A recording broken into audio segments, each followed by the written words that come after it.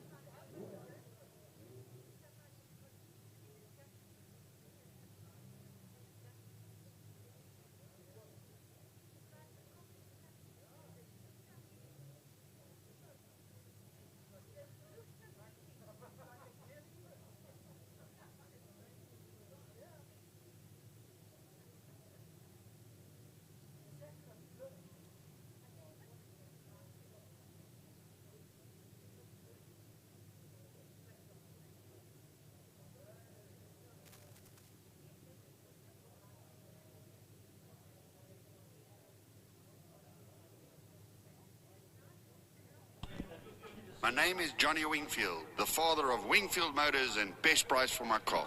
Best Price for My Car is the new online platform of the Wingfield Motors bouquet of products. Best Price for My Car will help you sell your car privately while you drive it and max the value of your sale. Just visit bestpriceformycar.com or download our app right now for a free offer on your vehicle. Best Price for My Car. Get the app now and get the best price. Wingfield Motors is an authorized FSP. Do you love your car? Then why take it anywhere else other than to Car Care Clinic Service Center? They will look after the love of your life and ensure the best quality service and price. Car Care Clinic Service Center now in the Western Cape. Visit www.carcareclinic.co.za to find a branch near you.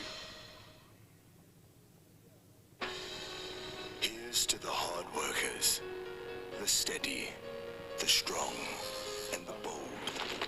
For the brave, the courageous, and the dedicated, the honorable ones. For the builders, the fixers, and the makers, who go beyond measure, so the ones they love have all they deserve.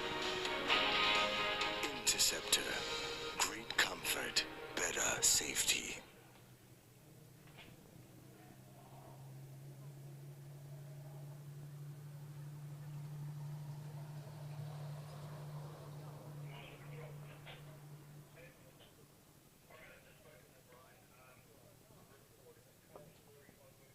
It's just that finding a new car is such a drag. Did you know Wingfield Motors has over 500 used cars to choose from? Yeah, but what if I choose to buy from a private seller? They also offer finance between private sellers too. Plus, with Wingfield Motors, you can refinance your vehicle. Sure, anything that Wingfield Motors doesn't do. Well, find out for yourself by visiting wingfieldmotors.co.za or their 3 branches in Goodwood, as well as Kales River and Durbanville. Wingfield Motors. We'll make it happen. Wingfield Motors is an authorized FSP.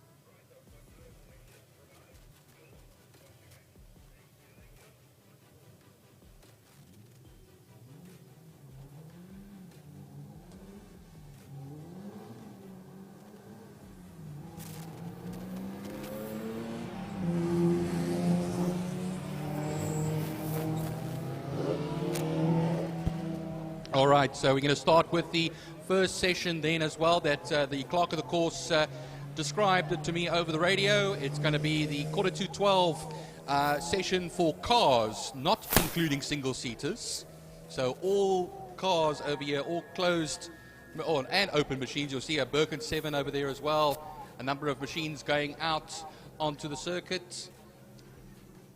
And this will be for 15 minutes. So we're talking about GTI Challenge cars, the cheaper cars, GTI Challenge. We're talking about the Clubman's cars as well, the Mike's Place Saloons and the V8 Masters, Makita Supercars, Sports and GT cars, you name it, they will all go out there. They will be followed then by the Libras at 12 o'clock. They will go out for 15 minutes, and then you'll have the bikes, the all classes of bikes. That will be at 12:15. That will go out. We start racing at 1, so sit tight, and we'll be racing shortly.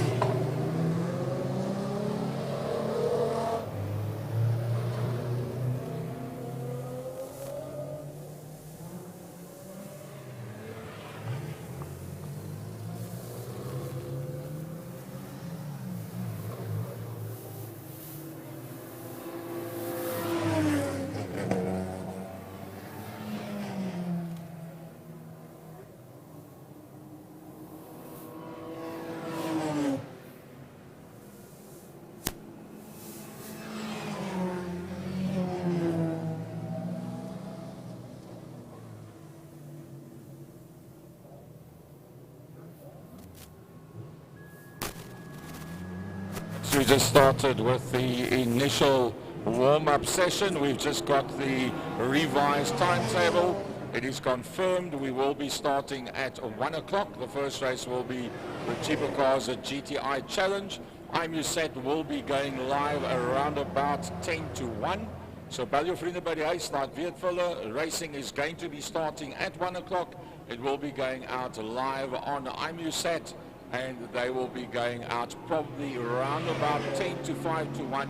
They will start that link. So it will be the GTI Challenge, then Passport Motorcycles, then Clubman's Classic and Breakfast Run Motorcycles, the Mike's Place Clubman Saloons, then the V8 Masters and Makita Formula Supercars, Formula Libras, Sports and GT, then Classics and Flying Cars get together again as we always did before, and then the Thunder Saloons thereafter. So that is the order that the racing will be in today.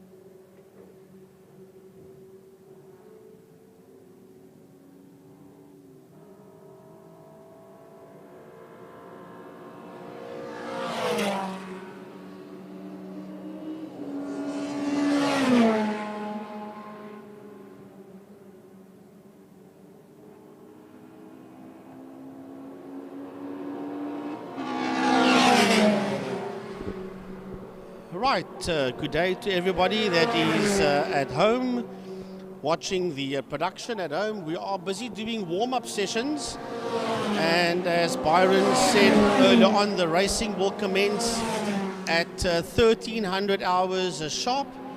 All classes will be doing one heat with extended laps, so we can get done way before 6 p.m. this evening. Also keeping in mind that there is a rugby game at 1800 hours for those of you that are here in the country watching the Springboks take on the British and Irish Lions.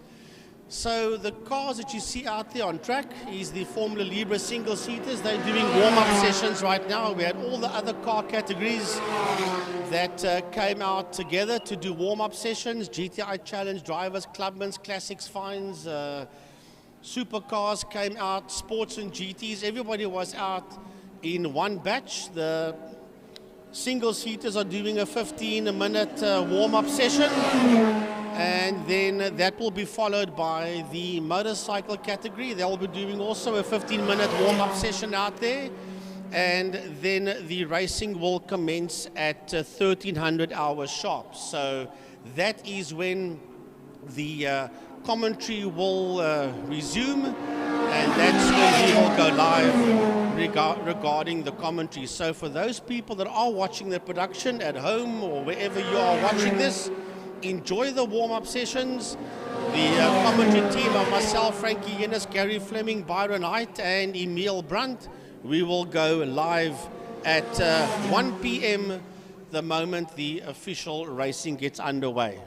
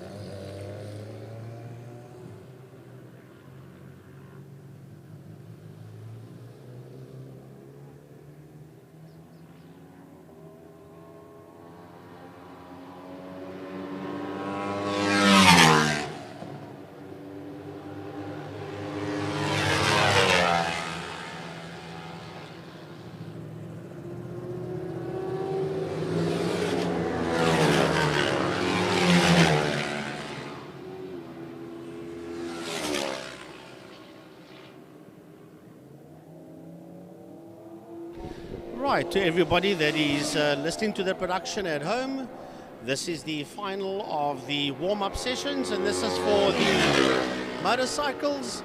Motorcycles, all categories are out there for the warm-up sessions. That's the Clubman's A motorcycles, Clubman's B motorcycles, classic motorcycles, breakfast run bike motorcycles, Power Sport 650 and Power Sport 300. So all the motorcycles are out for their 15-minute warm-up session.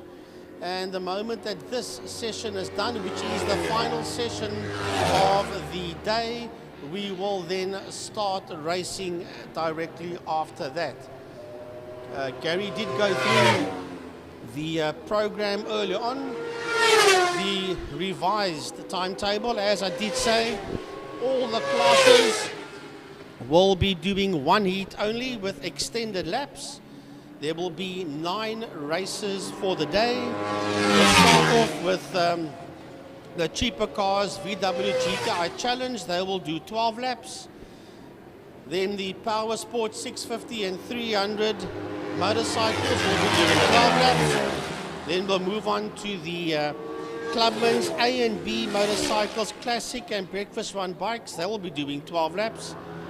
Then the second of the car races will be the Mike's Place regional saloon cars, and they'll be doing 8 laps. Then we'll move on to the V8 Masters and supercars, followed by Formula Libra single-seater sports and GTs, STC classic cars, and BJ Trustees fine cars, and then we'll end off with the Thunder Saloon. So a lot of the classes will be doing 12 laps, one class will be doing 10 laps, and one class will be doing 8 laps. And if all goes according to plan and we don't have any red flags, people, we should be done round about 5 p.m. this afternoon, maybe even just before then. So that is the revised timetable, and the moment this last warm-up session for the motorcycles is over, we will then officially start the race event.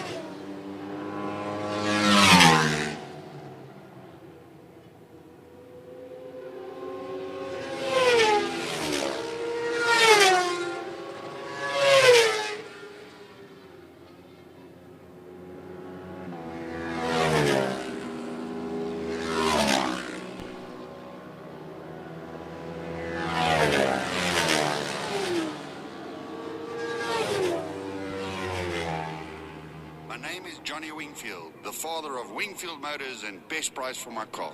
Best Price for My Car is the new online platform of the Wingfield Motors bouquet of products. Best Price for My Car will help you sell your car privately while you drive it and max the value of your sale. Just visit bestpriceformycar.com or download our app right now for a free offer on your vehicle. Best Price for My Car. Get the app now and get the best price. Wingfield Motors is an authorized FSB. Need a service? No, not you. Your car. Well, finally, car in the Western Cape. Trust them with your car's needs. This way, you will both be satisfied. Get to www.carcareclinic.co.za and find your nearest branch. Here's to the hard-working, steady, the strong, for the brave, the courageous, and the dedicated, the honorable ones, the builders, the fixers, the makers, measure, the ones they love have all they deserve. Interceptor, great comfort, and safety. It's just that finding a new car is such a drag. Did you know Wingfield Motors has over 500 used cars to choose from? Yeah, but what if I choose to buy from a private seller? They also offer finance between private sellers too. Plus, with Wingfield Motors, you can refinance your vehicle. Sure, anything that Wingfield Motors doesn't do. Well, find out for yourself by visiting wingfieldmotors.co.za. All their 3 branches in Goodwood, as well as Kales River and Durbanville. Wingfield Motors. We'll make it happen. Wingfield Motors is an authorized FSB. Do you love your car? Then why take it anywhere else other than to Car Care Clinic Service Center? They will look after the love of your life and ensure the best quality service and price. Car Care Clinic Service Center now in the Western Cape. Visit www.carcareclinic.co.za to find a branch near you.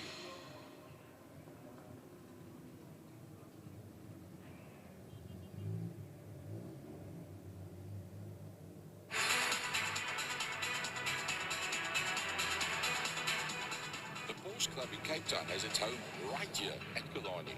In fact, it's the only Porsche club in the world to have a clubhouse at an international racetrack.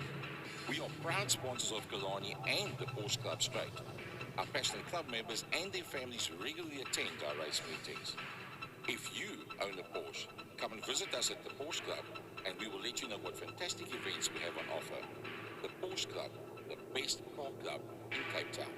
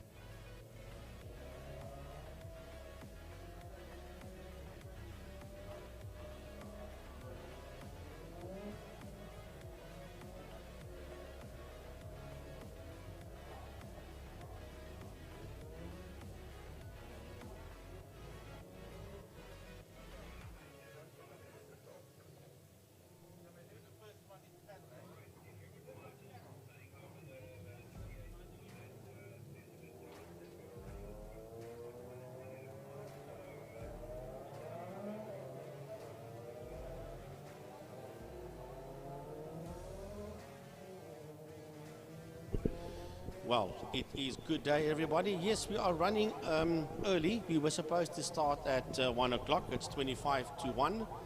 So we are running earlier, and that's to make place for, in case you get a red flag situation, that we have got more than enough time. So all the competitors in the pit area will obviously be made aware of the fact that we are running earlier, so they need to be by their cars and motorcycles earlier.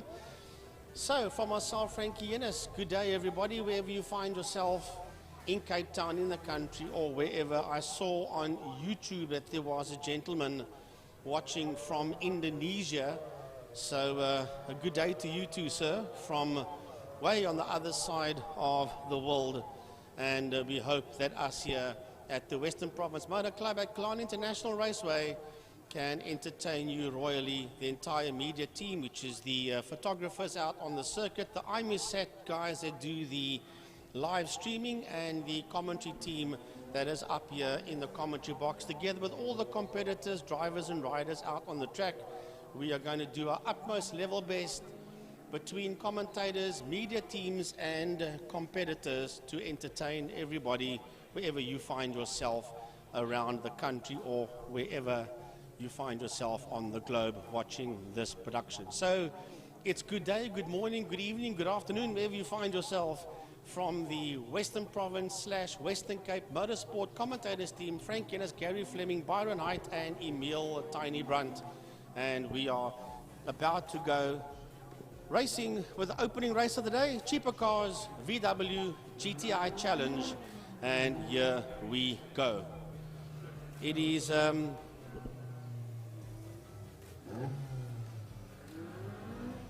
is approaching 20 to 1, so we are about to get this one underway. Jason Kutsia, CK Coachworks, is on the front row of the grid. On his outside, the GT Graphics Polo of Yuri Umpiswar. That's the first two cars of Class A. The rest of the Class A cars roll in. Dylan Jabir making his way to the starting grid in P4. And then Kai van Sale moving in as well. Marco Busi pulling into position. Remember, Marco missed the last event, but it's great to have Marco Busi back again. And here comes Colin Meader. Colin Meader will slot there into that third position with the ITT Polo. So those are your 6 Class A cars. Pole position in Class B will be Giordano Lupini, and on his outside, Eden Thompson. Joining me on Mike's side, the man that'd be great, and it's awesome to have back Mr. Gary Fleming from the commentary team and Second Gear Talk Show and Second Gear Productions. Gary, we're about to go green pretty soon here at Killarney International Raceway with the Cheaper Cars GTI Challenge. Yep, as we said earlier on, there is going to be one race per class during the course of today. This being the first race of the day, Cheaper Cars GTI Challenge, 19 cars in total out there. And it's going to be one hell of a battle. Class A, Class B, and Class C, no doubt about it. Having a quick look at that Class C lineup, Giordano Lupini and Eden Thompson, massive battle with them in the previous race meeting. Ian Cup, Yaku Lambert, Nadia Ney, Grant Clutie, Mark Thompson. Big Class B, in fact a bigger Class B than any of the other classes. 6 Class A cars, Jason Kutsia doing a brilliant job getting it right up to pole position, expecting a massive dice between him and Umpiswart. Right, so we've just got confirmation from Emil Brunt, who is our radar man. He, of course, representing the commentary team and Tiny's pit box, that there is a delay in the start. We'll get him to find out exactly why and what the situation is, but the red flag is still out. We've got a pit lane starter as well, I see here. It's probably one of the Class C cars that will be starting from pit lane. So the moment everybody is ready to go, we will get the opening race of the day underway. Cheaper Cars GTI Challenge. Well, it looks like that car has in fact been allowed out onto the circuit. So I think that's probably one of the Geldenhuis cars that's coming out there.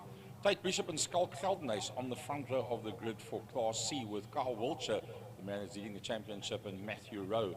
On the second row, Alfie van Sale and then Nathan Victor. In fact, that could have been Nathan Victor that's just gone out on circuit now. Yeah, probably that is Nathan Victor as the 84 car. We'll check as it comes around. That is probably him. So, yeah, he's obviously been put up as a late starter. He's got 9999 next to him's name on our board, but that is definitely Victor that's working his way around through Interceptor Corner past the packed grandstand. 2 people sitting on the grandstand. Packed grandstand for the day. Well, Frank, it's going to be fantastic to at least have some racing here today, but really, really missing out big time on having our faithful West Bromwich Motor Club supporters and motorsport supporters as a whole at the circuits when we go out and race on a Saturday. Well, I'll tell you what, I couldn't agree with you more. It's going to be a very weird feeling the moment that life returns to some kind of normal, hopefully in 2022, when this place will be full, as well as our oval tracks as well. It's going to be pretty weird to see all the people here. And I predict the moment that we are allowed to have people, which I can promise you will not be in 2021, that's for sure. Hopefully from next year, it's going to be absolutely amazing. However, let's get back to the racing. You are at home, we are here, we're going to entertain you. The competitors are going to entertain you, and we're about to go green pretty soon with the opening race Cheaper Cars GTI Challenge. As the lights go off, the Class A cars get off the line. Horrible start there by Tracy Kutsia. A lovely start there by Umpi Swat, Colin Mead in that third place, followed there by Marco Busi. Then it's Van Sail and Jabir into turn 1 KFM. Oh, Giordano Pini, it looks like he missed a gear on the pullaway of the Class Bs, and that has dropped him a long, long way down. Nadia there moving in ahead of him, and it looks like it is Thompson that's going to lead that group through turn number 1. A horrible start there by Tate Bishop. Tate Bishop got mugged there on the line by Kyle Wilshire as they head down into turn number 1. Bishop sits there in that second place. Not a good start off the line there by Tate Bishop. He got himself completely bogged down, and the leading Class C heading up to turn 2 is now in the hands of Kyle Wilshire. Well, moving down the Class A cars down into Car Care Clinic, turn 4, coming out into the back main. We'll pick them up as they come out behind the trees. Who's it going to be? Oh, all over the curbstones. It's Umpi Swart, it's Marco Busi that's up into second position. He's got Kutsia that's in third. Now, Kutsia started in pole position. Marco started at the back. Marco had a brilliant start as they moved down into turn 5, Cape Town corner. Fast John, it's Busi that's having a look on that inside line. They side by side. Busi's having a brilliant run. The Automan Fitment Center cars up alongside Umpi Swart.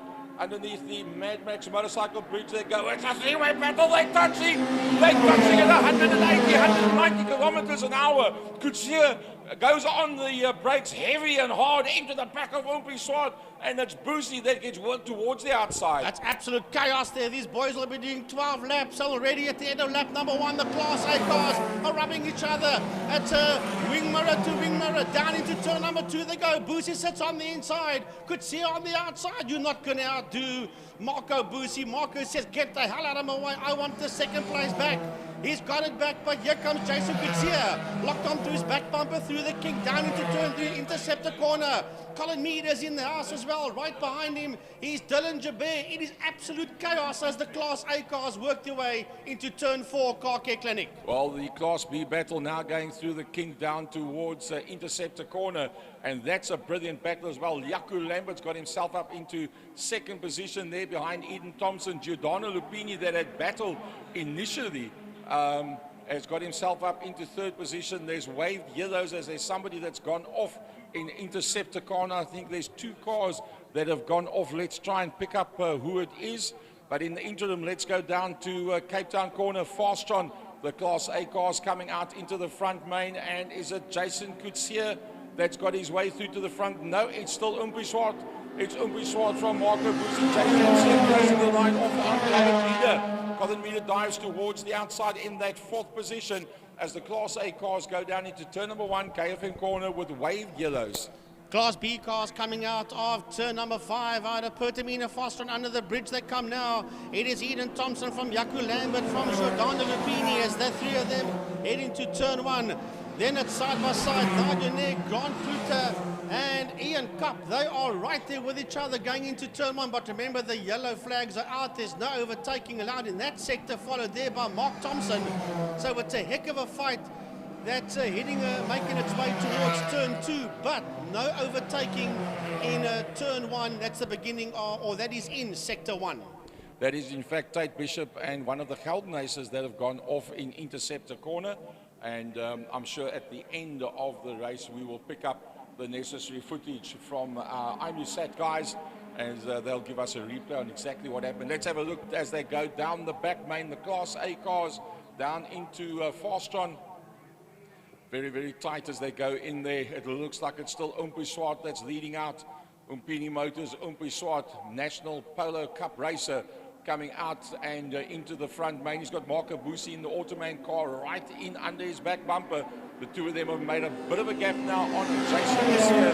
Jason Lucia being hounded still by a very quick Colin Meader on the day. Marco Busi, the fastest man out there, on a 125.128. Yeah, he's the quickest driver out here. Here comes the Class B boys. They're heading under the Mad Max and RST Race Depot Bridge with Eden Thompson sitting out there in P1. Giordano Lupini and... Oh, sorry, Frankie, contact in turn number 2. The Class A cars, it was Busi that went up on the inside of Umpi Swart, and the two of them made contact. Umpi being worked towards the outside of the circuit. Marco takes the lead, and into 4th position now is Umpi Swart. Well, I'll tell you what, I'm looking at the yellow flag in turn 1. The entire turn 1 has got a yellow flag, and then there is one there in turn 3 as well. So KFM and Interceptor is where the yellow flags are. However, the Class B guys are making their way through the kink, and they're heading to turn 3 towards Interceptor Corner. Through Interceptor Corner they go now. The Class B boys have been led there by Eden Thompson. Not too far behind Thompson, you've got Jaco Lambert. He's in 2nd position. He's been hassled there by Giordano Lupini. And Lupini's up on the inside, going into turn 4. Into Car Care Clinic. Lupini up on the inside of Jaco Lambert as they work their way down the back main. They are side by side. It's the Golf 1 versus the Jetta 2 heading down the back main, and still Lupini and Lambert are side by side heading down into turn 5, Pertamina Fastron. Going into turn 1, the Class A battle. Well, it's been a hard ride from the back of the pack to the front of the pack for the Marco Busi Automan Fitment Center outfit, but he has made it to the front at the cost of squeezing up on the inside of Umpi Swart. On the outside of turn number 2, trying to have a look around the outside of Colin Meader. Colin's been on a very, very good pace today and holds on to that 3rd position. Through the kick they go down towards Interceptor Corner. Umpi can have a look on the inside line. He squeezes it up on the inside of Meader. Meader closes that line off while the two of them is fighting it out for 3rd and 4th. It's the Automan Fitment Center and Jason Kutsia in there behind him. The two of them, 1st and 2nd, breaking away and just getting a little bit of a gap between themselves and that Umpi Swart battle, which is now sees Umpi Swart just ahead of Colin Meader. Right, Class C is all fallen away by the wayside, sitting out there in P1, heading towards turn 2. Is a Carl Walsher. Alfie van Sale is there in that 2nd position. 3rd is a Nathan Victor. That is the first 3 cars in Class C. Not a heck of a lot happening out there, with the demise of 2 cars, including Tate Bishop in a turn 3 Interceptor early on. So unfortunately, Class C has a falling apart, but heading into turn 1 into KFM Corner. Here goes this Class A dice, and all 5 of them barreling their way out of turn 1, out of KFM. Marco Busi sits out there in P1, representing Automan Fitment Center. Down the back main he goes. He's been chased there by Yuri Swart. Umpi Swart in that 2nd place. Closes up under braking as heading to turn 2. A lie, it's not. It is Jason Kutsia. My apologies. Umpi Swart sits out there in that 3rd position. And right behind him is Colin Meader, followed there by Kai van Sale. But Gary, the Class B guys are heading into turn 1 KFM. Well, it's open run up front for Eden Thompson. He was on the front row of the grid for Class B when they came off the line. He's made himself pretty much 2/3 the length of Joubert Straight on 2nd place. But look at that 2nd place battle going into turn number 2. It is Giordano Lupini that had a horrific start and in fact got passed by Lambert on the start straight before they went into turn number 1. The two of them now involved in a massive, massive struggle. And I tell you what, Lambert's probably having his best outing ever. He is bumper for bumper, lap for lap, wheel for wheel, all the way there with Giordano Lupini.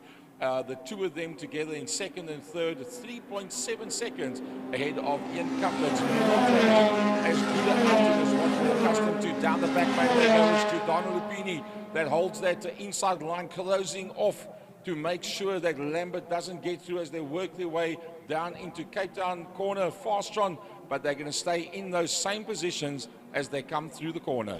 Yeah, we're going to keep an eye on that fight, heading for second and third in Class B, working its way out of turn number 5 out of Fastron corner. Eden Thompson sitting out there in P1, and here comes Giordano Lupini and Yaku Lambert. They are second and third. The Jetta versus the Golf heading into turn 1 KFM corner. The brake lights of those two cars come on more or less on the same time. They've been chased there by Ian Cup, and right behind Ian Cup there's another fight going on. Nadia Nair, Grant Kluter and Mark Thompson working their way out of turn 1 KFM. Let's go back to the Class A battle as they work their way down the back main. Automatic Fitment Centre car of Marco Busi with the CK Coachworks car of Jason Kutsia right in there behind him. Busi stays on that outside line. He's pretty confident that he can be late enough on the brakes to hold out on Jason. Jason's doing a brilliant job out there today in that second position, but he has to keep an eye on what's going on behind him. Behind him is the man that's not overly impressed after being squeezed out on the apex of turn number 2. That's Umpi Swart, the man that's staying in the front row of the grid. He's got away from Colin Meader, and he's now closing on the back of here as they work their way through turn number 1. Right, we'll get back to that fight now. I just mentioned what's happening in Class C. Carl Walter sits out there in P1. Alfie van Sale in second. Nathan Victor in third. And Matthew Rowe, I should say, in that fourth position. But here come the Class A cars working their way out of turn 2. There's not much between first, second and third as they head through the kink and work their way towards turn 3. That's Interceptor corner.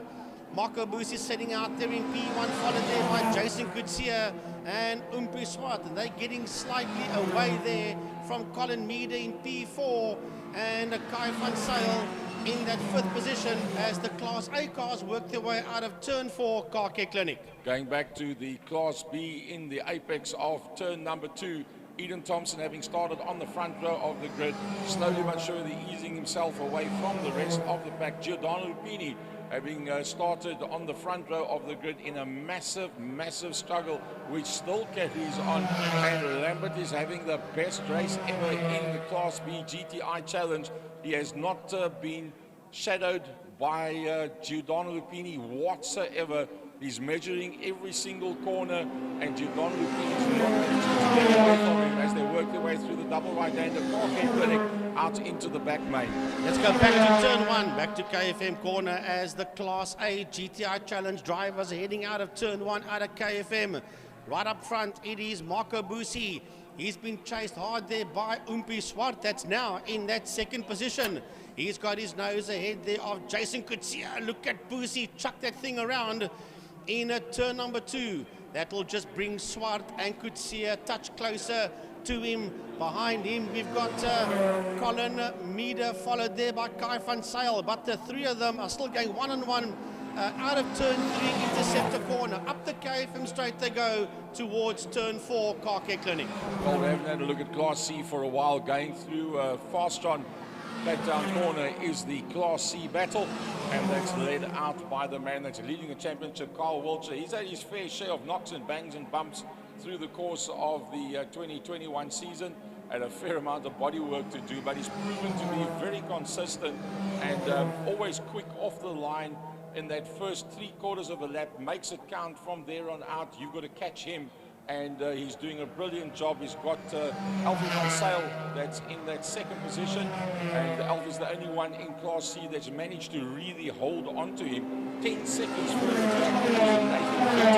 Nathan Victor in the last 2 race events has been a lot closer to the front end of the class, but still good enough for a 3rd and staying ahead there of Rowe. Right, Gary, this is going to be interesting stuff. Remember, these drivers normally do 8 laps. They've got 3 more laps to go. They're doing a 12-lapper And the Class A cars heading out of turn number 2 is catching the Class C cars. Marco Busi had that thing completely sideways and right on his case now is Umpiswart. Man, it's going to get real out there as they work their way out of turn 3, out of interceptor corner. Right behind the two of them in P3 is Jason Kutsia. But for the first time ever, the Class A cars are going to literally lap the Class C cars. Remember, they've never done 12 laps before. We've got a new leader. Umpiswart hits the lead now. It's going to get very, very interesting when these three, first, second, and third in Class A, dive bomb into the back end there of the Class C cars. I remember Umpiswart was leading and he was ousted somewhat. Somebody's gone wide on the top end of Fastron corner, turn 5. I think it's Matthew Rowe. It's probably Matthew Rowe. I think he's far enough away from the circuit that will probably anyways have a wave yellow. But coming back to the Class A battle, moving down back towards turn number 1, I think it's a bit of a bitter battle that's going on there. It was Umpiswart that was leading. It was the Automan. Oh, he gets banged from behind. The Automan Fitment Center car of Marco Busi onto the back of Umpiswart. Now remember when he did that passing maneuver, he worked wide going into turn 2. Umpi lost 2 positions down to 4th. He worked his way back past Jason Kutsia and back up towards the Automan Fitment Center car. I do believe that it's quid pro quo right now with 2 laps to go. The way that they are, I think that's the way they're going to stay. Umpiswart from Marco Busi, from Jason Kutsia, and literally as fast as you can say the names, that's how close they are to one another. To have a look at this fight in a Class B that's making its way into turn 1, into KFM corner. That's a fight for second and third. In Class B, Eden Thompson leads this one, but it's not done and dusted yet. Second and third position between Giordano Lupini in the VW Jetta and the VW Mark 1 Golf of Jaco Lambert. They are side by side heading into turn 2. These two guys have not left each other alone since this race got underway. In that 4th position, we've got Ian Cup, followed there by Nadia Nair, Grant Kluter, and Mark Thompson. Those are the subtotal of the Class B cars as coming out of turn number 3, interceptor corner, heading down to turn 4, Car Care Clinic. Lupini is still kept honest there by Jaco Lambert, by Gary. The fight coming out of turn 1, Class A, that is immense. Upper Joubert straight and going down towards turn 2, that's the Class A battle.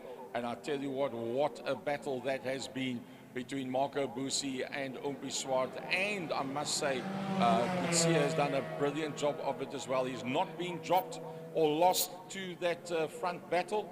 I think it's one of the more bitter battles that have happened in Class A up until now. Over the last 4, 5, 6 meetings, there's always been good camaraderie. And the guys have sort of like looked after, not given a millimeter, but sort of looked after one another.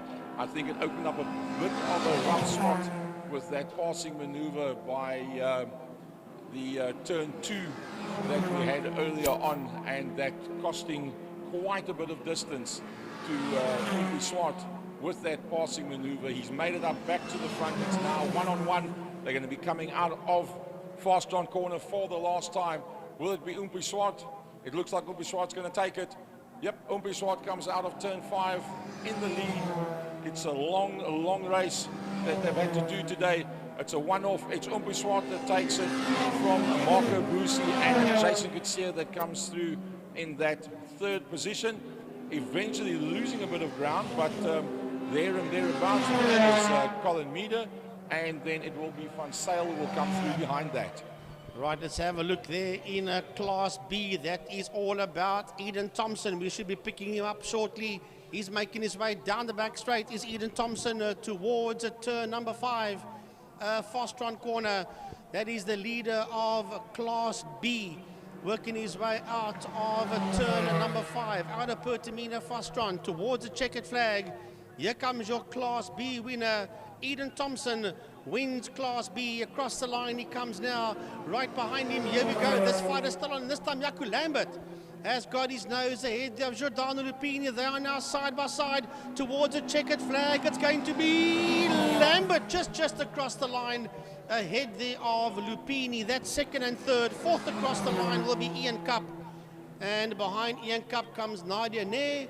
Behind Nadia Ney, Grant Kluter and Mark Thompson. And Gary, the winner, the first two cars on the lead lap of Class C heading towards the checkered flag. Yep, here they come towards us now. It'll be Carl Wiltshire from Van Zyl. Wiltshire does a nice little zigzag across the track. He'll be super chuffed with that one, winning out Class C, adding to his championship lead.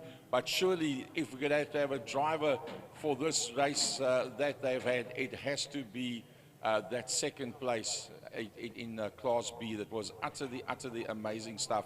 That brilliant dice that they had. And I must say that I think that's going to be our driver for the day.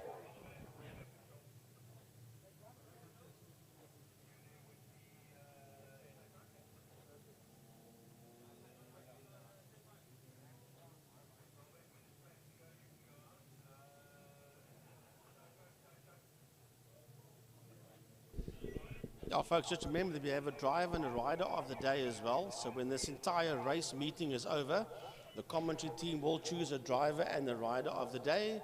We'll let the powers that be know, and then they will obviously somehow, some way get that award to the driver and the rider of the day.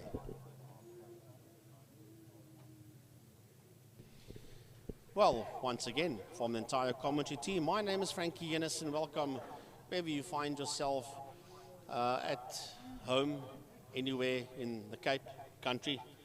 We had people from Indonesia watching, so hope you got more people from around the globe also watching this production. Been brought to you by IMUSAT, and a big thanks to the entire IMUSAT team. I don't have all their names, but they do extremely well. They do the best that they can, and it's always amazing stuff that these people produce. So from the Western Cape Motorsport commentators, a team, you want to say a big thank you to IMUSAT. And we want to say a big thanks to Wingfield Motors, the main sponsor of the Power Series. Wingfield Motors and Best Price for My Car, Mr. Johnny van Niekerk. A big thanks there to Johnny. I want to say thanks to KFM 94.5, the official media partner of the Western Province Motor Club. They also sponsored Turn 1, and they sponsor the Tigerberg Straight as well. So big thanks to KFM 94.5. Then Interceptor Shoes. We want to say a big thank you to them. They sponsor Turn number 3. Pertamina Fostron. They sponsor Turn 4. The Porsche Club sponsors the main straight. And then the bridge is sponsored by Mad Max Motorcycles and RST Race Depot. So a big thank you to all our sponsors here at the Western Province Motor Club. Also like to give a special shout out to Emergency Glass Repair. That is Mr. Piet van der Walt, the man that has done more laps around Killarney than probably anybody else. And emergency glass repair for all your car glass needs, 24-hour service on all domestic glass. They specialize in building glass, house glass, mirrors, and we also provide glass for earth moving equipment. And please support people that support motorsport, and you can get hold of them on their website, which is emergencyglassrepairs.co.za. They've also got a Facebook page, and their contact number here in Cape Town is 021 930 2266. Mr. Piet van der Walt of Emergency Glass Repairs. Give him a shout for any glass repairs that you need. Well, Frankie, if you look on the screen over here, I think a number of glass repairs will be needed. A bit of a cleanup happening after a very exciting cheaper cars GTI challenge. A bit of a cleanup, as I say, going on over there. This will take a little bit of time. So thankfully, we started at 12:30 instead of at 1 o'clock. And you were, of course, mentioning earlier on, that's basically probably the reason why they actually decided to start it earlier. Yeah, so all our competitors need to realize that we are running a touch earlier. And of course, it also gets situations like this sorted out.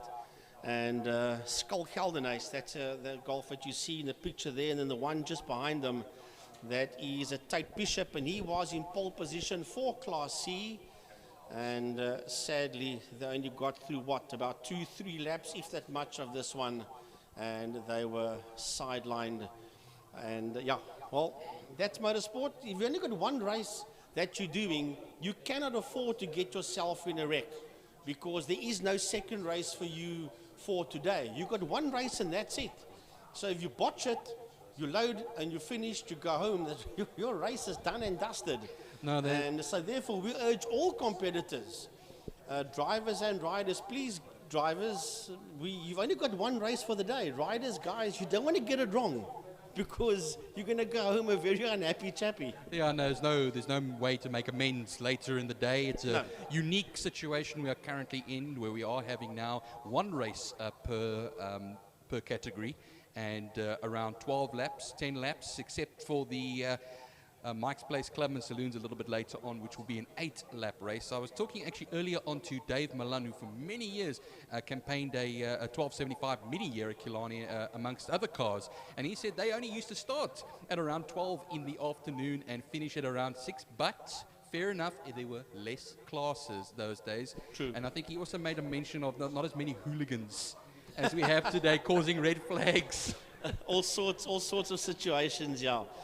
Well, I'll tell you what, and we still continue our, how can I say, our, I can't think of the word now. Killarney's never had a race event cancelled due to mist.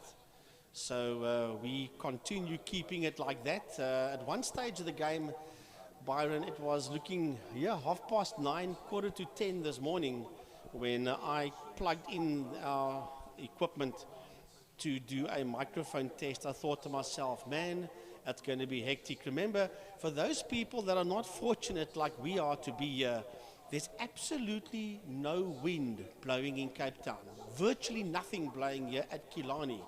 And the amount of mist that we had this morning, with no wind to assist the sun to get this mist away, we weren't too sure exactly what time we'll get this one underway, if any. And I must say, our powers that be got hold of Cape Town International Airport and had a chat to those people there, because remember, the mist being the way it was, no aircraft can land or take off.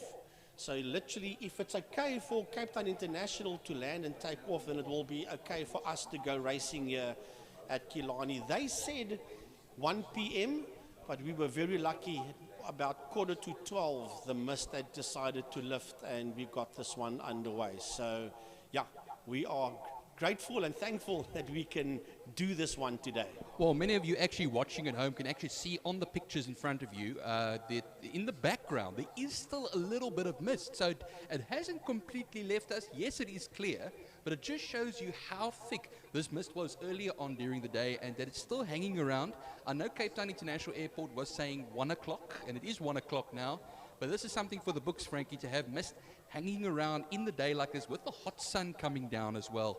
It is amazing, I'll tell you that much. And it's pretty humid, I must say, for those people that are watching the production outside of Cape Town. It is pretty humid, and this mist is not going to go away.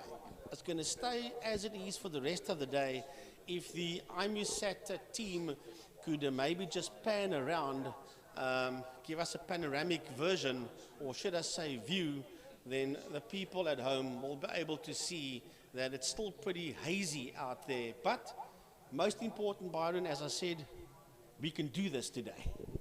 And that's the great thing. We were not going to, halt to the mist quite yet. And thankfully, Brian Oskins made the call that we would get initially at 1 o'clock started after a few warm-up sessions. But thankfully, we got a little bit earlier, a little bit muddy out on the grass as well that surrounds the circuit. So that also adds a bit of an extra element. It was a bit wet earlier on as well.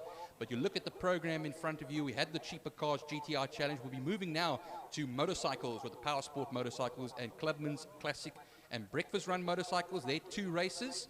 Then the Mike's Place Clubman Saloons, another exciting race, of course, always to look forward to. Then the V8 Masters and Makita Formula Supercars, followed by the Formula Libras and the Sports and GT cars and the STC Classic cars and Bijou Trustees Fine cars, and ending it all off today at 1700 hours, around about that time, are the Thunder Saloons. Yeah, we were running a touch early, so it might be at 5 p.m. It might even be a little bit early on. So yeah, it could be around about that time. It could be a bit earlier. We'll have to look and see how it goes. So people, wherever you find yourself, don't leave your computer screen or your television monitors, because we are subject to time. Remember that the sooner we can get done, the better, because we don't quite know what the weather's going to do in Cape Town. I know that they were predicting rain tomorrow afternoon, going into the evening, and a lot of wind tomorrow. So yeah, the weather is not finished yet. So obviously our race directors and our COCs will want to get this race done as soon as possible to give everybody a chance to get home and relax for the rest of the evening in the comfort of their own houses with their families, because the weather is not penciled in to be good tomorrow. Well, just as we speak as well, Frankie, every so often you'll see now the flatbed on the screen taking a Golf back to its rightful garage. But I just want to give big compliments to the cleanup crews around Killarney and the marshals doing a magnificent job. During the week, there was postings on Facebook as well. If anybody saw the last race meeting with the Formula Libras, Byron Mitchell had a massive 240-kilometer-an-hour crash and got out of that unscathed there. It was actually at Fastron, corner turn 5, Pertonina Fastron, and he thanked the marshals, he thanked the medical crews here at Killarney. They always do a wonderful job, and let me tell you one thing, we have the best in the world right here at Killarney doing a wonderful job and being very passionate about motorsport, and they're the great Samaritans here, standing out in the sunshine, the wind, the rain, the mist, you name it. They are always here and always making sure that we have a race meeting. Well, there's the view of the main straight, Byron, and then you can see that little box on top. There are a few figures that's bobbing around from side to side. That is us up here. I'm waving my arm. I don't think anybody can see us at home, but yeah, that is the commentary box. And the commentary team, myself, Frank Yennis, Gary Fleming, and Mr. Byron Height, that's standing on my left-hand side. And then Emil Brunt as well. He is our radio and binoculars man, and he gives us information from what's happening out on the track, what he sees through the binocs, and of course via the radio as well. Right, we're going to just go off air for a short while to give the marshals a chance to get those Golfs back to the pit area and do a bit of a circuit cleanup and inspection, and then we'll come to you with the second race of the day. But before we do, Byron, we've got some replays that is happening on the screen from the cheaperchallenge.co.za VW GTI, and there you can see that's the Class A cars. Lots of squeezing and going on there between Marco Busi and Umpi Swart, and right behind them is Jason Kutsia, followed there by Colin Meader and Kai van Sale. And that is Dylan Jabert that got himself in a knot. As a matter of fact, he's parked that car on the World Rallycross track, made contact with the wall on the inside of turn 1 KFM. Right, we're back live again. We were going to take a bit of a break, but here we go with the Power Sport 650 and Power Sport 300 classes. Had a good field actually, 16 of them out there, looks like it, entered. And Kieran Sneyman, the man on pole position, 1:19.529 was the fastest time that he put up initially, and that will be ahead of Slade for Nickag. But Trevor Westman, Frankie, you were speaking to me earlier on about it, he is back once more again. Yeah, he's back on the Kawasaki Ninja 650, and great to see him back out on the track again. He hasn't done a lot of racing this year, as Trevor Westman. We know him as an ace in the 1000cc superbike category, but from last year he's decided to race in the Power Sport class, the Power Sport 650s, and he enjoys it immensely. He also started his own business not too long ago, and I think it was around about last year that he started his business called 6060, and he is doing pretty well out there, I'm led to believe, or so I understand, and well done to Trevor Westman. as he is back out on track again, having a bit of fun, relaxing time for Mr. Westman when he comes and plays out there with his Kawasaki Ninja 650 and Rockstar Performance. He's one of his sponsors, and he will be out there. So the bikes will be doing 1 or 2 sighting laps. They'll line up on the grid, and then we'll get this one underway. Byron, you do have the grid here for us. Yes, of course, Trevor Westman completes, and all Kawasaki in the front row. Then it's David Lindemann on the Saloons. He's the first man on row 2. I actually see 18 riders out there, excuse me. Rounds over Sean Plains. David Lindemann, Gerrit Visser, who will be on the second row with him. Paul Medell back again as well, Frankie, on the Kawasaki 650. I actually got a messenger. I think it was Thursday afternoon. I got a messenger on my Facebook Messenger from Paul Medell saying, "I'm back," type of thing. So we welcome Paul Medell back again. How old is Paul Medell nowadays? He's in I his must 50s. I must confess, I don't know. But either way, he's as tough as nails, I'll tell you one thing. Oh, geez, he's been riding since forever. He's Paul Medell, and he's one of our stalwarts out here in racing. There was a time where he was actually told by the medical professionals, you can't race anymore, specifically motorcycles, and Paul has proved them wrong. I think, didn't it happen a number of years ago, because he broke his, I can't remember what the name of the bone is now. I'm not a doctor, unfortunately. No. But he broke a bone in his body, a very hard bone in his body, a strategic place, and that's where the doctor said to him, no, you can't race bikes at least anymore. He went to GTI Challenge, I know, he did race a bit of GTI Challenge. He did, you're quite right, yes, 100% correct. But the bikes he had the itch to race bikes. Look, once a car driver, always a car driver, once a biker, always a biker. That's just the way it is. And talking about bikes, we are sad in the sense we have to say goodbye to Valentino Rossi. He retires, Byron, at the end of 2021. Yeah, I think all of us, Frankie, were wondering when that call was going to happen. Some of us, because remember, he's got his VR46 team that is going to be running next year in MotoGP as a Ducati satellite team. And what happens is we were all waiting, is he going to actually race on next year at the age of 43? It will be, but I think Rossi's made the right time now to do the decision to retire from MotoGP, and what happens is his contribution to motorcycle racing is just you can't put a value on that. It's amazing. No, you can't put a price. We knew that happened sometime. Sad, but it is the way it is. Right, here we go. Race number 1, Power Sport in the 650 and 300 classes, and Koen Snyman, Slade van Niekerk, and Trevor Westman are on the front row of the grid. Davy Lindemann is in the house. 43, Gerrit Visser, nice to see him back again, and the number 5 motorcycle is indeed Paul Medell. So that's your first 2 rows of the grid. Jason Lineker is in there as well, and so is the lady racer Zante Otto, and on the outside we have got Lance Jonas. That's the first 3 rows, Byron. It's wonderful to see Lance Jonas always out there on that 83 machine, and of course the Lance Jonas is on the Suzuki SV650S, and Tristan Pinar out there, Rob DeFoss, Braden Hutchings, and Mitch Robinson, as well as Billy De Beer, Abigail Bosson, and Gareth Lindemann. We're going to get ready now for the start, and away we now go. Turn 1. Is Trevor Westman going to come up? It looks like he has come on the Rockstar Kawasaki. Will he hold it? And then he'll just slide it in. I think he's actually down in 3rd. And I think what happens is Slade van Niekerk and Koen Snyman really battled it out. And I think what happens is Slade van Niekerk, is he going to be number 1? No, Westman managed to get that old shot from P3. He has moved into P1 at the exit of turn number 1, out of KFM corner, down the Joubert straight now into turn 2.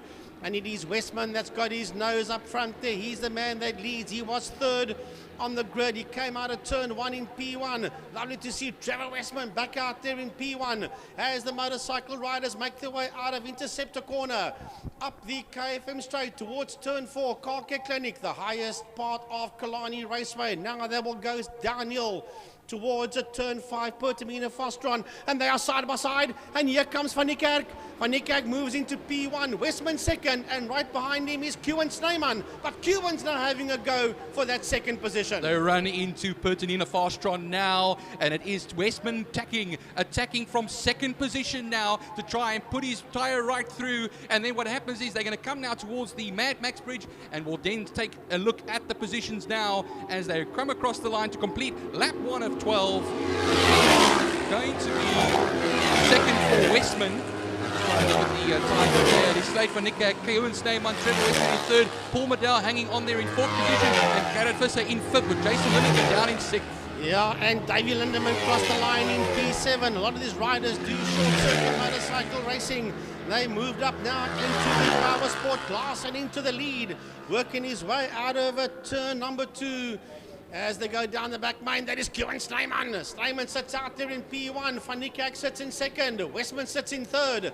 That's the top 3 working their way out of turn 3, Interceptor corner. That's going to get real very, very soon. This Lighty sitting there in that second place. What a great little young racing driver. Or so to say rider in this case. He's a Slate Van Niekerk. In that second place, he's got multiple champions around him. He's got Westman behind him. He's got Snyman ahead of him, and here comes Van Niekerk. Slate Van Niekerk side by side with Kewan Snyman, and boom, into the lead goes, is it him or is it Westman? They are side by side, my goodness.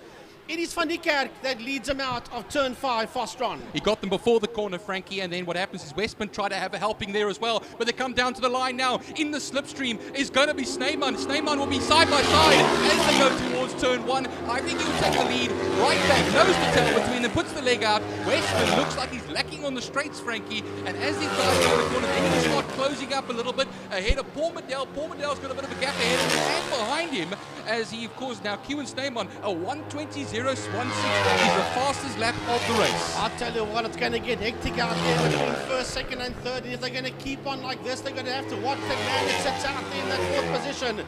That's a welcome return for the man on bike number 5. That is Paul Medell on the ER650 Kawasaki, sitting there in that fourth position. He's got a good view of what these 3 front runners are doing as they work their way through turn 4. Out of turn 4, Killarney corner, down the back main they go. Let's have look-see, down the back main.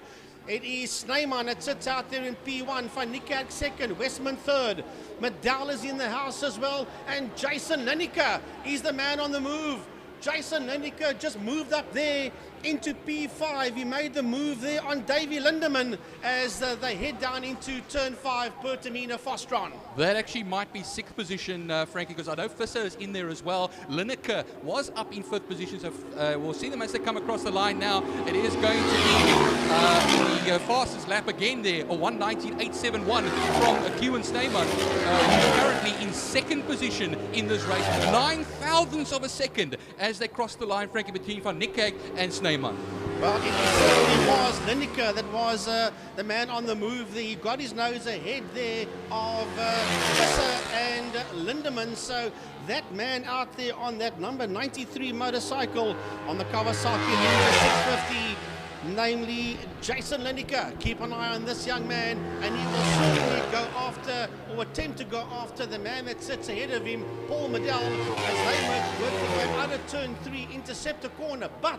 the leading group, Byron, heading into turn 4, Killarney. Yeah, very tight between them. I just want to put down over here, note here that it is Robinson and De Beer that are having a lovely battle, and that's all the way down in 12th and 13th positions, very close between the 2 of them. But we look towards the front, of course, as always. Van Niekerk was leading by 9 thousandths of a second the last time around, with 9 laps left to go. It will be 8 laps left to go when they cross the line. They come all out of Pertinina Fastron now and gun it to the line. There's Trevor Westman from 3rd position. He is now challenging for that 2nd place alongside Kewan Snyman.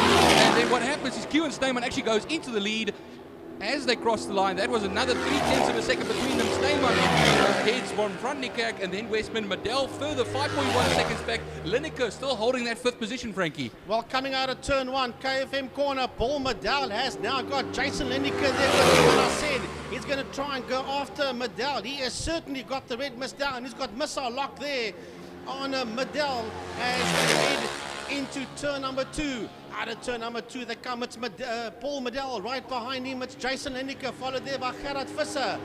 Right behind Visser is David Lindemann as that group makes its way now through turn 3 Interceptor corner. What a war up there. Not far behind them is the lady racer Zante Otto. She sits out there in P8, but the leaders, Byron, going down the back lane onto the dirt. Goes Koen Snyman. How the hell did he stay aboard that thing? He was completely in the air. He climbed right out that bum box. And my word, he kept on board that thing, and somehow he never chucked that bike at the scenery as they now exit turn 5 Fostron. And another element is coming up, Frankie, bikes they are about to lap as well. And I think what happens is Peter Hill could be on the bike here, number 6, the KTM. That will be the first man to be lapped over there as well. But across the line they go, side by side. It's Van Niekerk that will take the lead now right away. But no, he actually gets cut off there by Slayman. Frankie is laughing over here. This is lovely. This is absolutely amazing stuff. This is what two-wheel racing is all about. As they go past that back marker, they literally ripped him apart as they make their way now into turn number 2. Out of turn 2, Corrie corner, they go now. Man, this is hectic stuff. Van Niekerk sitting out there in a P1. And right there with him, it's Snyman, Van Niekerk, and Westman. That's first, second, third. That's how they cross the line. They're making their way now up the KFM straight into turn 4, into Car Care Clinic, and this one is far from done. The quickest man out there with a 1:19.511 is Van Niekerk, and they've got another back marker that they're picking up. Down the back man they go. It is Snyman, Westman, and Van Niekerk, and there's nothing between them, Byron, heading down into turn 5. They're heading down into turn 5, going past some bikes they're lapping now. They're trading sector times, and the fastest lap, a 1:19.511 by Slade Van Niekerk. We'll watch them as they come out now of turn 5, Fostron corner. Down to the line, it's Trevor Westman. Looks like he's back into third again. It looks like it's going to be Snyman that is going to be challenging. No, he's leading, and Van Niekerk will challenge now side by side, and will take the lead right back as they're going to turn 1, KFM corner. But watch out behind them. Trevor Westman still hanging in there as well. And exactly said, 27.8, the last sector time there from Snyman. That just shows you how much they're pushing out there. Here they go, Frankie. Right, P4, 5, 6, and 7 is making its way out of KFM corner. We've got a new man in P4, and that is Jason Lineker. Lineker sits out there in 4th place as they make their way through turn number 2. As he's been now attacked there by Paul Medell, the man that he took that 4th position away from. So Medell has dropped down to P5, followed there by Visser, Lindemann, and Otto, as that group makes its way out of turn number 3, out of Interceptor corner. But where are the leaders? There they go, down the back main, and there's nothing between them, Byron, as they head down towards turn 5, Pertamina Fostron. They come through Fostron, Frankie. Tiny was just saying to me over here, just think about it. Longer race, remember, 12 racing laps, it's going to all become about tyres. And what happens is all about conserving tyres and attacking at the right point. And this is where I think Trevor Westman could really get himself in the box seats over here now. They're coming down to the line. Trevor Westman will be a shotgun to the man in front of him. The second position then for him. Snyman will be down in 3rd. So Van Niekerk will head Westman by 0.2 of a second over the line. 5 laps left to go of a 12-lap race. 0.05 of a second between Westman and Snyman for 2nd and 3rd when they went down across the start-finish line. They're now heading towards turn 2, and the 3 of them have got 2 back markers ahead of them as they exit turn 2. Out of Quarry corner they come now. Now, these back markers must just hold station and let these rocket ship riders through. Well done to those back markers for allowing these 3 through. But Byron, as they make their way up the KFM straight towards turn 4 Car Care Clinic, you can cover these 3 with a handkerchief. It's magnificent. Just going to go down the list over here as well, Frankie. So we were talking about Lineker. We'll take him out now actually as well first. Let me go back to the lead over here now. It's going to be a challenge, looks like it, from Snyman on Van Niekerk. As they cross the line, it was 0.2 of a second between Van Niekerk and Westman. Westman's back down into 3rd position again. But for how long? I think he's now come up into the lead once more as they come around into turn 5, Pertamina Fostron, and then down to the line as they will go. Well, we'll pick them up as they work their way under the RST race depot and that motorcycle bridge. Here they come, heading down into turn 1. Corner, Lineker, it's Snyman on the inside, it's Van Niekerk on the outside, they're side by side, and it's Snyman that says you're not coming through, but behind them, here's another fight going down into turn one, they side by side, and it's Jason Lineker and Paul Medell. Ahead of them, there are two back markers, so man, oh man, oh man, this fight between Lineker and Medell is not over, and Visser and Lindemann and Otto is still in that fight as well. They're keeping an eye on these two as they pick up back markers heading into turn two, Quarry Corner. Yeah, Lindemann in 7th position falling down. Zante Otto in the 8th position. Jonas got past Pinar earlier on as well, with Pinar falling down to 10th. Robinson in 11th position, and De Beer ahead of Voss, 12th and 13th. Hutchings ahead of Bosson, and then what happens is she's only 6/10 of a second ahead of Gareth Lindemann in 16th. Down the back main goes first, second and third with overall 1, 2 and 3. Down the back main, when they cross the line, they have 3 laps to go, but right now they are heading into turn 5, into Fostron Corner. The 3 leaders, there's been nothing separating these 3 riders from the get-go. Here they come towards us now. That's heading into turn 1 KFM Corner, and here come the leaders. In P1, second is Westman, but that's been taken away there by Q and Snyman as they exit turn 1 KFM. It's so difficult to keep up here, Frankie, because the positions are changing so quickly.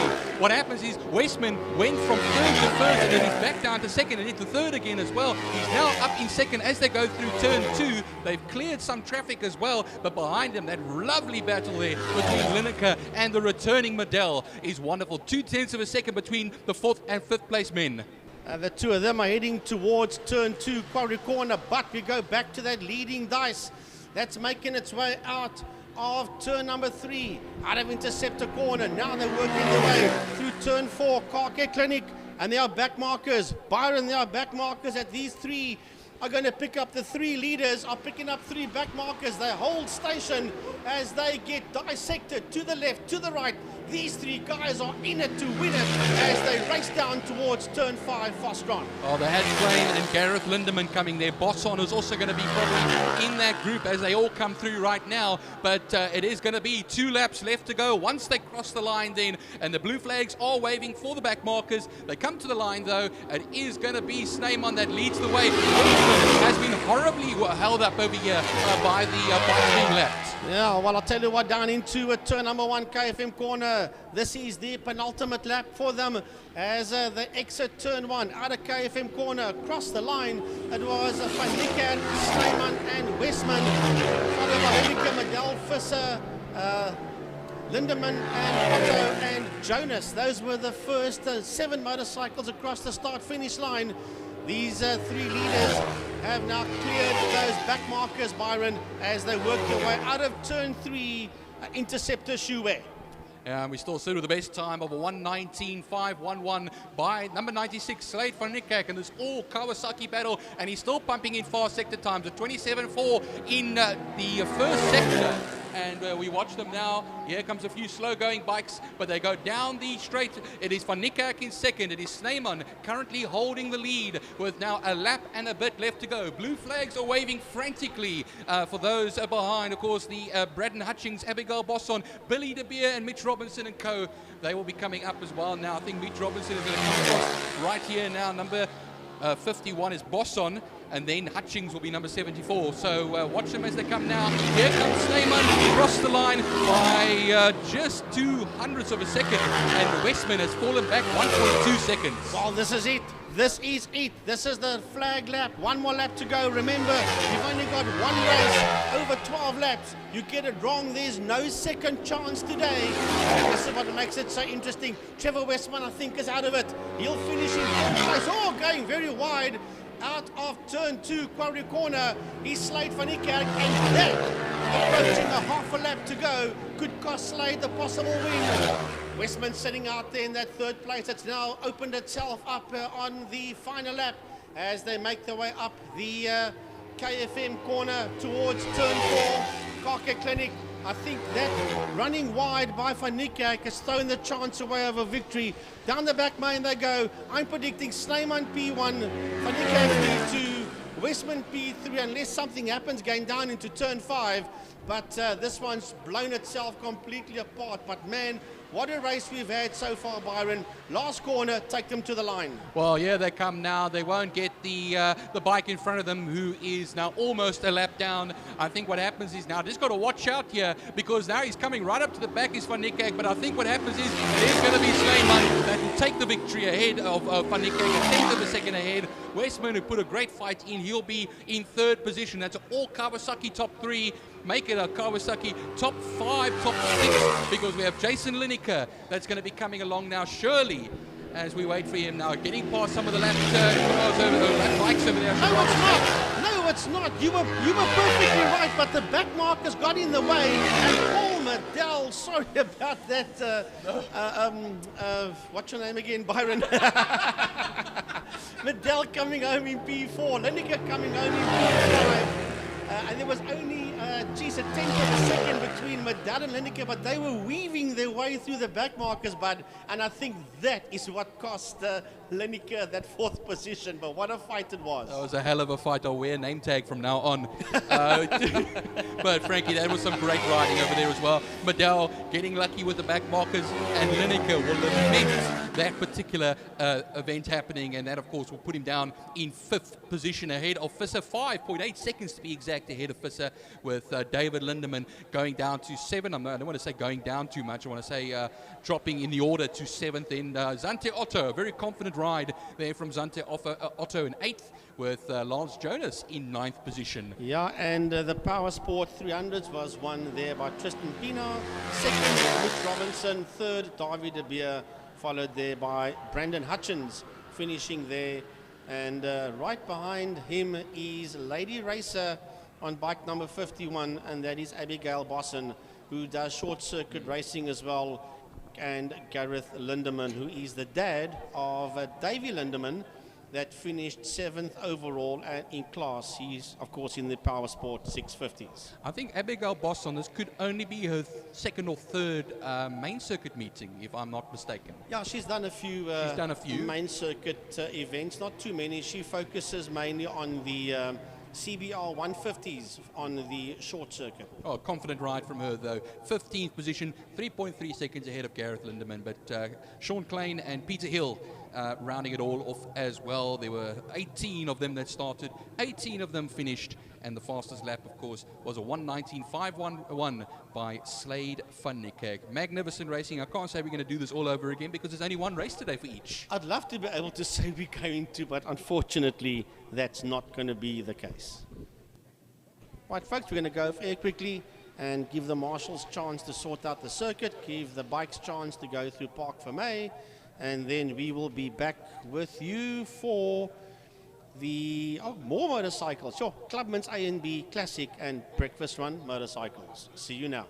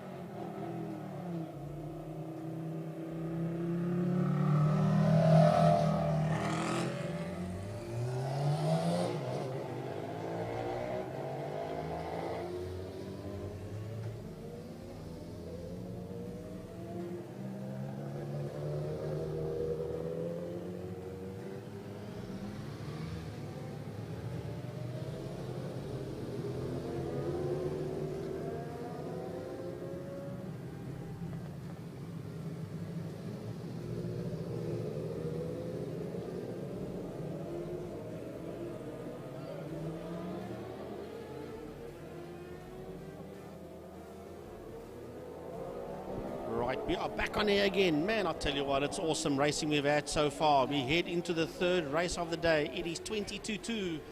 And Clubman's A&B, classic motorcycles and breakfast run bikes are out there for their, normally we would say for their opening race of the day, but that's not the case. It's for their only race of the day. Well, wherever you find yourself in the world, we're having fun up here. The guy that's standing next to me that I couldn't remember his name early on, Mr. Byron Height, and myself, Frankie Yennis. Gary will join us every now and then. Remember, Gary was sick. He has recovered, but we're just going to get the lungs chance to get used to the commentating again. So Byron and myself will be doing the bulk of it, and that's not a problem. We absolutely love it, so definitely. So Byron, here we go. The Clubman's and breakfast run motorcycles out on the track. Yeah, no, I sound sometimes a bit like a broken record every race by saying this, but I love to say it because this is the entry-level class for many. Breakfast run bikes, classic bike, not only entry level, but also some of your older hands of the bikes, and some of the older bikes come out there, older chaps and older bikes, and some of the young guys come out there as well. So what happens is a nice big field. I love always saying that as well. I think we have here 20 entrants for this particular class of the Clubman's Classics and breakfast run motorcycles there. Only one race. We do this once today for each class, and Wayne Aronson is the man on pole position, looks like it, ahead of Nashif Smart and Robbie Padrika on a Kawasaki Yamaha, and that's how it looks at the front. You know what, I'd love to say the race we did earlier on now, this one with the Power Sport, we're going to do it again, but we're not going to do it again. Well, that's the way the weather played this morning. At least the most important thing is that we can go motor racing today, and that's what it's all about. New people at home can be royally entertained by all the drivers and riders from the WPMC, from Killarney International. And a big thanks to Wingfield Motors and Best Price for my car, Mr. Johnny van Niekerk and his entire team at Wingfield Motors. I think it's the 9th year, if my facts are right, that Wingfield Motors is sponsoring the main circuit club and regional series known as the Power Series. So a big thanks there to Johnny van Niekerk. Right, Byron, here we go with the classic breakfast run and of course Clubman's A, B and C, and this one will also be over 12 laps. Yeah, Rutlegane pulls into the 5th position with his Yamaha. Looks like a Rossi helmet that he's got over there to attribute to the great Italian. And we wait now for the likes of our front row and the rest of the second row. I need the 36 machine of Rob de Vos, Class B on the Buell 112, 1125, I should rather say. Well, sorry to interrupt you there, Byron, but Rob de Vos has got a busy day because he races Power Sport motorcycles, then he jumps on the other motorcycle and comes out with the Clubman's and Classic and Breakfast Run guys. As the chairman of the motorcycle section, Mr. Wayne Aronson, puts the 33 motorcycle on pole position. And right there with him, we've got Nashif Smart and then Robbie Padrika. That is the front row of the grid. Zubair Adams is in there, and then Molefe Rutlegane, and then right there with him is Reginald Seal. That is the first 2 rows of the grid. And then the only classic bike out there, number 87 machine, and that's in the hands of Hilton Redlingays, 888 Motorcycles and HM Shifters. He's the sponsor of Hilton. So it's going to be good stuff. Byron, take them off the line. All right, Wayne Aronson will be on pole position on the other man, and what happens is he'll go off now. He will get surely the whole shot now into turn 1. Oh, there's a huge crash. Oh, there's a massive accident on the line here. I step back to have a look at the riders going into turn number 1, and Tiny was saying to me, have a look out the window. It is a huge, there's 3 motorcycles involved. It is absolutely, I hope the IMUSAT team picked it up. It is a huge wreck on the start-finish line. Red flag, and the race has been stopped. No, this is a mighty, mighty accident, as you pointed out here, Frankie. 2 bikes involved over here, and 1 bike has been completely rearranged over there as well. A lot of the bike has been destroyed, but both riders are out. I know where we have one rider, number 17. That's Robbie Padrika. That's Robbie Padrika, yes, on the Yamaha. And he seems to be getting onto a chair now. He has serious problems on the line, yeah. There's the right knee, I think, is what is bothering him. Well, I hope that we can get a replay of that off the line. We're going to go off air for a while. And the moment the bikes left the line, I took a step back to have a look to see who's got the whole shot in turn number 1, like I normally do. And there was this complete pile up here on the line. So we're going to go off air. I'm going to hand the microphone over to Emil Brunt, and he's going to just wrap it up as to what he saw on the start-finish line on the main track. Tiny? Yeah, Frankie, there was a box start there from that motorcycle on the grid, and he had his hands up, but by that time the motorcycles came flying off the line, and the unfortunate accident happened there on the grid. We'll be back live with you as soon as we have more information. Stay tuned, and we'll be back right after this.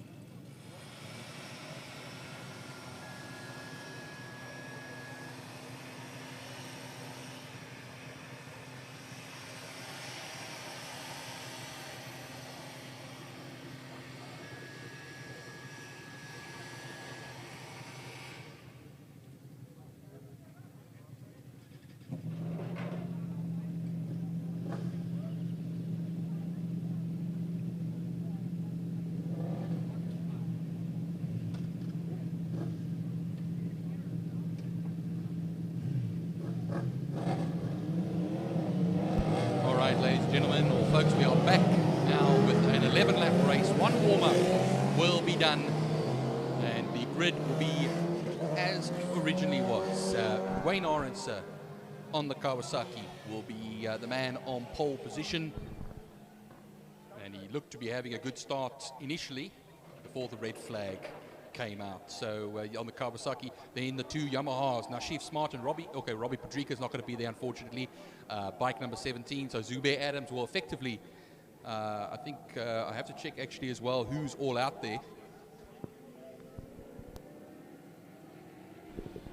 Well, I can give you the names of two of the riders. Obviously, Robbie Padrika was one, and Faisal Mohammed was the other rider. There was three that's involved in that one. We'll try and get the name of the third one. Man, that was scary. Woo! That was intense. Yeah, the moment we get any information, if we get any information, we will relay it to you. It seems as if two of the three riders are okay. We will, if we get any information, we will let you people know. But I actually saw the video that was sent to me via WhatsApp, and that was intense.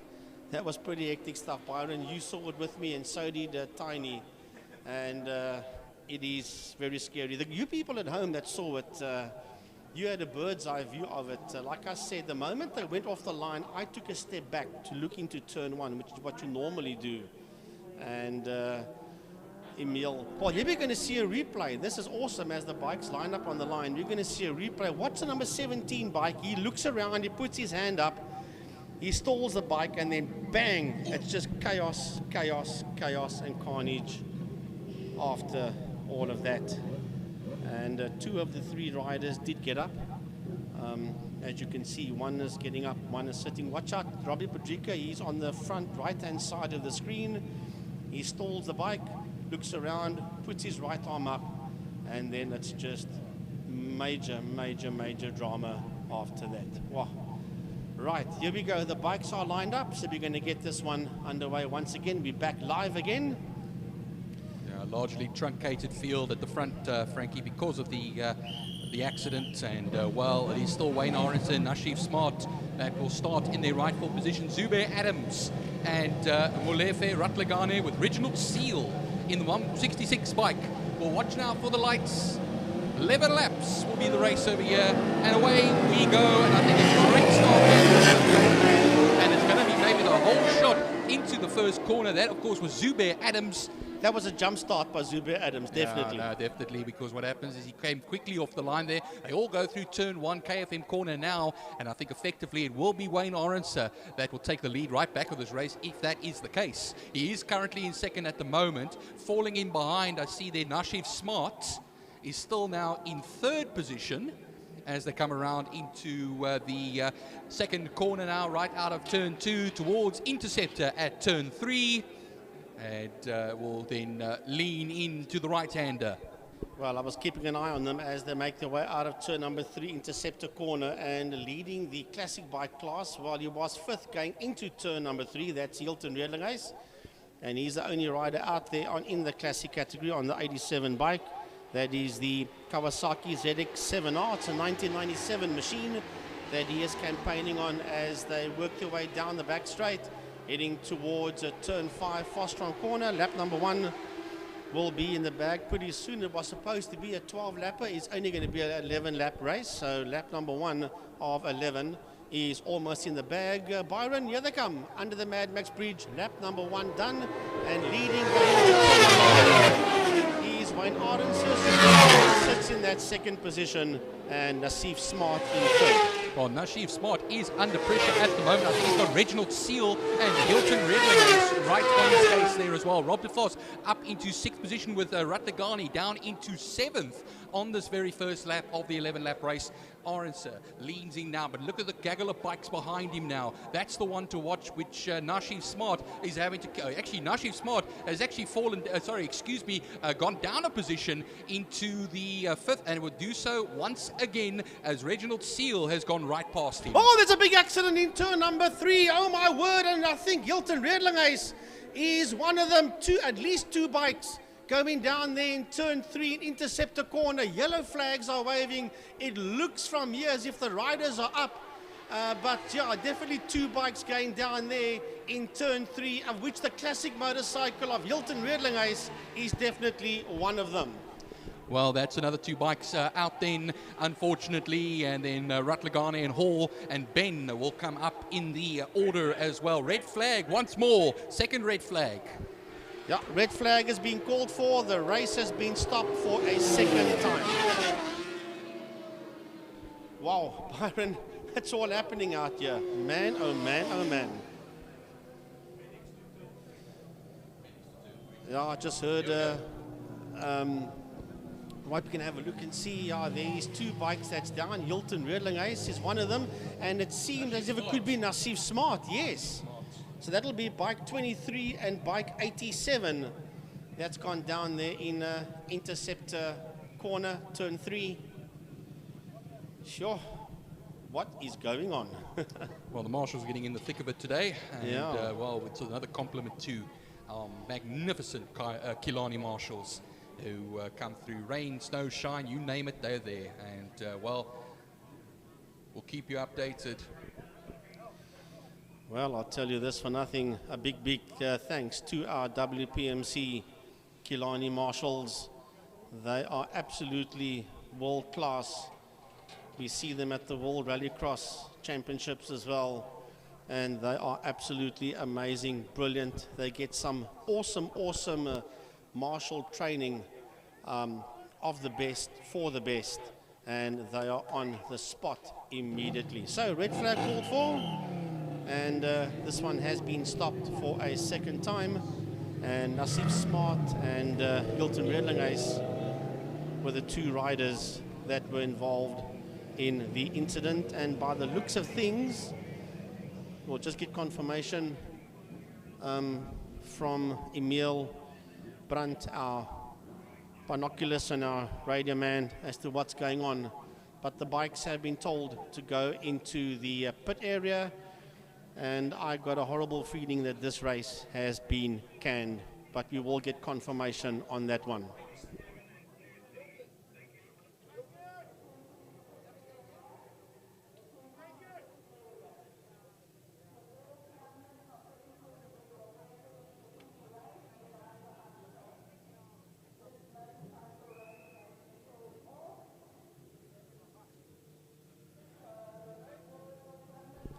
But I've just got confirmation from one of our COCs, Mr. Full Herald, that this race has been canned, and we're going to move on with the program. The moment the marshals and the medics have sorted out the situation in turn 3 Interceptor corner, we will then move on with the fourth race of the day, which will be Mike's Place Clubman's regional saloon cars.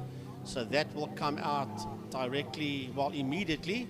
We just want to give the marshals and the medics time to sort out the situation there in turn 3 in Interceptor corner. We're going to go off air for a while, and the moment the circuit is clear, we will be back with you.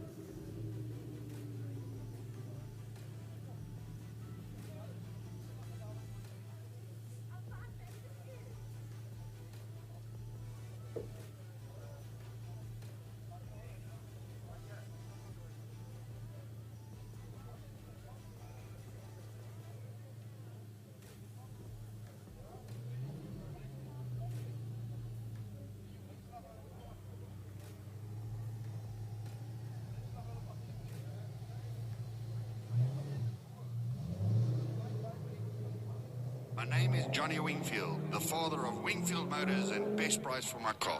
Best Price for My Car is the new online platform of the Wingfield Motors bouquet of products. Best Price for My Car will help you sell your car privately while you drive it and max the value of your sale. Just visit bestpriceformycar.com or download our app right now for a free offer on your vehicle. Best Price for My Car. Get the app now and get the best price. Wingfield Motors is an authorized FSP. Do you love your car? Then why take it anywhere else other than to Car Care Clinic Service Center? They will look after the love of your life and ensure the best quality service and price. Car Care Clinic Service Center now in the Western Cape. Visit www.carcareclinic.co.za to find a branch near you.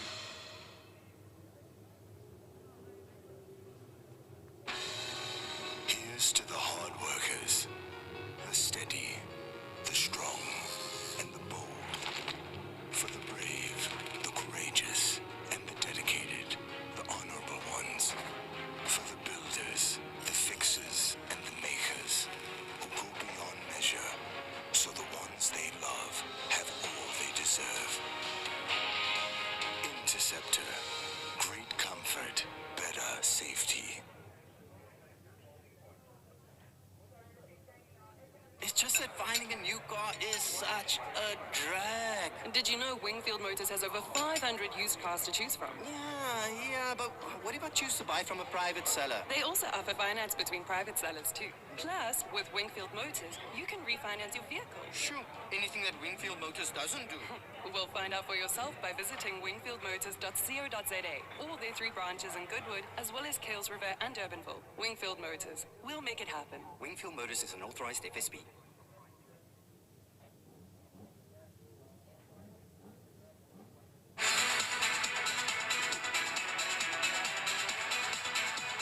The Porsche Club in Cape Town has its home right here at Killarney. In fact, it's the only Porsche club in the world to have a clubhouse at an international racetrack. We are proud sponsors of Killarney and the Porsche Club Straight. Our passionate club members and their families regularly attend our race meetings.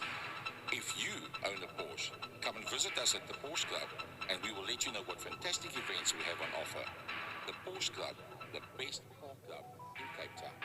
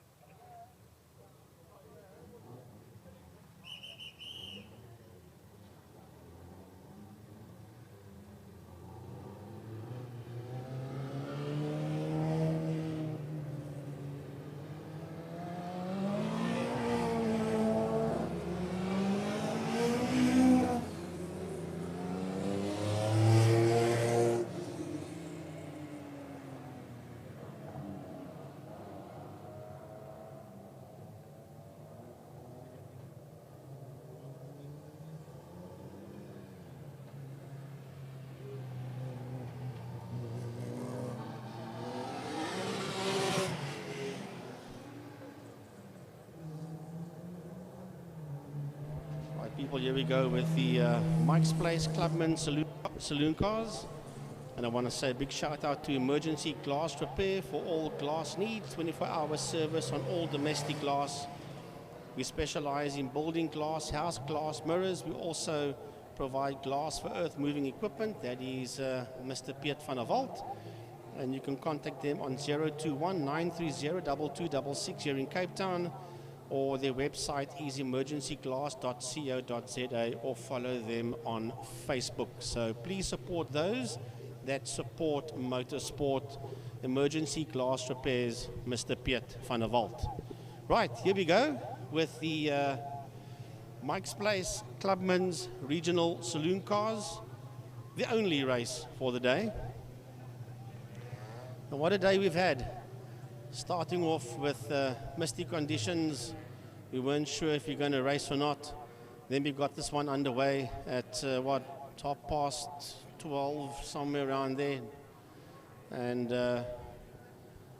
everybody only doing one race with extended laps. And then the chaos we had out there with the Clubman's A, B Classic and breakfast run bikes, resulting in the race being canned. So we move on to the Clubman's Regional Saloon Cars, sponsored by Mike's Place. And we were talking about Piet van der Walt early on. He's the man that's in the pace car today.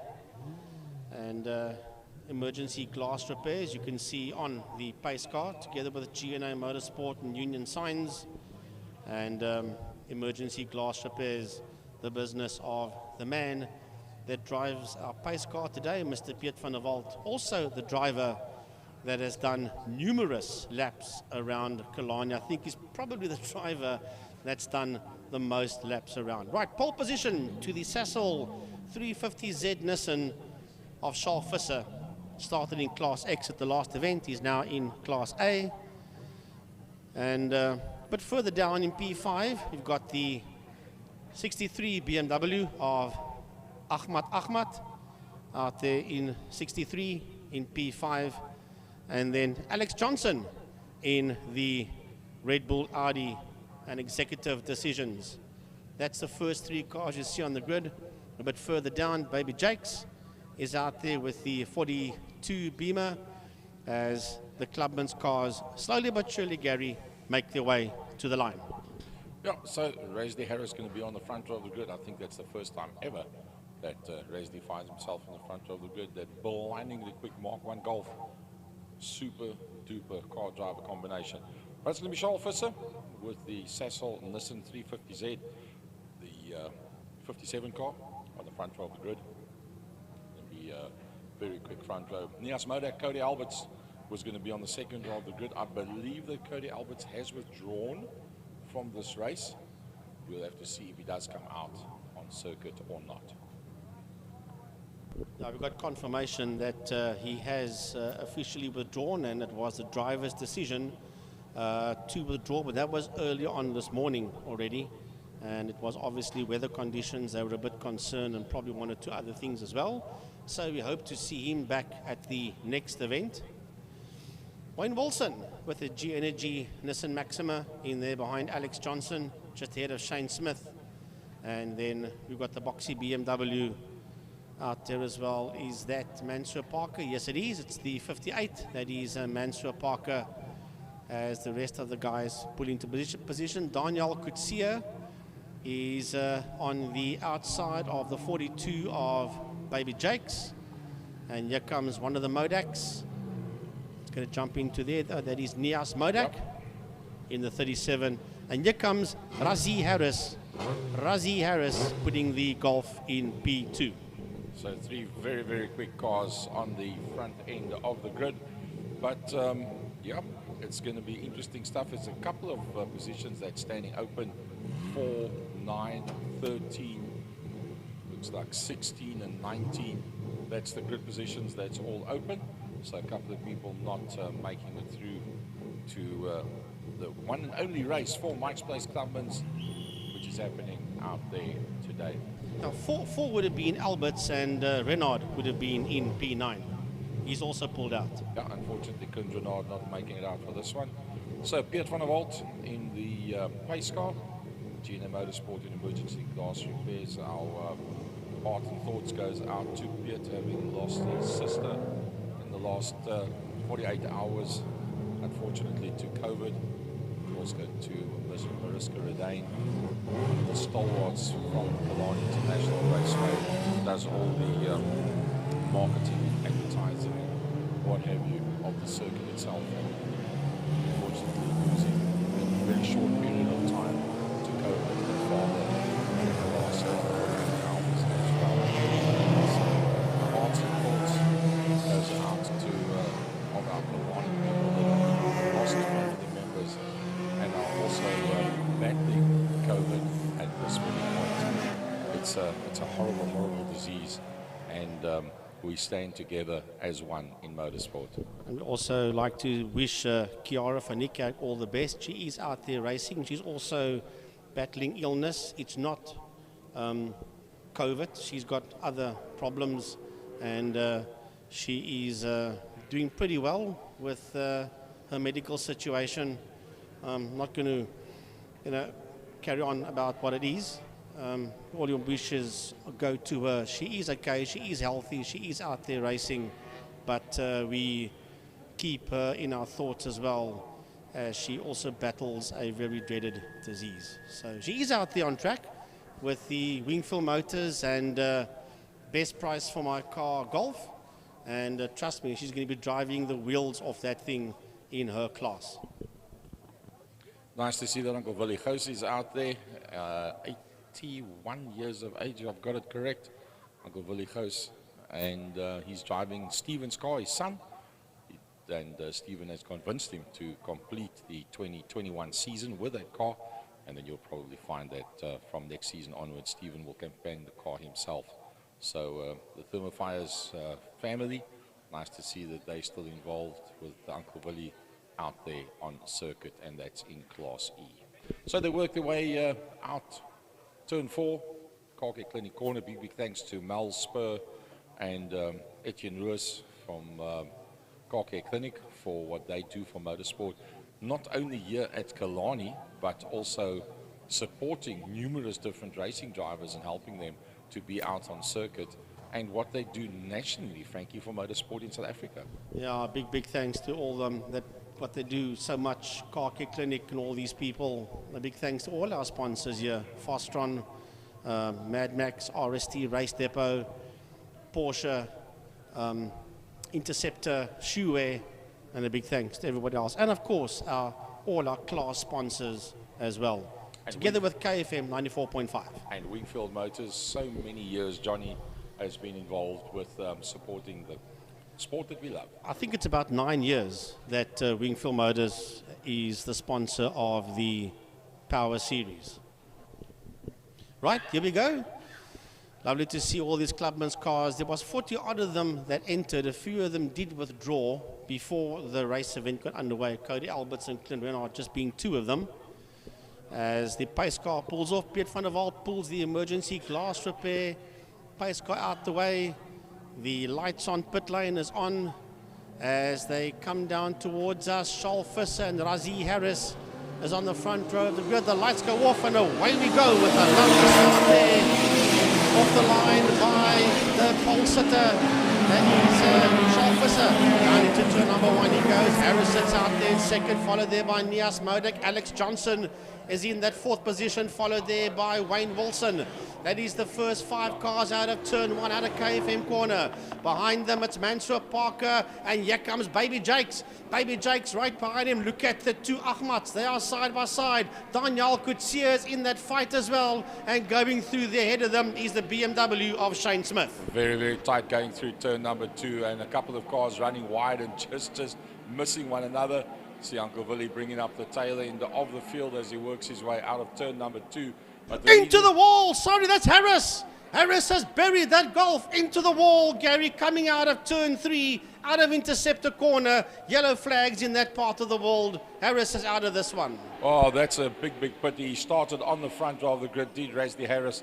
And as we said, that Golf blindingly quick and unfortunately losing the circuit. Oh, we got somebody off on the exit of turn 4 as well. and there was a Mark 1 Golf who was tail end up against the wall. He's actually got it going again. It could be Ryan Lodge. That is the 79 car. That's Paul Minnick. That's Paul Minnick. Paul Minnick, he's got the car going again. So, wow, action aplenty all around the circuit. Well, drama out there in turn number 3. We've lost Razi Harris. We did not lose Paul Minnick. He's back out on track again, making his way out of turn 5. We'll have to look and see if he's going to continue or go into the pits. No, he's going to continue. However, the leaders are working their way out of turn 2. Working their way through the kink and into turn number 3, interceptor corner. Remember, in that part, in that sector, there'll be no overtaking due to the yellow with Rassie Harris that's put the Golf away into the tyre wall. So working their way now into turn 4, into Car Care Clinic corner. Coming out of turn 4, out of Car Care Clinic, down the back main. Your race leader is Nias Modak. In second position, it's Charles Visser. Third belongs to Alex Johnson. That's the first 3 down the back main. Followed there by Mansour Parker, Wayne Wilson, Baby Jakes. Down the back main, Shane Smith. And here comes Idris Ahmad, looking up on the inside there of Daniel Kutsia. Well, that's the Class B battle. Baby Jakes from Smith and Ahmad. And they're working their way down now into, as you can see there on your TV screen, Fast-Run corner, otherwise known as Hangdown corner, turn number 5. One of the historic positions that you've ever seen in South Africa is the camera shot going down into Cape Town corner. Very, very well known with the backdrop of Table Mountain behind that. And to come down the back main, full taps, 200 plus, and right on the anchors going into a corner that turns right around and goes back in the direction you came from, is always going to be an amazing experience for anybody that's out there on the circuit. Just keeping an eye on our chairman of the Vescus Oval, Mr. Jean Favey. He is making his way behind Ahmad up the Jabez Straight towards turn number 2. He's in that orange Golf, so not just an oval track racer of note. He's doing pretty damn well. He's in Class D in Clubman, and he's having a look up on the inside of Ahmad. Ahmad's got a problem with that BMW, and Ahmad is dropping through the field. But the leaders, Gary, making their way down into turn 5, Fastron corner. Well, it's only John O'Kirsten and Stander that's ahead of him. In fact, in class, ahead of Favey. It's got Franco and Immelman in there behind him, pretty much equidistant behind him. But as we said, doing a lovely job. Going back to the leaders, here they come towards us now underneath the Mad Max motorcycle and RST bridge.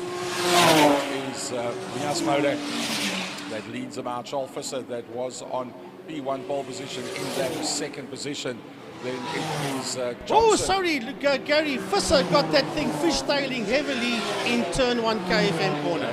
350Z, heavy on the power down the Jabez Straight and getting back onto the back end of Johnson. That's first, second, and third in a Class A. Mansour Parker in the 3 Series BMW Classic 3 Series type spray job on that motor car for him. That's just ahead of Wayne Wilson from Helderberg Nissan. A little bit of smoke every now and again from the tail end of the Nissan, but otherwise looking good in 5th place overall in the race and 5th in Class A. I'll tell you what, if you watch the lead book, somebody going very slow down the back main, that looks like it might be could be one of the Wilson cars, maybe Wayne Wilson. That's going pretty slow down the back main. We'll just get confirmation. We have got a white flag, which means a slow moving vehicle on track. We have to get confirmation about that, exactly who it might be, but we're going to keep an eye on the leader. Here he comes towards us underneath the Mad Max motorcycle bridge. Heading down into turn 1 KFM corner, Nias Modak in P1, followed there by Alex Johnson. Right behind him in third is Charles Visser.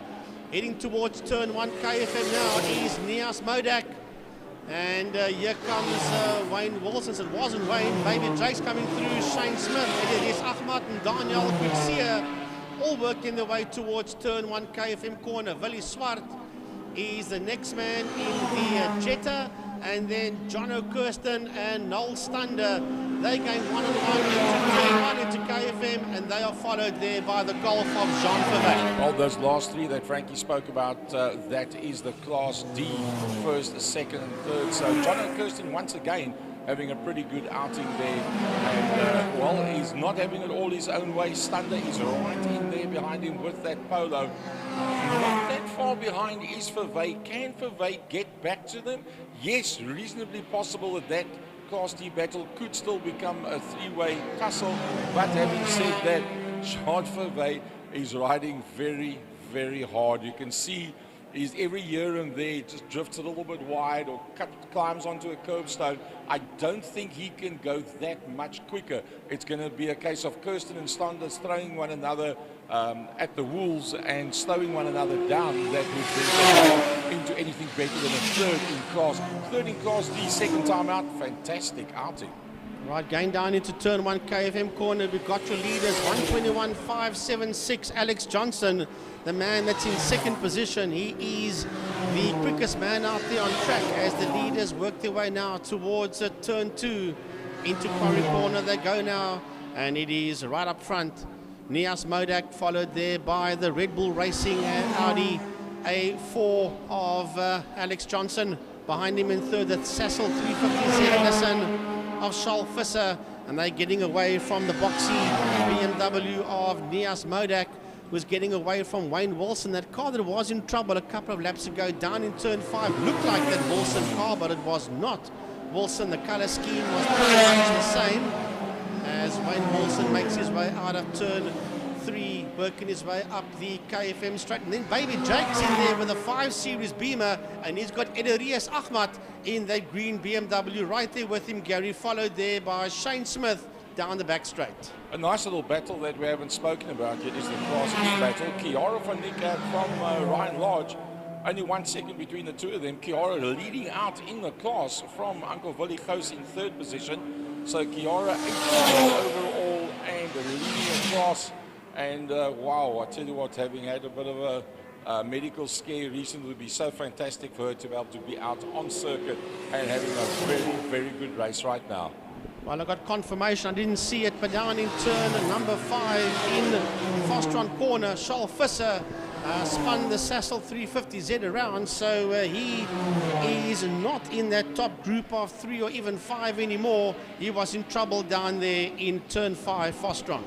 He was pushing it very, very hard. He started on pole position. He's been under attack from Johnson and Modak all day long. There's only 2 more laps to go. We saw him wiggle the tail end going through turn number 1 on more than one occasion that he actually almost went off the circuit. So definitely enjoying that motor car, pushing it hard, driving it to the limit, and yep, unfortunately going off now in Fostron corner. But so be it. That is the nature of motorsport with 2 laps to go for Nias Modak. Well, I want to feast your eyes into turn 1 KFM corner there. The leaders of Class E are sitting first and second, Chiara van Niekerk and Ryan Lodge.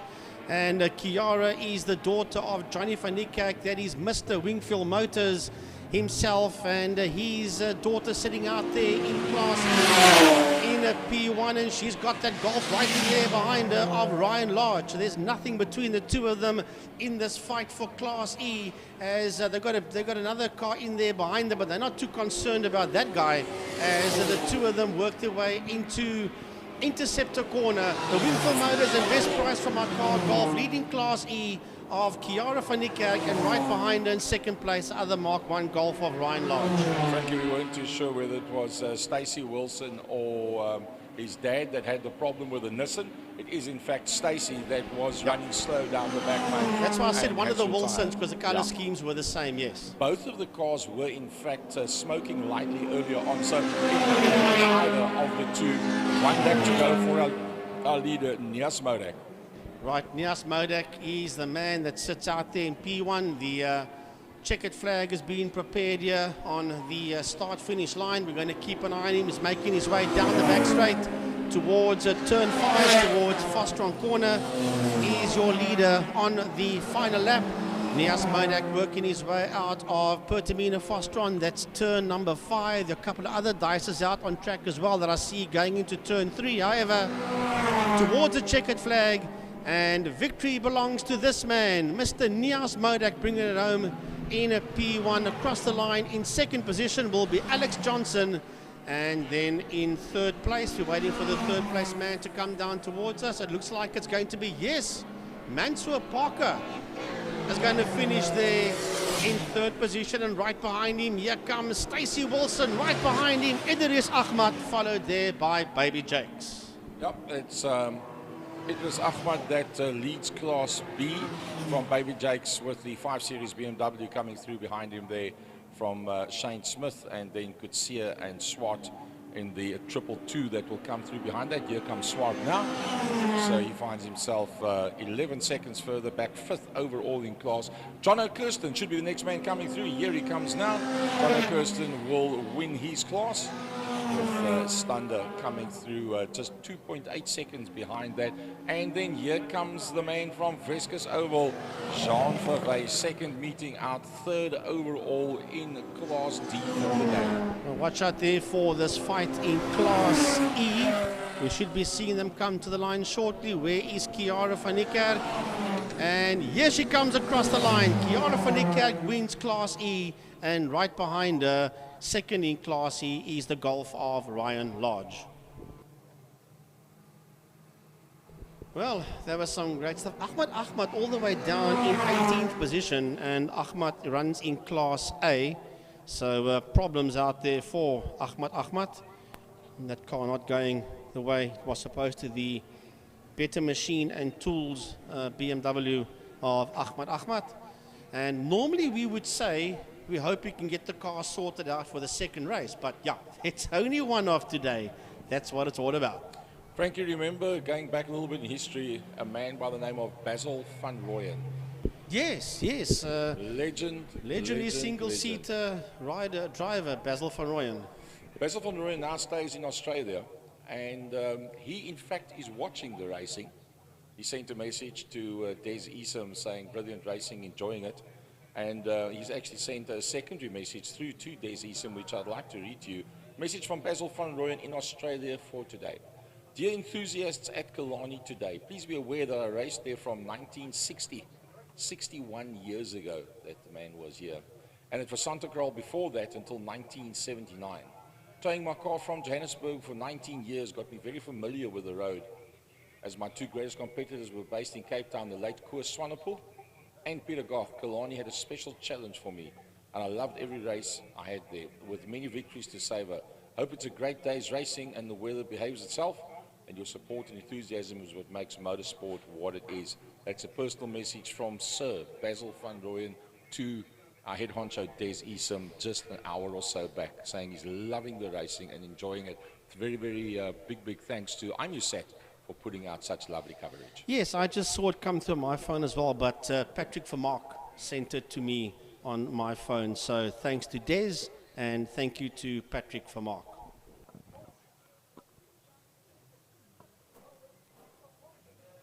Right, folks, we're going to go off air for a while, give the marshals a chance to sort out a few situations on track, including the golf of Rassie Harris. Not the way he wanted his day to go. And the moment the marshals have sorted out the track, we will get ready with the opening race with the V8 Masters. Not the opening race, the only race. V8 Masters. Well, we're so used to saying it that way. The V8 Masters and supercars.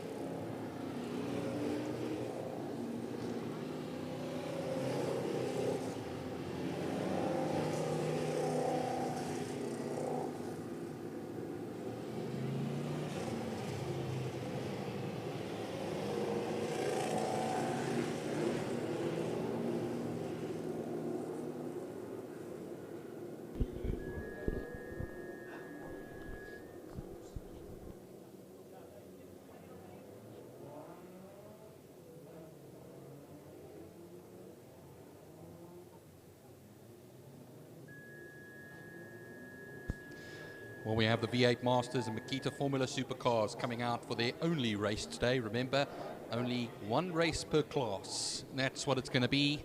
And the man on pole position is Fabio Tufani in the V8 Supercars, of course. Sorry, not the V8 Masters, I should rather say. And then the Supercars will be joining. So in total, a field of 19 cars altogether. Neandertoy Racemeis is the man. Neandertoy, of course, gold Opel Supercar that he is in 13th overall, but pole in class. They will do 12 racing laps as well. And for most of the classes, we'll be doing 12 racing laps today. We had, of course, they're going to be doing, 10 racing laps. My apologies. So 10 racing laps for them. And split two classes, as I say. So all the V8 Masters use the APV Ford Mustang chassis, and then the Opel Supercars are based on the Opel Astra. All rear-wheel drive, these cars, of course. Right, so Byron has said he's going to do the V8 Masters, no problem. I will jump in with the Makita Supercars. They will be pulling away, obviously, then behind the V8 Master drivers. There's about 6 or 7, I think around about 7 supercars that are out on track. If they're all there, we should have Neander Toy, Yazin Damon, I saw his name on the list. Mr. Ryan Cat. Lovely to see Ryan stepping up into the supercar category. Cedric DeBon, Andrew Moffat, Glenn Phillips, and then Elton Stein, the only driver in the silver class. So, Byron, the big V8 boys are on the grid. Fabio Tafani, he is the man that is there in pole position. And I see Campos, Roy Campos in there behind him, the 29 Campos Transport APV Ford Mustang. Yeah, they're in the third position. Sean Moore will be the number 73 machine in second position. Mark Ridgway in fourth, and then Alistair Brown in the fifth position. Richard Schroeder, hey, that's a man that goes back quite a long way. He used to do the Opel supercars as well, and used to challenge against the likes of Neil Hawkins.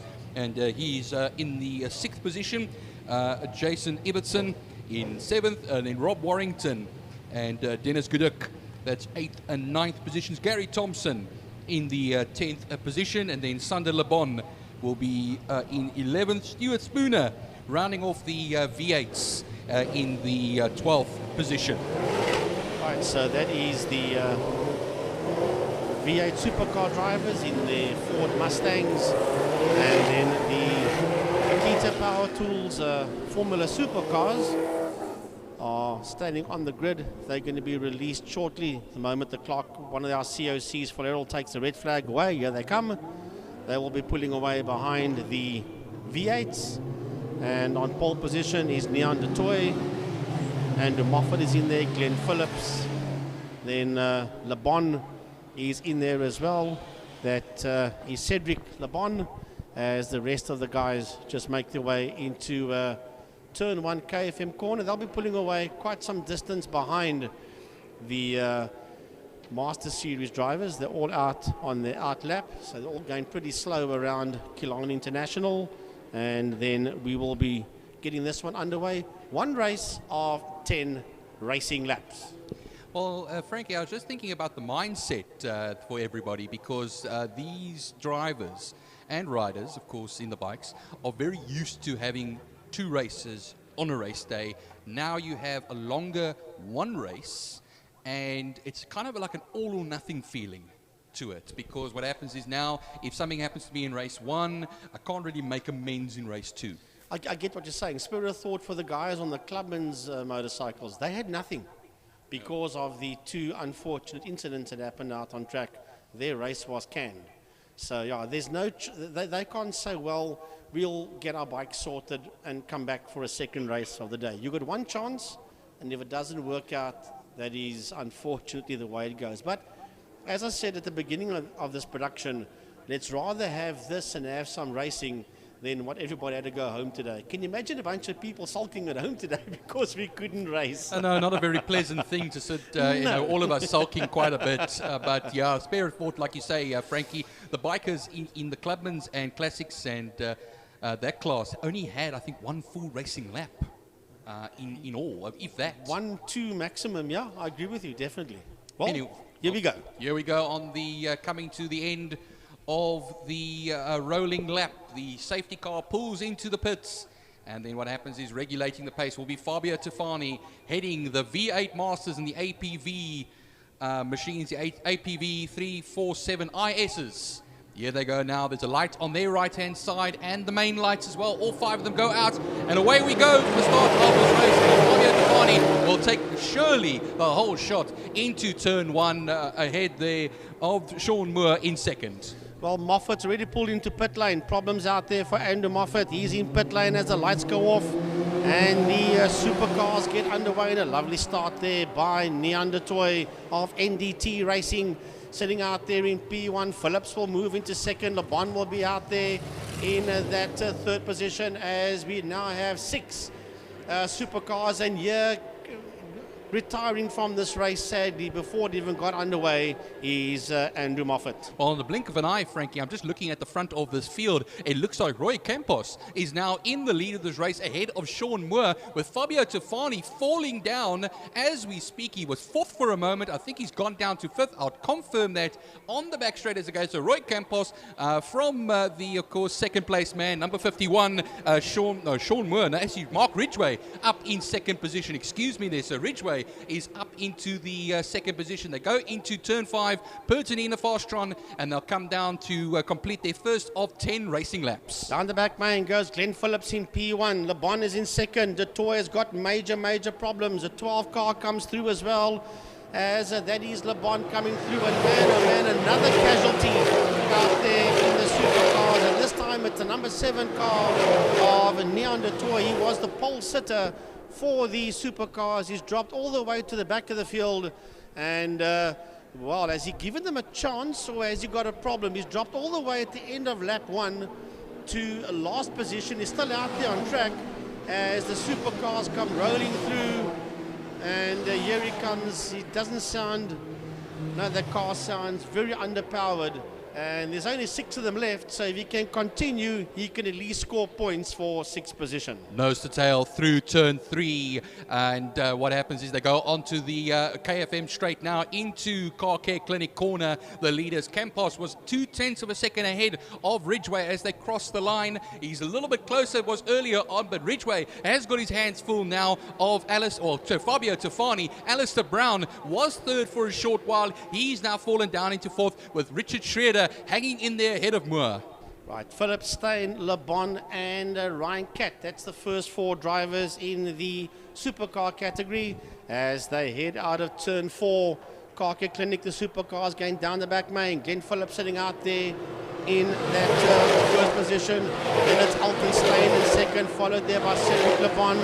Ryan Catt is in there, and then right behind them is the 10 car. That's Yassine Damon sitting out there, making his way down into turn 5, Pertamina Fastron. That's a subtotal of the supercars. Don't know if I missed something, Frankie. There is a yellow flag waving in turn 1, KFM corner. Is that an Opel supercar that will have to pick up over there as well? It might be, but as they went through, of course, that's going to close off that section as a passing place. Roy Campos still leads it through into turn 3, Interceptor corner, but he's nose to tail with Fabio Tofani, who's got the fastest lap of a 1:17.599 and fighting his way back to the lead of this race. Well, it's all falling apart out there in the supercars at this point in time. We've only got about 4 or 5 cars in the supercars. It's been led there into turn 2 by Glenn Phillips. It sits out there in P1. Alton Steyn is second, followed there by Cedric Le Bon and Ryan Catt. Those are the 4 supercars that are working their way through the kink and heading down into turn 3, Interceptor corner. But all the action out there, Byron, is in your guys' class right up front in the Ford Mustangs. Well, Roy Campos having a hell of a job over here to keep Fabio Tofani behind him. He will go onto the inside for turn 1, but he cannot pass there, remember. Still yellow flags waving in that section. So Roy Campos will live to fight another day there. That could assist Alistair Brown or Mark Ridgway from coming in. I'm going to join you on this one. We'll just pick up on those supercars. There are 4 of them going down into turn 5 right now into Fastron, but coming out of turn 2 is your Ford Mustangs. It's Campos that sits out in P1, followed by Fabio Tofani. Then it's Mark Ridgway, and right behind Mark Ridgway, it's Sean Moore. Those are your 4 leading V8s working their way out of turn 3, Interceptor corner. Yeah, coming out of Interceptor now onto the KFM straight into Car Care Clinic corner. I think he will have a go, Tofani, down the back straight towards Fastron corner, turn 5. And we'll see them as they come around there now as well. Has Ridgway been able to close the gap as well in third position? I think he has a little bit as well. He put in a few fast sector times as they came down towards the end of the straight. There goes Tofani now on Fastron in turn 5, and he will take the lead surely right back over here, forcing Roy Campos wide, and that could get Mark Ridgway a little bit closer, but Roy Campos is not finished yet. Well, I see that Andrew Moffat has come back out onto the track once again. As they came out of turn 5, just before they got the lights, he pulled into the pit lane, got that car sorted out in the pits, and he's making his way around now. So Andrew Moffat is back in the race again. The supercars are working their way down the back straight. And there's 4 of them that's basically nose to tail in the supercars, heading down into turn 5, into Fostron corner. Glenn Phillips is the man that's leading, and that's fights on for second place. Cedric Lebon had a look up there on the inside of Alton Steyn, but Steyn hung on to that second place. Then right behind the 2 of them in 4th position is the man making his debut today in supercars, namely Ryan Catt.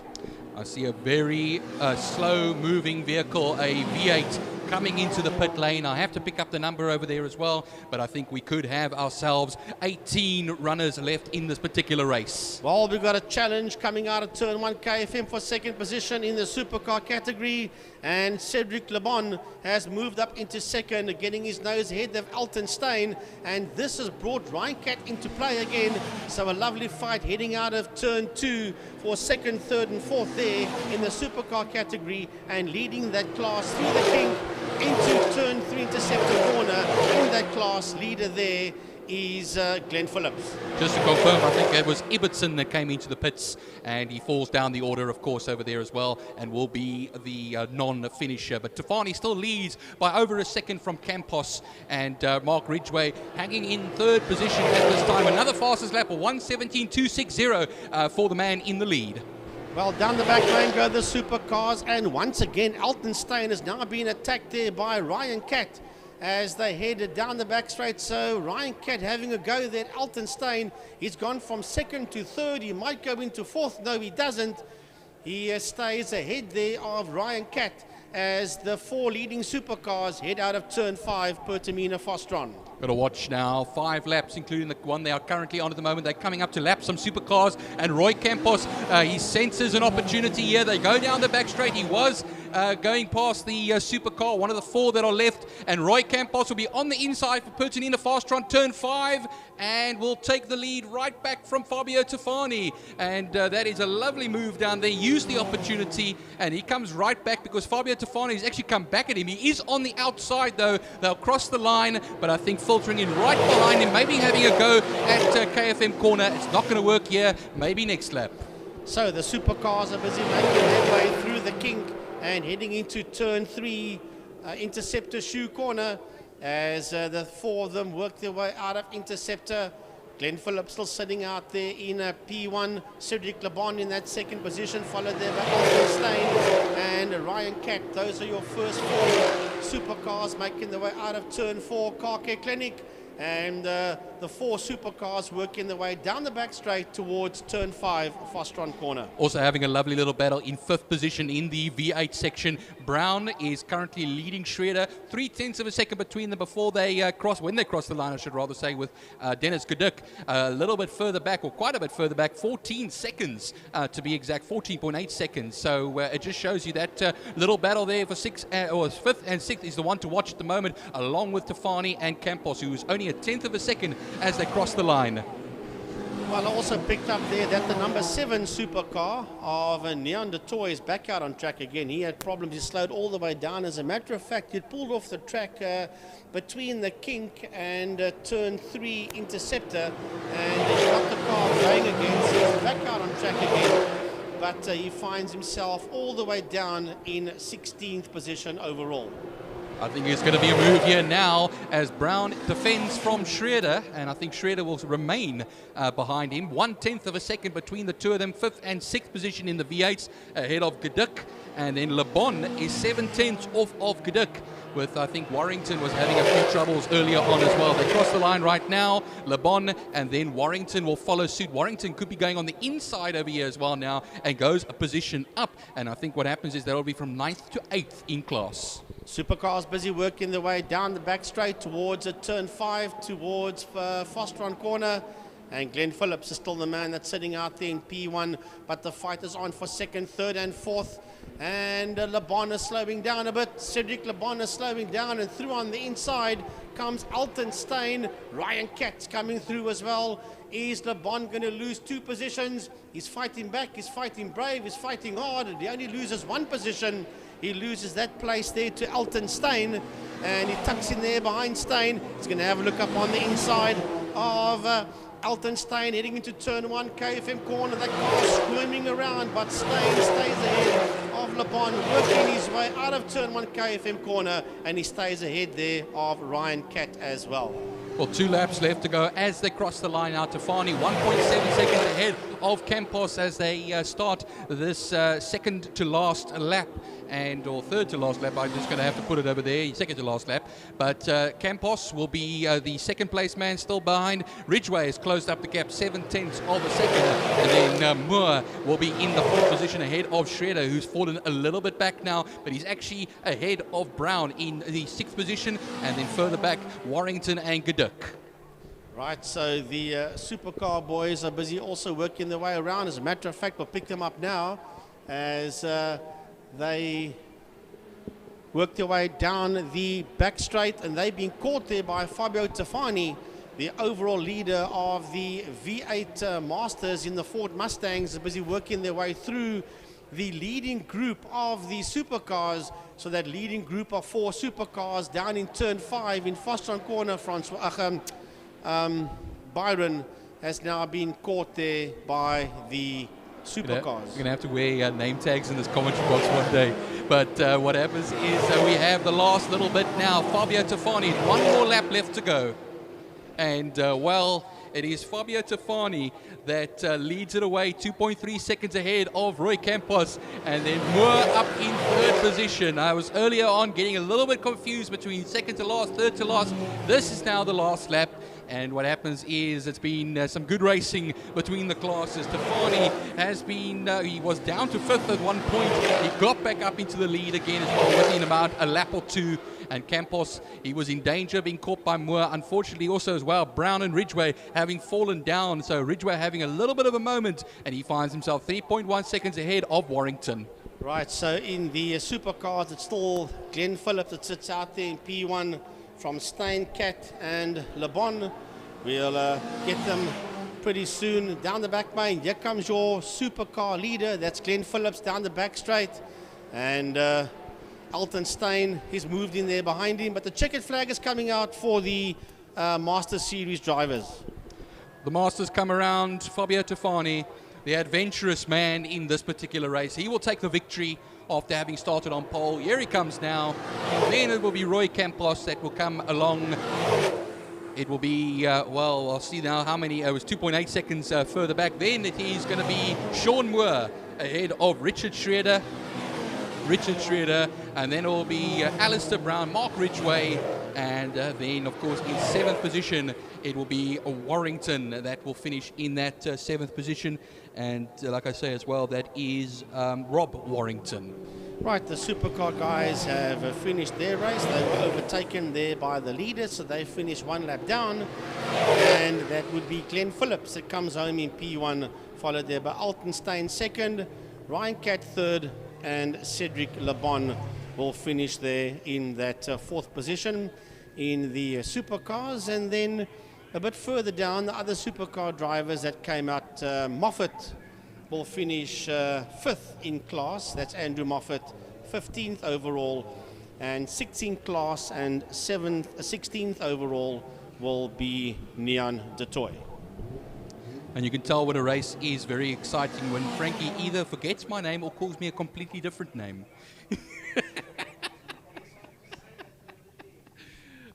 Frankie, I don't think he's particularly happy with me here with telling.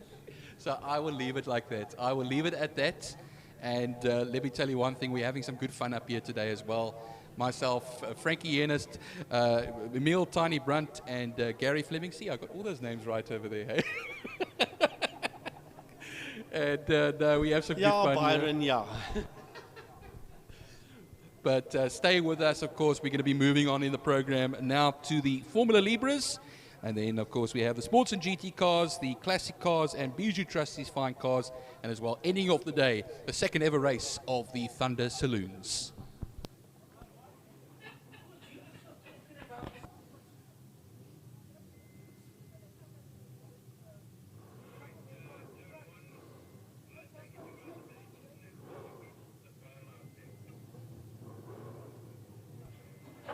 My name is Johnny Wingfield, the father of Wingfield Motors and Best Price for My Car.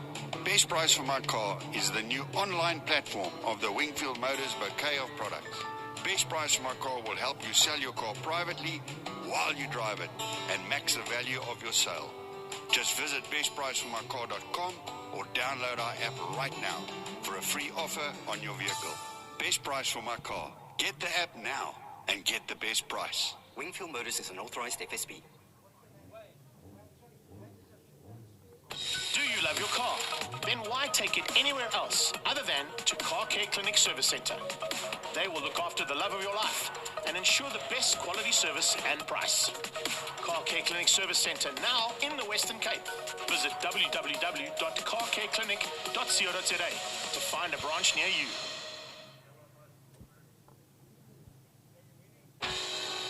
Here's to the hard workers, the steady, the strong, and the bold. For the brave, the courageous, and the dedicated, the honorable ones. For the builders, the fixers, and the makers, who go beyond measure, so the ones they love have all they deserve. Interceptor, great comfort, better safety. It's just that finding a new car is such a drag. Did you know Wingfield Motors has over 500 used cars to choose from? Yeah, but what if I choose to buy from a private seller? They also offer finance between private sellers too. Plus, with Wingfield Motors, you can refinance your vehicle. Sure, anything that Wingfield Motors doesn't do.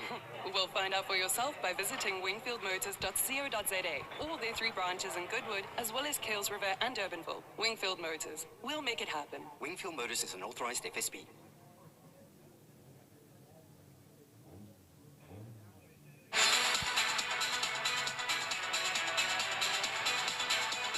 The Porsche Club in Cape Town has its home right here at Killarney.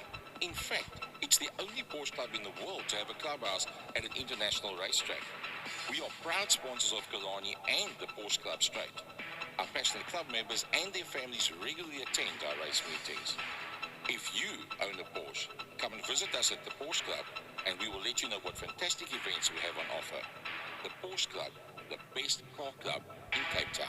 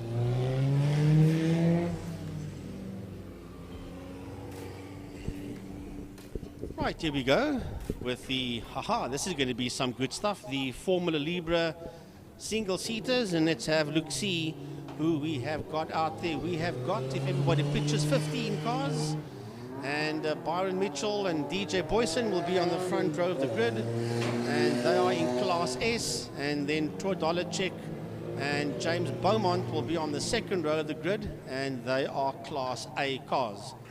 Then Hayden Elwood and Richard Carr. Hayden Elwood now in Class B, Richard Carr in Class S, and Damon White, he makes a return again with the Formula Ray, that's the GTI single-seater. Bertus Engelbrecht will be in there, Graham Knight will be in there, Elroy Weiss will also be out there, and then the Class C cars are basically your Formula Vs. Zaina Munson, Cyril Somerville, Donovan Ramsey, Kelly Fletcher, and Luan van Heerden. Yeah, 15 of them out there altogether. We've always been trying to, hope for this class to grow in numbers. At times it's been a little bit low, but 15 is relatively healthy, and it can only be more room for improvement there. Byron Mitchell, number 21 in the Formula VW, of course, he had a massive crash in the previous event, and it was a 240 kilometer an hour crash, but he is well and truly back and on pole position, so lost none of his spark. And that will be with DJ Boyson sharing the front row with him. Then the promising Troy Dolanchek as well, commentated on him in karting, just like Byron Mitchell. And then James Beaumont in the also Class A. So two Class A's there. Those are usually your Formula GTIs and Formula Fords. And it's always good to see a good mix of cars out here. Usually you'll see some interesting things as well, but most of the time it'll be your old Formula Volkswagens, Formula GTIs, Vs, and the Formula Fords, like Dolanchek has got the old Formula Ford Z-Tech, which was very popular in the 90s. You were talking about commentating on the karting on Byron Mitchell. His dad, Gordon, also did a stint at karting as well. Not a very brief stint, but his dad, Gordon, also raced out there on the karting circuit at the Western Province karting section, and I also had the opportunity together with you to commentate on Gordon Mitchell as well. So, as the Formula Libra single-seater drivers line up on their grids, we'll have Luke C in third position, the leading Class A car, and that is Troy Dolacek, a young man that is an ace at Western Province karting, and has moved up into this category because his whole idea is to move to the national Formula 1600 category, and then obviously try and move on to bigger and better things overseas. Here comes the Dyco machine of DJ Boyson, that is there on the front row in second position, and he'll grid there on the outside of Byron Mitchell, the man that we spoke about. Here comes Byron Mitchell. We'll have look see, where is Byron Mitchell? He's working his way down pit lane. Is Byron Mitchell. That's a turnout for the book. Let's hope that he can make it out onto track before the pit exit closes, and that's not where he wants to find himself right now. Are they going to show him out? I'd like to think so. Well, I'll tell you this, if he starts in pit lane, and I hope not, but if he does, it's going to be a heck of a fight from there to the business end of the field. No, it is, and well, that going to be means that DJ Boyson will effectively be the pole man with an empty first grid hatching on the left-hand side of his view. So sorry, Byron, he's going to start from pit lane. All right. He is the one pit lane starter. Everybody looks to be in position, though. We watch the lights, and away we go for the start of this particular race. DJ Boyson looks like he'll get it into turn one then. Well, Bertus Engelbrecht stole the car on the line. He's not a happy chappy. He gets himself going again, and now it's going to be game on. Byron Mitchell gets released from pit lane. He is the last man on the track going in and out of turn number one. Trust me, he's not going to be there for long, because now it's going to be absolutely game on. For now, through the kink and running down into turn 3 interceptor corner, it's DJ Boyson and Troy Dolacek that sit out there, P1 and P2. James Beaumont finds himself there in that third position as they work their way up the KFM straight towards turn number 4, Killarney corner. But we're going to have to watch the progress of Byron Mitchell. He's only got one race to do it, 12 laps. It's going to be entertaining, to say the least. Well, it's going to give him a good chance as well. An 8-lap race would be pushing it. Now he's got a whole 12-lap race to get himself up there as well. Richard Carr seen the number 49 VW GTI in the old McLaren Silver. And there he goes, Byron Mitchell. He's already passed 4 cars on the back straight. And I think that is Leon van Heerden actually rounding off the field there in the 16th position in number 28. But lap 1 has been completed, and it looks like the man in the lead is James Beaumont. Yeah, no, James Beaumont sits there in that 3rd position. DJ Boyson is a man that sits out there in P1 with a dollar check in 2nd. Then Beaumont is out there in that 3rd position, followed there by Richard Carr. Carr sits out there in that 4th position. Now, what you're seeing on your television isn't correct, because DJ Boyson is definitely the man that sits out there in P1 and is making his way now up the KFM straight into turn 4, Car Care Clinic corner. Watch them as they come out then as well. The man who started on the effective pole position, DJ Boyson, will emerge onto the back straight in the Formula VW, and then quite a bit behind then as well will be that Formula Ford of Dolenchek, followed of course by James Beaumont in that 3rd position. Then a nice gap over there as well until we have the rest of the field coming through, and then the first of them as well is that Formula GTI of Richard Carr. And I think over there as well, he is ahead of, let's see, Richard Carr, Hayden Elwood. Yeah, crossing the line now and racing down into turn 1, KFM corner is indeed DJ Boyson. I've got a funny feeling that his transponder might not be working. That's why he's been shown as last. There it goes, it sorted itself out. Now, Boyson definitely out there in P1, that's for sure, as he makes his way towards turn number 2, Quarry corner, and then coming through now in that 2nd position and first in Class A into turn 2 as well is Troy Dolenchek, and right behind Troy Dolenchek is James Beaumont. Beaumont sitting out there in P3, and then Richard Carr making his way now towards turn 2 in that Vodafone McLaren coloured car, and that car was driven a while ago by Jaco Lambert, 2-3 years ago at least. Yes, I remember it being here as well in that very familiar looking late 2000s, early 2000s McLaren Vodafone livery. But the 1:16.510, that's the fastest lap time from DJ Boyson at the moment. Byron Mitchell finds himself currently in 6th position and hunting down Hayden Elwood, and that will be his next man, of course, getting it up into 5th position. Then a further 10 seconds up the road, first Carr, and then a further 10 seconds up the road will be James Beaumont. Right, so you're keeping an eye down the back lane. Here comes the man we must not forget about, Byron Mitchell. He's now got his nose ahead there of Richard Carr, heading down into turn 5, into Fostron corner. So the leaders are heading into turn number 1, KFM. Let's have a look, see. The first 2 guys have gone into KFM corner, and he will cross the line in 3rd position. Yes, he will. In 3rd place, heading down now into turn 1 KFM corner is Byron Mitchell, the man that started from pit lane, working his way out of turn 1 KFM corner. He's ahead there of Richard Carr. Well, it's unfortunate that Graham Knight has had to pull into the pits in the Formula Ford, leaving 15 runners left altogether. But a 1:14.950 is the fastest lap time now held by DJ Boyson. Well, actually, Boyson is in P1. Dolenchek, yes, Beaumont is still out there in that 3rd place. I just picked him up now. Mitchell is in 4th position and is 13.4 seconds behind Beaumont. So I'll tell you this for nothing. He is definitely the man on a move. So let's pick up what's happening down the back main.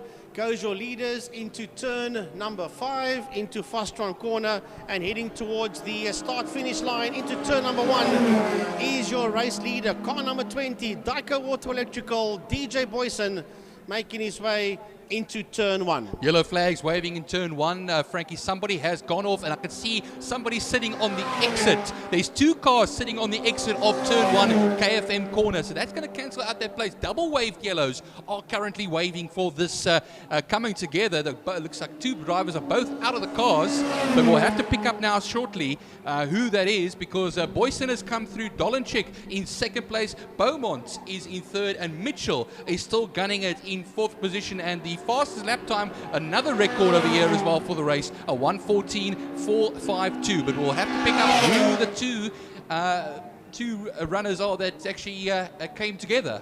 Well, I'll tell you, one of them is, looking out the commentary box window, Kelly Fletcher is one of those two cars. We'll get confirmation on who the other one is right now, but definitely Kelly Fletcher. Fletcher seems to be slightly off the track. The other car is about 90% on the circuit. We've got double wave yellows at the exit of pit lane and all the way into turn 1 KFM corner. And it was briefly on the screen, Frankie. It looks like it could have been one of the Formula M's as well that usually go out there, or similar type of machines. Red flag. Right, red flag being called for. Race has been stopped because of that situation on the exit of turn 1 KFM corner. Red flag is out, and one of those cars is definitely on the racetrack. And for safety, the red flag has been called for, and the race has been stopped. Yeah, it would have been 7 laps left to go. So the red flags are well and truly waving, and race is currently then going to be suspended.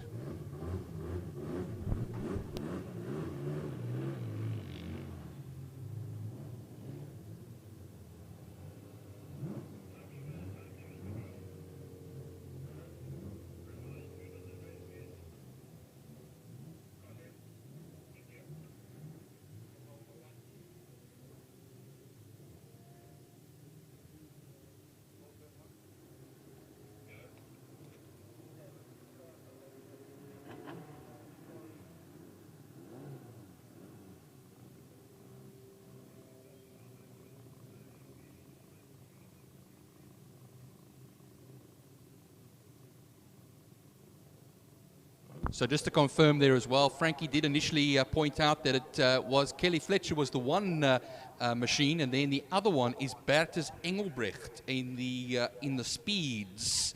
And of course, that's the Speeds RM08. I know that's not a typical car we get to see much around Killarney. Of course, that was a Formula Forza of that's of course like a Formula V. And they are the two that had it coming together there as well. So that has brought the race to a halt with 7 laps to go. And we've had a number of red flags today, as a matter of fact, in various races. Sure. What a day we've had. There you can see the marshals busy working. The red car is the number 7 of Engelbrecht, Bertus Engelbrecht. And then the other car, the green Formula V, that's the lady racer Kelly Fletcher. But I had a look through the binoculars. It seems as if both drivers are okay. I think when I have a look, see, we'll just get confirmation. But everybody seems to be okay down there. There's no medical vehicles on the scene, and that's always a good sign. Bertus climbed back into the number 7 car again. He wants to hopefully be able to continue as he drives the number 7 car away, looks around. Let's hope that we can get Bertus Engelbrecht back into the swing of things again, but definitely Kelly Fletcher's race is sadly over.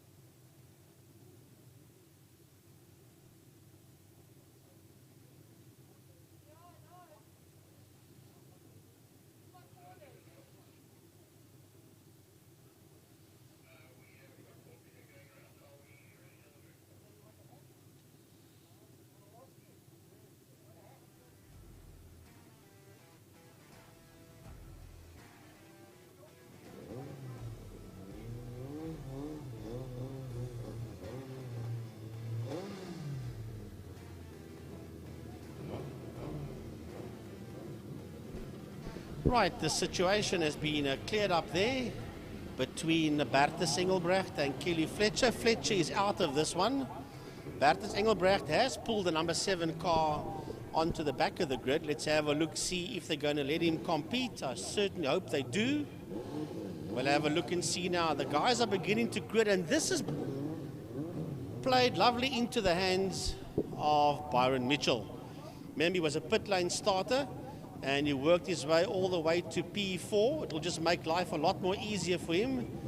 So, the man that's in pole position will be DJ Boyson. That's the way they were when the red flag came out. Boyson in P1, Dollarcheck is in second position. Third is James Beaumont. Fourth is Byron Mitchell, and fifth is Richard Carr. That's the first 5, and then moving up now is the first of the Class B cars coming through, and that's Hayden Elwood in the 76.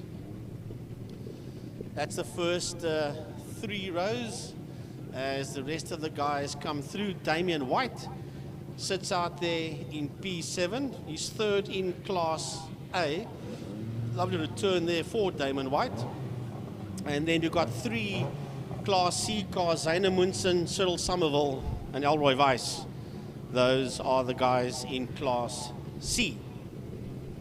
Looks like, Frankie, it's going to be a 6-lap race. I didn't see any confirmation on the grid, but I can see on my timing screens 6 laps, no warm-up. So they're going to be starting right as they are, and it's classified as Formula Libra, Race 1, Part 2. And well, I see that they've let the number 7 car take part again. That's good news. Good stuff. That is Bertus Engelbrecht. So we've only lost 1 car in Kelly Fletcher. Right, the lights go off, and away we go. And a horrible start here by Elwood, Hayden Elwood. He bogged himself all the way down in that Class B car, and he's dropped 2/3 down the field as Elwood. However, out of turn number 1, KFM corner, working up the Joubert straight towards turn 2 quarry. That's DJ Boyson sits out there in P1. Second position is James Beaumont on his outside. Troy Dollarcheck right there behind him and coming through as well is Byron Mitchell, and right behind them is Richard Carr. That's a top group of cars, Byron, working their way through the kink into turn 3 Interceptor. Well, James Beaumont's struggling quite a bit there, Frankie, as well. He's been passed now by Dollarcheck, and he's now the next, he's going to be the victim of Byron Mitchell now. Byron Mitchell goes through Car Care Clinic corner, turn 4, up into 3rd position. And they go down the straight as they do now. It's actually still a little bit of a battle, but Byron Mitchell finally makes it go, makes it work, and that means James Beaumont is down into 4th position. Richard Carr hanging in there, still 5th position ahead of Hayden Elwood as they go all the way to turn 5, Pertinita Fastron. Right out of turn 5, out of Fastron corner. Here they come towards us now, crossing the line, heading back into turn 1. Is DJ Boyson. Second position is now Byron Mitchell. He takes that position away from Dollarcheck. Then it is Beaumont crossing the line, followed there by Carr. Right behind him is Damon White. And here we have the battle for Class C. That's Zaina Munson and coming through there, and Elroy Weiss. That's the 2 of them. That's fighting for 1st and 2nd in the Class C, and right behind them is the Class B car of Hayden Elwood. I think that's the one to watch at the moment there, Frankie, as well. Remember, like you say, that's Class C, and that's all the way down, as we're saying over here, in 7th and 8th positions. Hayden Elwood also hanging in there as well, in 9th position ahead of Cyril Somerville. Yeah, Cyril Somerville is there in Class C, and then Ramsey's the next man coming through. Bertus Engelbrecht, is he still in there? Yes, he's carving his way through the field in that number 7 car. However, the leaders are making their way out of turn number 5. Out of Fastron, here the leaders come towards us now, and up front it's still DJ Boyson, car number 20, Dyko Auto Electrical sits out there in P1.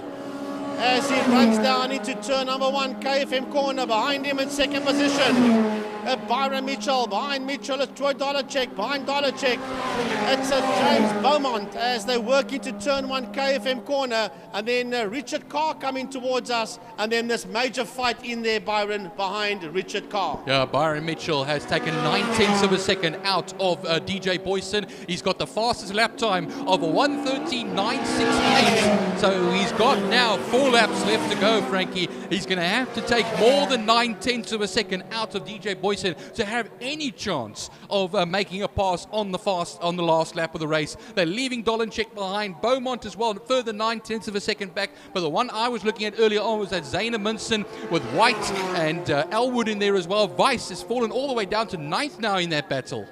Well, it's a lovely dice coming out of turn number 2. There's 3, 4, 5, 6, 7. There's about 8 cars, class B and C cars, all mixing it up there through the kink and heading down into turn 3, into Interceptor corner.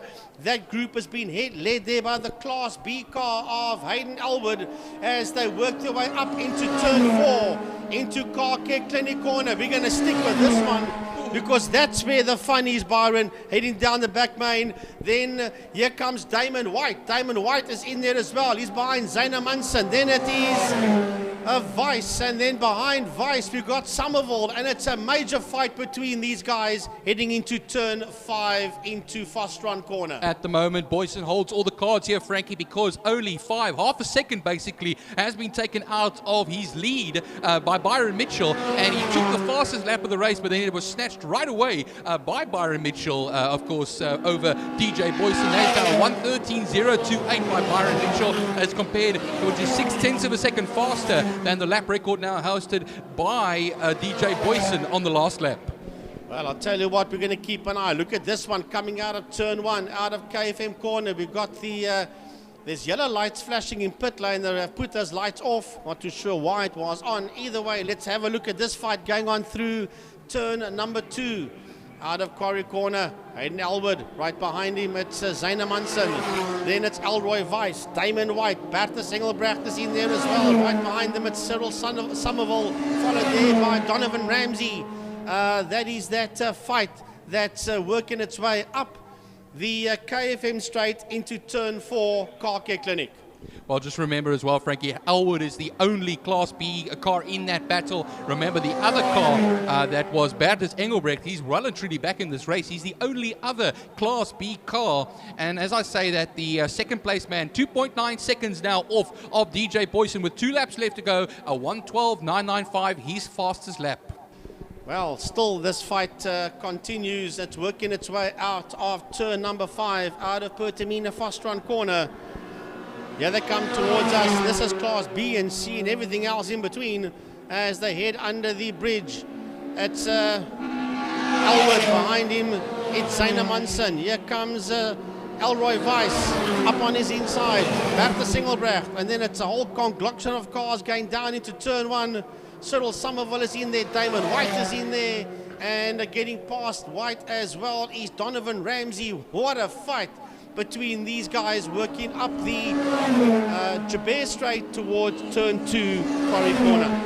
Well, Byron Mitchell is now 3.3 seconds. It's actually now Boyson has responded with a 1:12.739, and then I think it's basically going to mean that Boyson just has to keep it on the tarmac. He just has to keep it on the circuit, and he will take the victory. I think what happens is, Frankie, that break and that loss of 1 lap, I think has basically put a dent in the efforts of Byron Mitchell. Yep, down the back straight they go, and have a look-see. Where is this fight is still raging on. That's going down the back main right now. We're going to have to pick up the leaders sometime. But at this point in time, it's all about these Class B and C cars. And there's 1 Class A car in there as well. It's all happening. That is Damon White in the Formula GTI single-seater. That's the Formula Ray. And believe it or not, this group, it's now making its way out of turn 5, out of Fostron corner. That fight that I've been talking about, look who's looming in there behind them. Overall race leader, DJ Boyson. Yeah, DJ Boyson coming in thick and fast now. It is the last lap. This is the flag lap now. And we wait and see where he is. It comes across the line shortly and takes the victory ahead of Byron Mitchell. A valiant effort from Byron Mitchell, 2 seconds back. And then we have to then wait. Of course, that comes through now. That was Reino Pence in the VW Omega. Luan van Heerden should be following suit as well, because he, I think, is an extra lap down, actually, as a matter of fact. Or he could be coming to collect that 1 lap down finish. Well, that fight that we were talking about early on, they did not get lapped by the leader. Well done there to DJ Boyson. He did not get the quickest lap. That belongs to Byron Mitchell, a 1:12.223.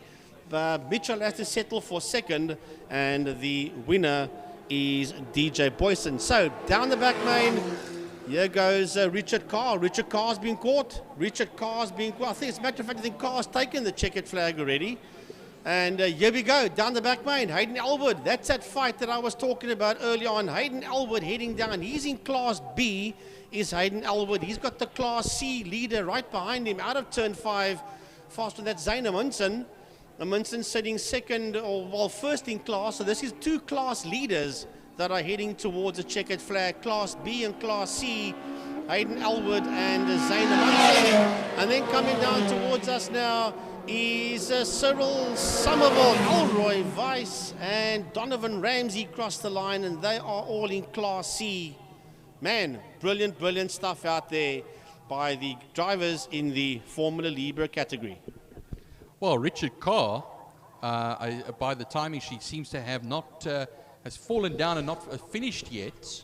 Yeah, I actually thought he had taken the checkered flag, but he was in trouble. He was in trouble down the back straight. Let me just check over here now to see if a chrome liveried Formula GTI is being pushed somewhere.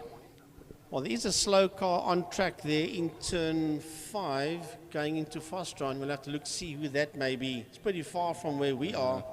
But bottom line is Richard Carr was in trouble out there. But I was just talking to Tiny a moment ago, and he and myself actually believe, and I don't know, Frankie, if you also think this as well, and we speak under correction here, but this could be DJ Boyson's first race win in this car. Yes, it is. It is. He's normally second or third if you add the likes of Andrew Rackstraw in as well. So this is a maiden victory for him in that motor car, yes. A big well done then to him as well, and the final tally, or the final record of the race for the fastest lap is a 1:12.223 by Byron Mitchell, which is incredibly fast. We were always talking about bikes going over here and doing 1:12s and 1:11s and 1:10s, but well, Byron Mitchell has come back strong once again. Only 2 seconds then off of DJ Boyson, but to take nothing away from DJ Boyson, a mighty race there from the effective pole position after the initial pit lane start of Byron Mitchell. Well, I want to say a big thanks to Wingfield Motors, best price for my car, Mr. Johnny van Niekerk. Big thanks to John. I don't know if he's listening to the production or not, I don't know, but Johnny, if you are, from our side to you, a big thank you. And then a big thanks to KFM 94.5. They are the media partner of Western Province Motor Club. They also sponsor Turn 1 and the Tygerberg Straight. A big thanks there to Interceptor Shoewear. They sponsor Turn 3. Turn 4 was sponsored by Car Care Clinic. Turn 5 by Pertamina Fostron. The main straight sponsored by the Porsche Club. And the bridge connecting the 2 pits is sponsored by Mad Max Motorcycles and RST Race Depot. So a big, big thank you to all our sponsors and all our class sponsors as well. And I've been asked to give a special shout out to emergency glass repairs for all glass needs, 24-hour service on all domestic glass. This, of course, is Mr. Piet van der Walt. As we said, a man that's gone around Killarney probably more times than anybody else. And they specialize in building glass, house glass, mirrors. We also provide glass for earth-moving equipment. And you can contact them on emergencyglass.co.za or on their Facebook page. And their contact number in Cape Town is 021-930-2266. And that is Mr. Piet van der Walt. Right, here we go with the sports and GT cars. They're busy making their way out onto the track for their race. The sports and GTs, and that's going to be over 12 laps. the last time we saw the sports and GTs, they were doing call it the mini enduro, where they did 100 Ks, which is 31 laps. Yeah, the Onsa AC was one of them, the Onsa AC 100. So they would do one race over 30 laps, which is 100 Ks. They were originally today going to do 2 10-lappers, but because of the weather situation early this morning, they're going to do one 12-lap race out there, just like everybody else has done. One race with a few extended laps. There's only one class that had to do 8 laps, and they did 8 laps. They didn't do any more, and I think it was the Clubmans. Yes, Mike's Place Clubmans. They only did a 8-lapper. So Byron, sports and GT cars out on the track for their one and only race. Well, on pole position is Josh Broom in the Radical. And I remember Radicals coming out years ago in the late 90s, and they had a big series in the UK and Europe. But it's great to see one out there alongside the Malik, the Opel-powered Malik of Steve Humble. That's the front row of the grid. The Pilbeam of Francis Carruthers, and then the GT3 Cup car of Gary Kieswetter. He will be the 4th place man, of course, row 2. He'll complete row 2 over there. Then we have Thorn and Verrier. And they, of course, in the Birkin 7 and the Nissan Shelby Can-Am. That is row 3. The Nissan Shelby Can-Ams used to be quite a popular series here in South Africa a number of years ago. And then the Mazda Juno of Sandro Bicari. And I always remember him always campaigning in classic cars. He's Mark 1 Sirocco, the VW Sirocco, which he was very famous at doing. And then as well, another Shelby Can-Am there of Martin Pugh, ahead of the Nardini and the Lola of Gavin Gorman and Louis Diaga. Sports and GT cars are sponsored by Lauda Cars. So there are the Lauda Sports and GTs that are making their way around Killarney International Raceway for their 12-lap race. Lovely to see a decent field of sports and GT cars, Lauda Sports and GT cars. Divan Lismore, wow, that's a name I haven't heard in decades. Divan Lismore Class X in a Nissan 350Z. The 99 car, I just saw it come past me. It's making its way towards turn 2 now. Sponsored by GT Club Sport. Lovely looking motor car. That's another 350Z. Charles Visser Jr.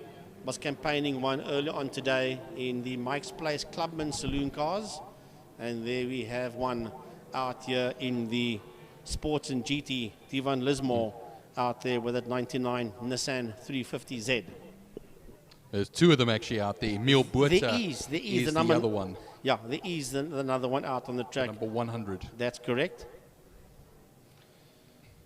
Emil Buerta Investments. To be honest, just looking at the program here, that's a sponsor. So we've got 3 of them, 2 in this class and 1 in Clubman's cars. I remember there years ago, also production car racing, they campaigned them. I think in the early 2000s. They had, I can't remember who actually ran them, the 350Zs. Leroy Poulter, there we go. Tiny is just telling me. Okay, Charles Visser actually earlier on was driving the pre-Leroy Poulter, the former Leroy Poulter 350Z.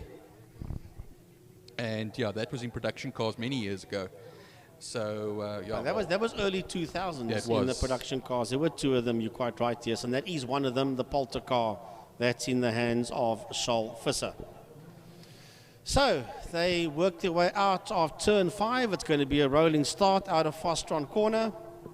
The lights on pit lane are on, 12 lappers, and we're going to get going pretty soon. Josh Broom is the man that's in pole position with Steve Humble on his outside.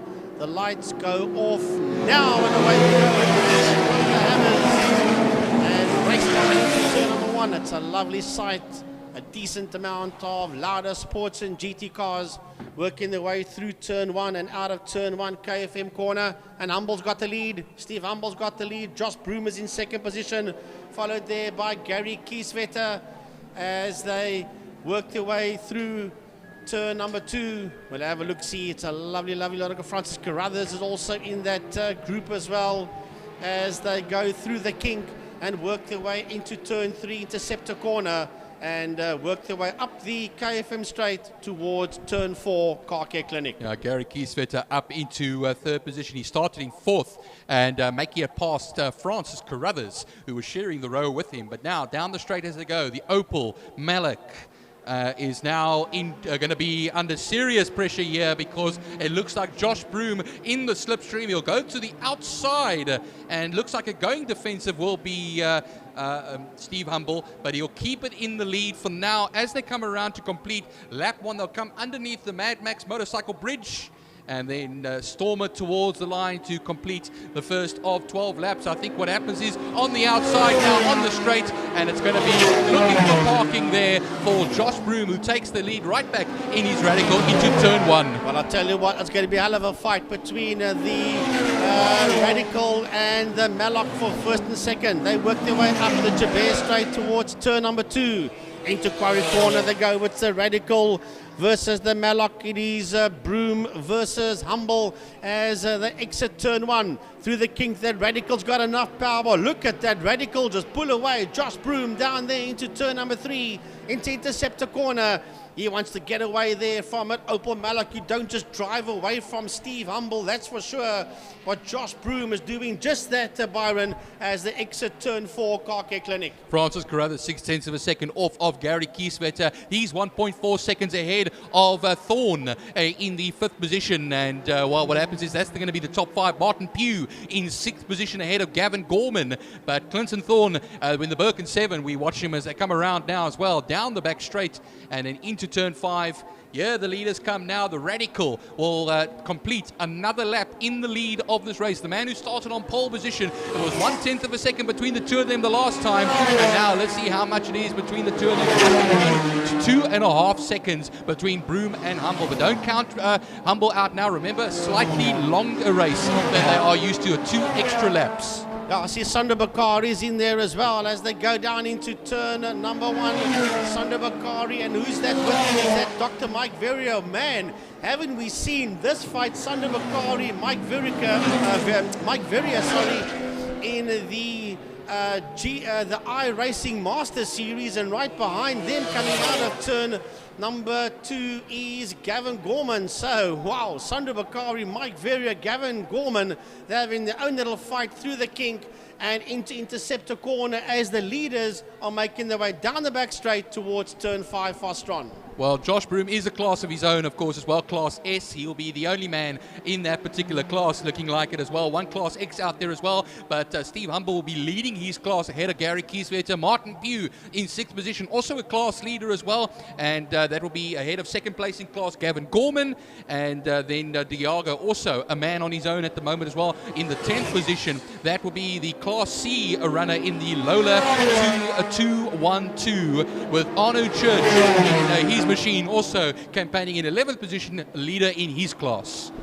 Well, the leaders are making their way now towards turn number 2. To Quarry Corner they go, and that Radical is running away out there in P1. That's Josh Broom out of turn 2 now in 2nd position is Steve Humble. Then behind the two of them it is Gary Kieswetter, and he's got in the Porsche, he's got the pull beam right in there behind him of Francis Carruthers as they work their way through the kink going down into turn number 3. Then Josh Broom, Clinton Thorne is in there right behind Clinton Thorne. Martin Pugh into turn 3, Interceptor as well, and they are being caught there by, it looks like it's Mike Verrier. Yes, Mike Verrier, and right behind him it's Sander Bakari. It's pretty hazy down here from the commentary box view. It's clearer on your screens at home, but if you look down from the commentary box into turn 3 into Interceptor corner, the mist has not quite gone away, and it's very hazy down there in turn 3 Interceptor. Oh, there was a lovely battle, Frankie. 13th, 14th, 15th and 16th positions using Henny Trollope and the two 350Zs as well in the mix as well. Ray Farnham, all of them battling it out with Emil Buerten now. He's tailing the field at this time. The two Bosmans did not not to take any further part. Actually, I think Henny Bosman is out there. 17th, of course, no Bosman over there. And they go down the back straight now. The two Birkin 7s line astern over there, and then they'll go around on the outside. I think that is Ray Farnham trying Henny Trollope. Well, looking down into turn 4, into Car Care Clinic. Here comes your leader. Through turn 4, out of Car Care Clinic corner. That yellow radical being powered around here by race leader Josh Broom. Down the back main he goes. He'll pick up those cars pretty soon as he heads down towards turn 5 into Fostron corner. Steve Humble is there in that second place. And look at third position. Gary Kieswetter is being challenged there by the pull beam of Francis Carruthers as the two of them work their way down into turn 5 into Fostron corner. They are nearly side by side. Carruthers, the pull beam, right in there with the Porsche, the GT Porsche being chased there by the pull beam under the Mad Max bridge. The two of them go into turn 1 KFM corner. The Porsche's on the inside, the pull beam's on the outside, and Kieswetter breaks a lot later, going into KFM corner and stays ahead there of the pull beam of Francis Carruthers. Oh, but this battle is not over, Frankie, because what happens is Kieswetter has his hands full here. Carruthers is going to go all around him and see if he can find a way through. Go defensive, he'll go as well. Kieswetter maybe a little bit more hugging there from the machine behind him. Of course, the pull beam that is being campaigned by Francis Carruthers. Right, let's have a look back into turn 2. Here's a lovely fight coming out of turn 2, out of Quarry corner. And Clinton Thorne has got them all in there behind him. Mike Verrier sits in there behind Thorne. Then it's Martin Pugh, followed there by Sandro Bakari. That is that group of cars working their way now up the KFM straight, heading into turn 4, Car Care Clinic corner. They'll pick them up coming out of Car Care Clinic. Down the back main they go. There goes Clinton Thorne. Down the back main. Right behind him is Mike Vera. Right behind him is Martin Pugh. And in there is Sandro Bakari. They're having a lovely fight, Byron, into turn 5 Fostron. Well, Broom now, Frankie, is going to be coming up to lap a gaggle of cars. And those cars are the two Birkin 7s and as well as the two 350Zs will be coming up. And that will be interrupting their own private battle as Emil Buerta in turn 2 tries on the outside there of what is Ray Farnham, but he does not make it work. Here comes now the Radical around turn 2, and you'll find out behind him a little bit further back, 5.8 seconds back, will be Humble in that position. Kieswetter still holding off Francis Carruthers, a tenth of a second between them as they cross the line. Well, let's have a look now into turn 4 because Car Care Clinic, because here comes your leader, and that is the Radical of Josh Broom. And that fight that Byron was talking about earlier on is right there ahead of him. Man, he just picks him up and eats him up as he races that Radical down the back straight towards a turn 5, towards Fostron corner. Humble in that second position will be the next man that's going to try and clear that issue going down into turn 5 into Fostron corner. But the quickest man out there with a 1:13.209, I'll get it right eventually, is Josh Broom in the Radical. Looking down the order, 21, Martin Pugh in 7th position. He is currently the leader in Class B, as it is going to be Louis Diaga, the Class C runner, number 5 in 10th position. He is 8.5 seconds back of the second place man in Class B, Gavin Gorman. Then Arno Church will be the leader in Class D ahead of Lismore. And Lismore is also in a class of their own as well. And that will be, I think, Class X. I speak under correction over there as well. Henny Bosman, he rounds off the field in the Mazda-powered, the Lotus Birkin 7, I should rather say. And Lismore, yeah, that's Class X in the 350Z. Right, let's go back into turn number 2 because this is where all the action is in Quarry corner. Look at them, 4 of them out of turn number 2. Oh, and Clinton Thorne is being caught there by Mike Verrier. Mike Vera has caught him. The Shelby Can-Am is right in there with that Birkin 7 as they make their way up the KFM straight towards turn 4 into Car Care Clinic. They go now. Verrier just lifts off slightly with that Shelby Can-Am going down the back main. Here he goes, right on the case there of Clinton Thorne. Down the back main they go. They've been chased there by Sandro Bakari, who's now got his nose ahead of Martin Pugh as the four of them race down into turn 5, Fostron corner. It looks like Carruthers is now it's a little bit further back of Gary Kieswetter. Gary Kieswetter, 1/10 of a second the last time out, 8/10 now. So he's responded, Gary Kieswetter, with Clinton Thorne following suit in 5th position. However, he's going to be a little bit back over there as well, holding off. Mike Verrier comes through in 5th position. Thorne will be 8/10 of a second back, and then Martin Pugh. Like I say, the leader in Class B, a further 2 seconds back of Clinton Thorne at the moment. Bakari hanging in there as well in that Class A car as well, in the mix there with Martin Pugh. 3/10 of a second back in 8th position. Well, coming out of turn number 2, working their way through that kink and heading down into turn 3, Interceptor corner, is that little 4-way dice, and it's now being led there by Dr. Mike Verrier, sitting out there in P1. Heading down now into turn number 4 he goes. 8 call 24/7. The doc himself, Mike Verrier, making his way down the back straight there in the 8 call 24/7. Shelby Can-Am down the back lane he goes. Clinton Thorne sits in there behind him, and now Martin Pugh has got his nose ahead of Sandro Bakari. That one's been chopping and changing positions, but as they head into Fostron, it is Pugh that leads Bakari out of Fostron corner. Here comes Lismore, cross the line in Class X. That'll be ahead of Henny Trollop.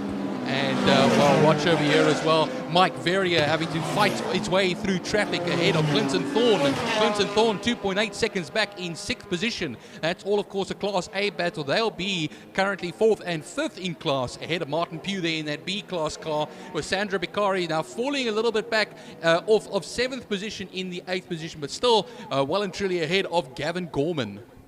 Talking about Gavin Gorman, he's busy making his way towards us under the Mad Max motorcycle bridge. Is Gavin Gorman. He's dropped way down. He's Gavin Gorman, and he's got the number 90 car in there behind him. He's Gorman. So he was right on the case of that fight with Pugh and Bakari early on. So he has lost a lot of ground to both Martin Pugh and to Sandro Bakari. Oh, Louis Diaga, let me tell you one thing, a man that's missed very few race meetings in the last 40 years, more. He's still in 10th position, 8.4 seconds off of Gavin Gorman. 2 different classes, of course, but he's nicely ahead there of Honor Church, 21 seconds to be exact, 21.5 seconds ahead, and then Lismore in the nice, confident 12th position ahead of Henny Trollop. He's second in the Class D section. Right, so through the kink, I've just picked him up now, heading towards turn number 3, Interceptor corner. That is your race leader. We mustn't forget that there is a race leader out there in that radical. Josh Brew making his way up the KFM straight into turn 4, into Car Care Clinic corner, and he's done a 1:13.209. He is the fastest man out here. Down the back main he goes. It's a pretty damn quick little radical that's flying down the back main. Second place man not too far behind him, that is Steve Humble. Humble in that second position. And then we've got a big gap before we see the next man coming through. That's the Porsche of Gary Kieswetter. He's got the pull beam right behind him there of Francis Carruthers as they head into turn number 5 into Fostron corner. Now going down the back main is the number 33 Shelby Can-Am of Dr. Mike Verrier, and he's getting away there from Clinton Thorne, who's in there behind him, followed there by Martin Pugh and Last lap, Frankie, of the 12-lap race that we have had. Broom crosses the line, 5.4 seconds ahead of Humble. Remember, Broom is in a class of his own, so he is challenging for overall position ahead of the rest, but he will still be winner, last, and everything in class as he is for Class S. It is now a first sector time for Steve Humble, who still finds himself in the Opel Malik in second position ahead of Gary Kieswetter, but 8.2 seconds back. Right, so the checkered flag is now going to be readied. We see that the checkered flag is coming out. This is the last lap for these guys.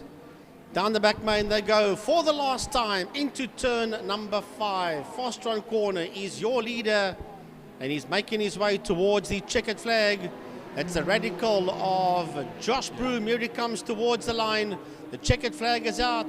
And Josh Broom comes home in P1, crosses the line. He's put a lap there on Louis Diaga. Second man across the line is the Mallock of Steve Humble. Steve finishes there in that second position. Heading towards us now. It's going to be close. It's going to be close, but it's going to be Isvetter that gets to the line just ahead there of Francis Carruthers. That was 8,000ths of a second, or 800ths of a second, excuse me, as we wait for Mike Verrier to be the man that should be coming through in fifth. He was 5.3 seconds ahead of Clinton Thorne, and I think that is exactly what will happen over there as well. As Thorne comes through, sorry, then Mike Verrier should be coming through. Ooh, oh, no. Here comes Mike across the line now. He does finish, but he's very slow across the line, so problems out there for the Shelby Can-Am. Fuel, maybe? I don't know. I don't know. Remember, I think they're calculating how much fuel they would have needed over the distance. Remember, they are used to doing 10 laps, but what happens is Pugh, they will come through in 6th position. Thorne will be 5th. Bicari will come through in 7th, and he will also be 5th in class as well. Mike Verrier will then round off that position in the Class A's. In 8th position, Gavin Gorman will be 2nd in class and 9th overall. And then Louis Diaga will be the man in 10th position, with Church coming through as well. Arnold Church ahead of Henny Trollope. Devon Lismore, nice confident race from Devon Lismore. And then number 14 will be Ray Farnham, the 14th position. Finishing ahead of Emil Buerta in 15th position. And then rounding it all off, Henny Bosman, a 1 lap down.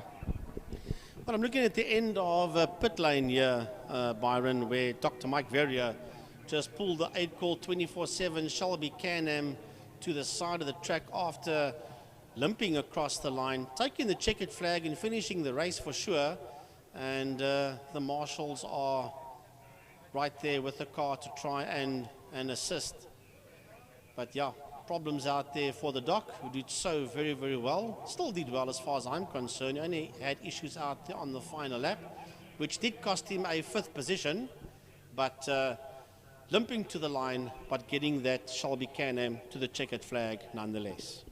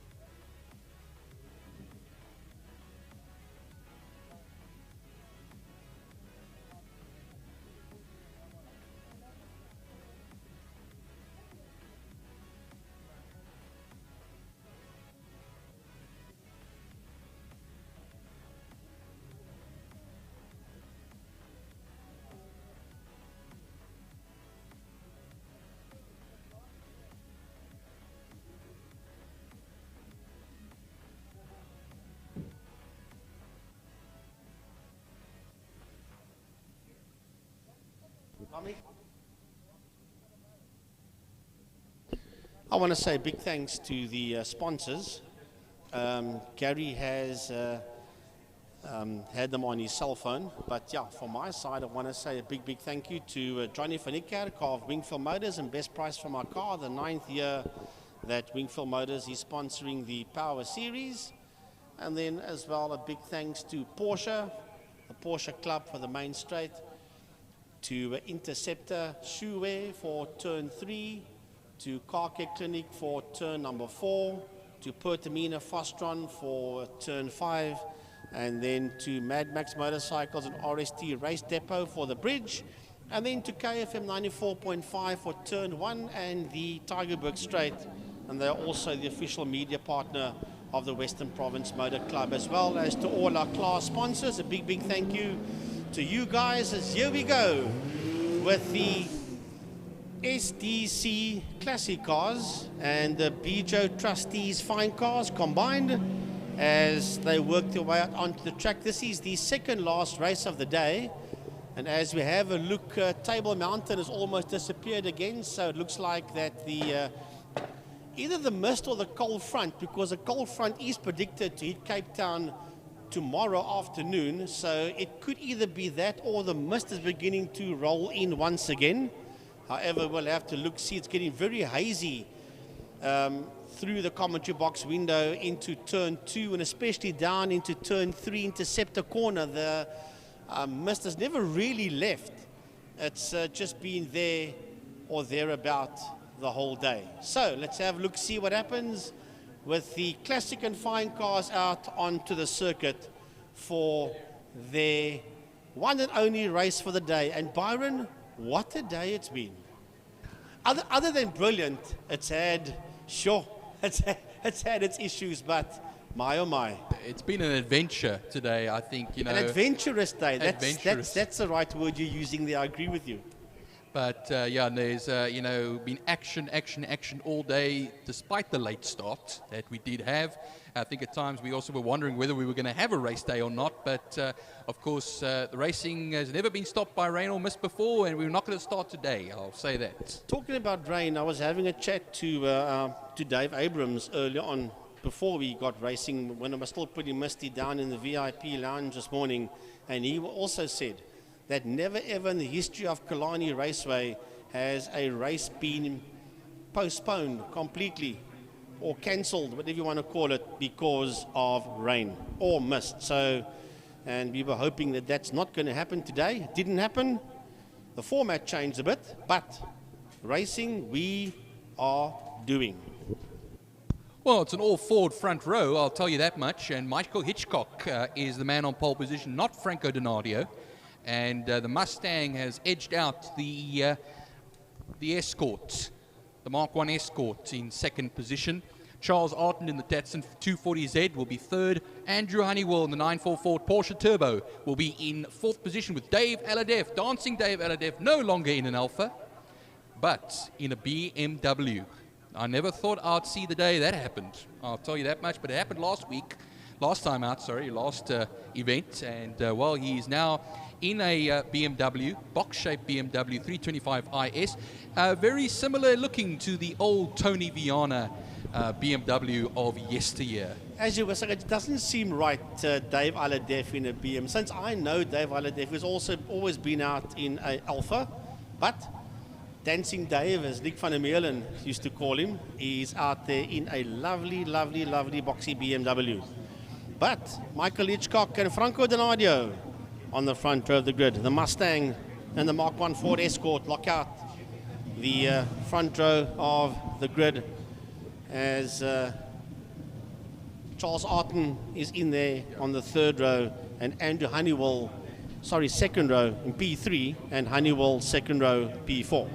Yeah, just talking to Tiny now as well. Dion Valentine will be the only Mini out there. Unfortunately, Shawnee Bester not going to be joining us in that lovely little orange Mini of his, having gearbox issues on Thursday. There's talk about jumping out of gear of this 4-speed gearbox. So unfortunately not here today, but hopefully in future we will see him back again. It was lovely having him the last time, and he's always welcome back here at Killarney. As the safety car will take the field around, a very healthy field of 22 cars, rounded off by Roger Lewis in the MGA. Now, Roger Lewis is not the fastest guy out there, but let me tell you one thing, if there's one man that's having quite a lot of fun, it's Roger Lewis, and it's in a little classic like that MGA of his. Indeed. Bruce Evan Taplin, he's back in there again with a Toyota. At the last event, he had problems and got a DNF out there, and he's got that Toyota sorted out. And he sits there next to Dave Aladeff on that third row of the grid. And then we've got 6 fine cars, BJ Trustee fine cars that have joined us as well. They're making their way out of turn 1 KFM corner, and they will be starting in there behind the SDC sponsored classic cars that are now slowly working their way out of Quarry Corner. That's turn 2. Jan Kukumura is back once again. He was not here the last race, and it's wonderful seeing the Wankel engined RX-7 back out there again. We usually have two Mazdas in this race, one standard piston engine and one a rotary. So Jan Kukumura is back, and then of course in the fine cars it is Toscano, Robert Toscano in the Mazda MX-5. He's one of the fine cars. Melanie Cook in the VW Fox, and then Bradley Rowe, the sole BMW E36 in that class. It's usually got Gunther Appelgren with him as well, but not today, unfortunately. And then I'll take a look at the rest of the entries in the class as well. Usually a bit light on entries at the moment. The Nissan Skyline of Stephen Manuel. I originally saw that there were two Nissan Skylines, I think, that were entered in this particular race. I don't see on the list any more of them. So unfortunately, only one making it to this STC Classic Cars and Bijou Trustees Fine Cars race. Right, they were going down the back straight. There's the safety car that's leading them around. Hitchcock and Donadio, Arton and Honeywell. And then we've got Bruce Van Taplin and Dave Aladev. Jeff Beal is in there as well. It's a decent field of classic cars that's heading down the back straight.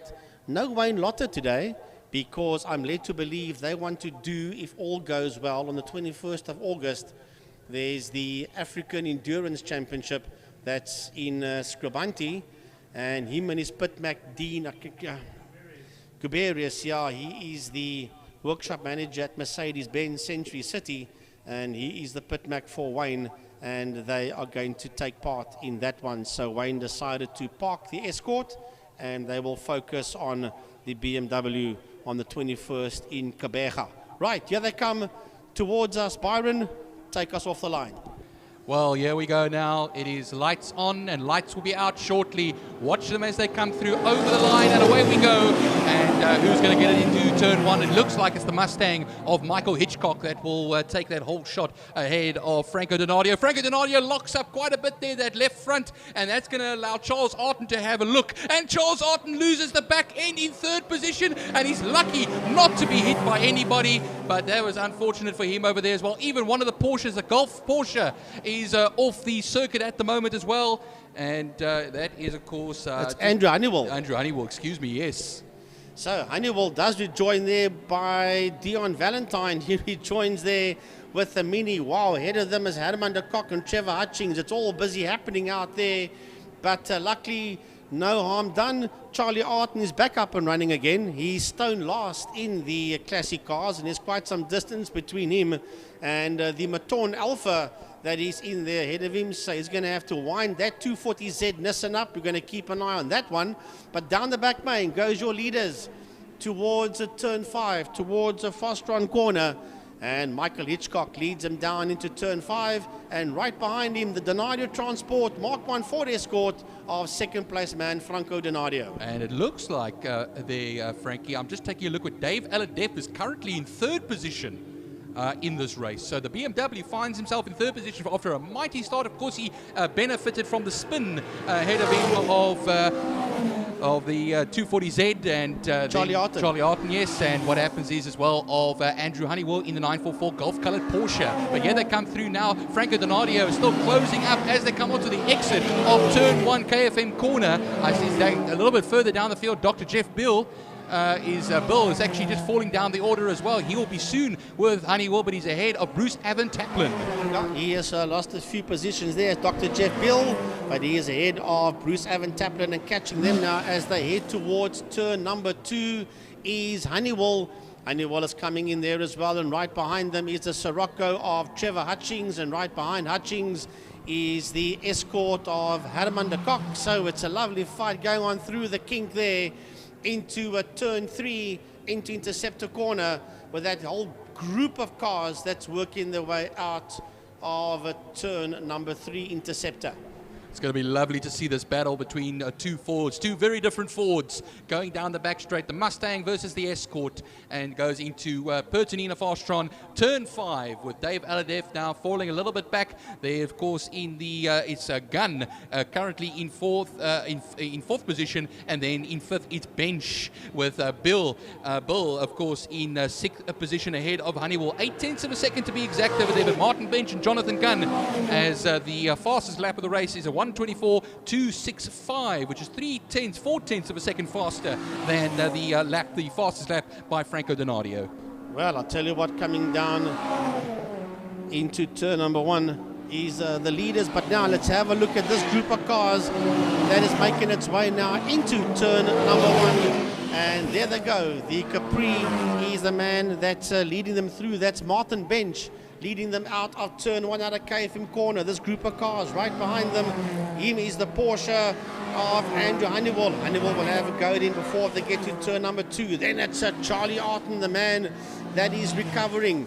Then Bruce Evan Taplin right behind him. It's Dr. Jeff Beal. Behind Jeff Beal, it's Trevor Hutchings. Fadi Maton is right in there as well. He's got his nose ahead of Herman de Kock. Dion Valentine is in there with the Mini. And then the RX-7 of Jan Kukemoer that's made the step up from fine cars into classics. Unfortunately, the Alpha Giulia of Neil Mouton seems to be falling down the field. He's now amongst the fine cars. And I think currently it's still Lambert that leads that battle at the moment over there in 15th position overall. And he will be ahead of Toscano and Cook at this time as well. So watch out for them as I look there. Jan Kukemoer up into 14th position, just behind 1.6 seconds behind Dion Valentine in 13th.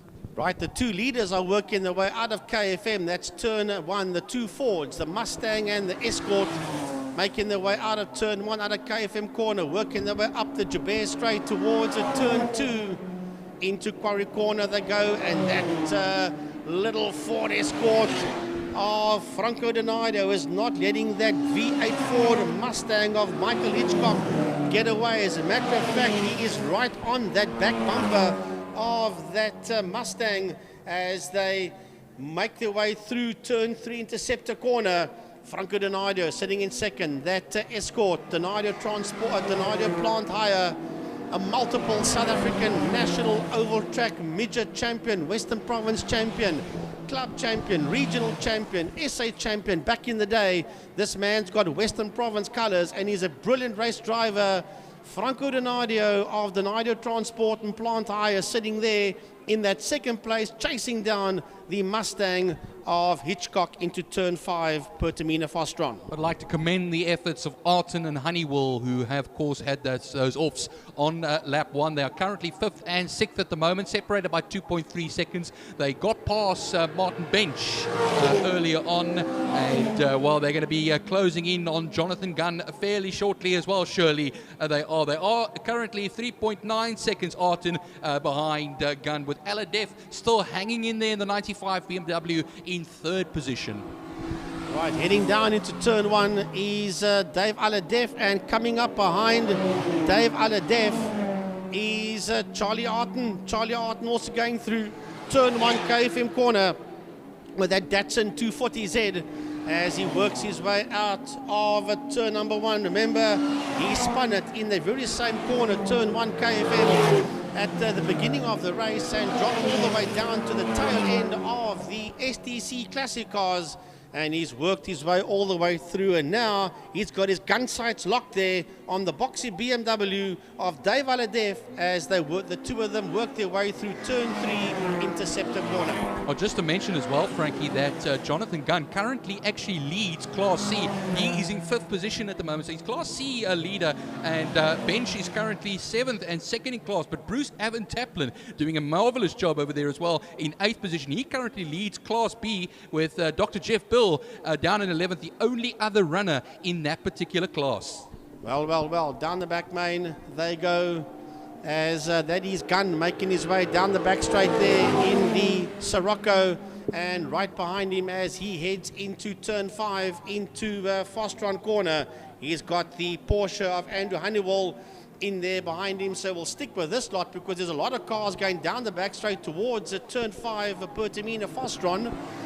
So we'll stick with this group of cars that's in there behind Jonathan Gunn and Andrew Honeywell. Here they come out of turn 5, out of Fostron corner, heading towards us. Martin Bench in the Capri will lead them under the RST Depot and Mad Max Bridge. Right in there behind them is Bruce Evan Taplin. Then it's Trevor Hutchings. Then coming through is the Mustang of Fadley coming through as well, followed there by Jeff Beale. Sorry, Frankie, Car Care Clinic called a turn 4. I hope the cameras can fall on that because it's a mighty battle for the lead here between the Mustang and the Escort. Hitchcock is going down the straight now, but as they get to the corners here, they're going to be going down the straight now to turn 5 into Pertamina Fastron. That is where Donadio closes up the gap. And remember, 7 laps left to go, so still a lot of time. They'll be coming up to lap some cars fairly shortly. They've done Roger Lewis. It was a hairy moment through Interceptor Corner that they actually had there with Roger Lewis, but they got right through it. He looks to be a little bit further back now. I see the number 122 machine of Nolte has pulled off the circuit at the moment now, but it looks like they were once close, now not as close as they were before, Frankie. Well, let's have a look at this now as they come out of turn 1. Between turn 1 KFM corner and turn 4 Car Care Clinic, the Escort, being a smaller, nimbler motor car, has got the legs there on that Mustang. Have a look now as they work their way through turn number 2. He's right in there with him, and he's going to take the lead. As I so speak, Franco Donadio puts the Mark 1 Ford Escort into the lead, but he will know it'll be okay until the exit of turn 4 Car Care Clinic corner. Between turn 4 and turn 5, the Mustang will come into its own. So therefore, he needs to go like a bat out of hell to build up enough lead between himself and the Mustang before they get to turn 5. Here they go, down the back road. Here comes the Mustang. The Mustang of Hitchcock. He's just hooked him up and reels him in. Now, Franco will hope he's done more than enough to keep that lead into turn 5, into Fostron corner, and he has done so. But it's not over yet, Biden, because now he's going to go down the main straight to get into turn 1 KFM and still try and keep the Mustang behind him. It's not going to be easy. Yeah, 6 laps left to go. He just got past Stephen Manuel now. Likewise for Hitchcock. They go down the straight. Remember, on the straight they have the legs. I see yellow flags are waving. Were waving before turn 1 as well, but it looks like now, for now, he's got it over. The Mustang has Donadio, and he will come right out on the other end onto the Joubert straight, but they're coming up to lap a few more cars, and I think what happens is Roger Lewis is back in there for a second attempt to lap. Well, I'll tell you what, Franco Donadio's done it right. He has done it right. He kept the Mustang behind him between 4 and 5 and 5 and 1. He now needs to capitalize on this as they go through the kink and run into turn 3 Interceptor corner. He must now go like the Merry Clappers and pick up another 4, 5, 6 car lengths, maybe even more, on the Mustang, who's getting lost behind him in the tighter parts of Killarney International Raceway. And I think that as they go down the back main, that Franco Donadio has done it okay. If he can clear some of the back markers first, which is going to do, Donadio has timed this perfect. The old horse is, that's called racing with your brain. Talent and racing with your brain. And that's exactly what Franco Donadio has done out there. Raced with the brain. Well done, Franco. Couldn't have said it better myself, Frankie. And well, that has actually allowed the two of them keeping each other occupied, has allowed Charles Arden to grab the fastest lap of the race. 1:23.873, and he is 17.5 seconds back of Hitchcock. That just shows you the fight back has been magnificent from him. He's ahead of Dave Aladef now by 3.9 seconds as the two leaders come into the fine car section now, and that E36 BMW that they're currently getting past now of Rowe, and Toscano and Lambert will be a little bit further up the road there as well, so they can complete the entire fine car field. Well, let's have a look and see where is the leader. There he goes through the kink, and we have got, what, 3.5 laps to go as Franco Donadio, man, he'll be smiling. He's just cutting and chopping and carving his way through the fine car field, and the Mustang is getting further behind in the tighter bits of Killarney. He makes his way through turn 4, Car Care Clinic. Down the back main goes that beautifully prepared Mark 1 Ford Escort. There he goes, Franco Donadio. The Mustang of Michael Hitchcock is there in that second place. He's now clearing some of the slower cars as he works his way into turn 5, into Fostron corner.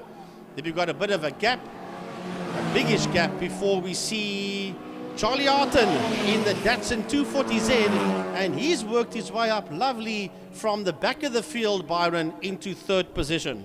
Well, there will be 3 laps left to go now when Franco Donadio crosses the line, and the gap between himself and Michael Hitchcock in that 2nd position is 3.5 seconds.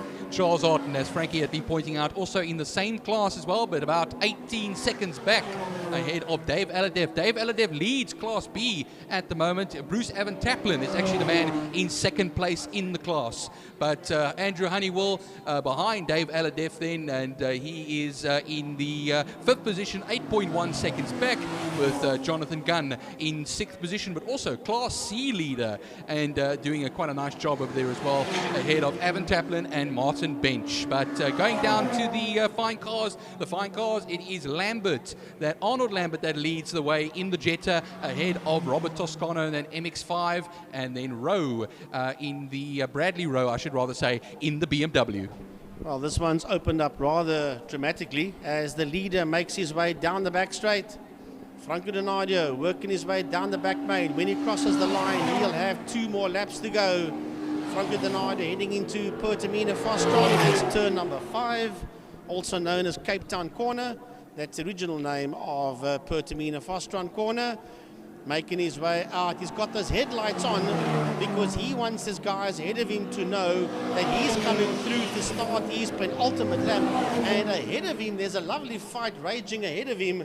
And we'll get that one later between Jeff Beal and Trevor Hutchings as he works his way through the field. Man, he's been carving his way through this field like a hot knife through butter, as Franco Donadio, as he makes his way towards turn 2. Lots of blue flags waving because the marshals there in Quarry Corner see that Donadio plant higher escort coming through. And the thing is, Franco won't be 100% sure exactly where that Mustang of Hitchcock is. He knows he's behind him. He won't know that he's 6.49 seconds behind him, so he'll be going like hell to hang on to that lead with less than a lap and a half to go. No pit boards and stuff over here to tell him all of that, nor no radio on board to tell him that he's 6.4 seconds back, but he'll still drive like he's on the back bumper. And he's made his way past Dion Valentine. He's made his way past de Kock as well. Hutchings will be the next man. And remember, Hutchings is currently in a battle with Dr. Jeff Bill, and that's 0.4 of a second as they cross the line between them in 10th and 11th positions. So, working his way out of Pertamina Fostron, turn number 5. He will come around and start his final lap. Race leader, Franco Donadio. Donadio plant higher. Here comes Franco. Across the line, he'll start his last lap now. And believe it or not, Charlie Arton that sits out there in P3 is the quickest man out there, Byron, with a 1:23.612. Well, yeah, he's persistently been putting these 1:23 laps in as well, 1:23.612 for him. Charles Arton, after having that off in on lap 1 when he was in 3rd position, and a valiant effort to fight it back. I think what happens is he's been so good that he will only be 10 seconds off of Donadio when they cross the line, or even a little bit less. So, Franco Donadio making his way through turn number 3, Interceptor Corner. For the final time, he's got just under a half a lap to go. Donadio making his way. Let's do the last lap with Franco Donadio, race leader. He did it perfect today. Could not have done it any better. Franco Donadio, down the back main he goes for the last time in the number 32, Donadio plant higher, Mark 1 Ford Escort, racing down towards turn 5, Fastron. For the last time, the checkered flag has been readied as Donadio makes his way out of turn number 5, and he will bring the Escort to the checkered flag in first position. Here he goes, the lights are blazing under the Mad Max bridge, and victory goes to Franco Donadio. Lovely driving over there as well. Look at this now, 1 lap down, Frankie. It's going to be Jeff Bill that's just going to make it ahead of Hutchings across the line for 10th and 11th position. 3rd place in class for Bill, and Hutchings will be 3rd place in his class as well. But it's going to be Charles Arton, another fastest lap for him, a 1:23.140 in 3rd position. Hitchcock took the 2nd position. Fourth place will go to Dave Aladep, winner in Class B. Yeah, here comes Dave Aladef with the lights on underneath the bridge now. Dave Aladef with the boxy BMW. And then heading towards us now will be Andrew Honeywell in the Gulf-colored Porsche. He finishes his race as we wait for the rest of the field to come towards us. Here comes Jonathan Gunn, making his way towards the checkered flag. Jonathan Gunn in the 133 VW Sirocco. And we'll have a look-see anybody else on the lead lap. Martin Bench should be on the lead lap with the Capri. So we'll have a look-see. He's making his way out of turn number 5. But ahead of him will be Bruce Evan Taplin in the Toyota, finishing his race. And here comes Martin Bench with the Ford Capri towards the checkered flag. The Lucky Strike Racing Ford Capri. And here comes Fadi Maton to finish his race. And while we were talking about the leader, I actually saw him spin the Mustang in turn 1 on the previous lap. But he brings the Mustang. He will race in, well, he's racing out of Class X today. And he brings it to the flag. So well done to the drivers in the Bijo Trustees Fine Cars and the STC Classic Cars. Which will bring us, people, at exactly 4:30 to the final race of the day.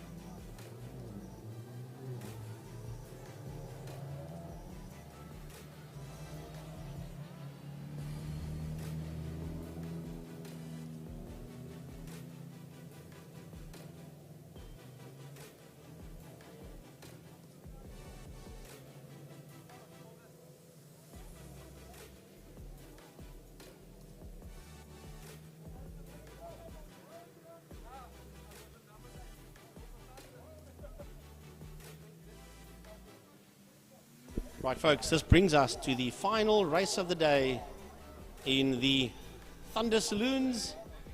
And it's an introduction race. It's a second intro race for the Thunder Saloons. This car, or this class, is going to take off proper in 2022. So we're 2/3 through the 2021 season. So with the Thunder Saloon cars that have now been introduced, and they've had their second, or today is their second intro race. And the whole idea of this is to basically, Byron, revamp the old Western Province super saloons that ended at the end of 1995. So they would like to get this back again, and it's basically howling V6s, screaming rotaries, Thunder V8s, front-wheel drives, rear-wheel drives, gumball tires, flared arches. You know what it used to be back in the day.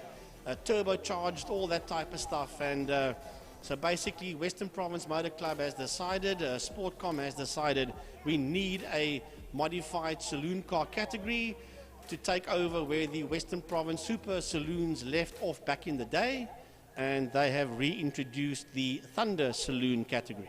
Yeah, I'm always, Frankie, as well for an eclectic bunch of cars. Remember the old West Bank modifieds in the 80s and then into the 90s as well. You had all kinds of machines, you know. And what happens if we get, like you're saying, rotaries, turbocharged. You had 1300s with turbochargers on them. Yes. In other classes, you had Henny van der Linde and his Skyline. Remember Dave Runkle that was out there with that cadet of his? Yes. And there were Golfs and, oh my word. You name it. I remember Neville Rousseau with the Masterpart Skyline, and then he went to the Chev-powered Opel Astra that he had. Dave Hawkins used to race the B-Line Skyline back in the day.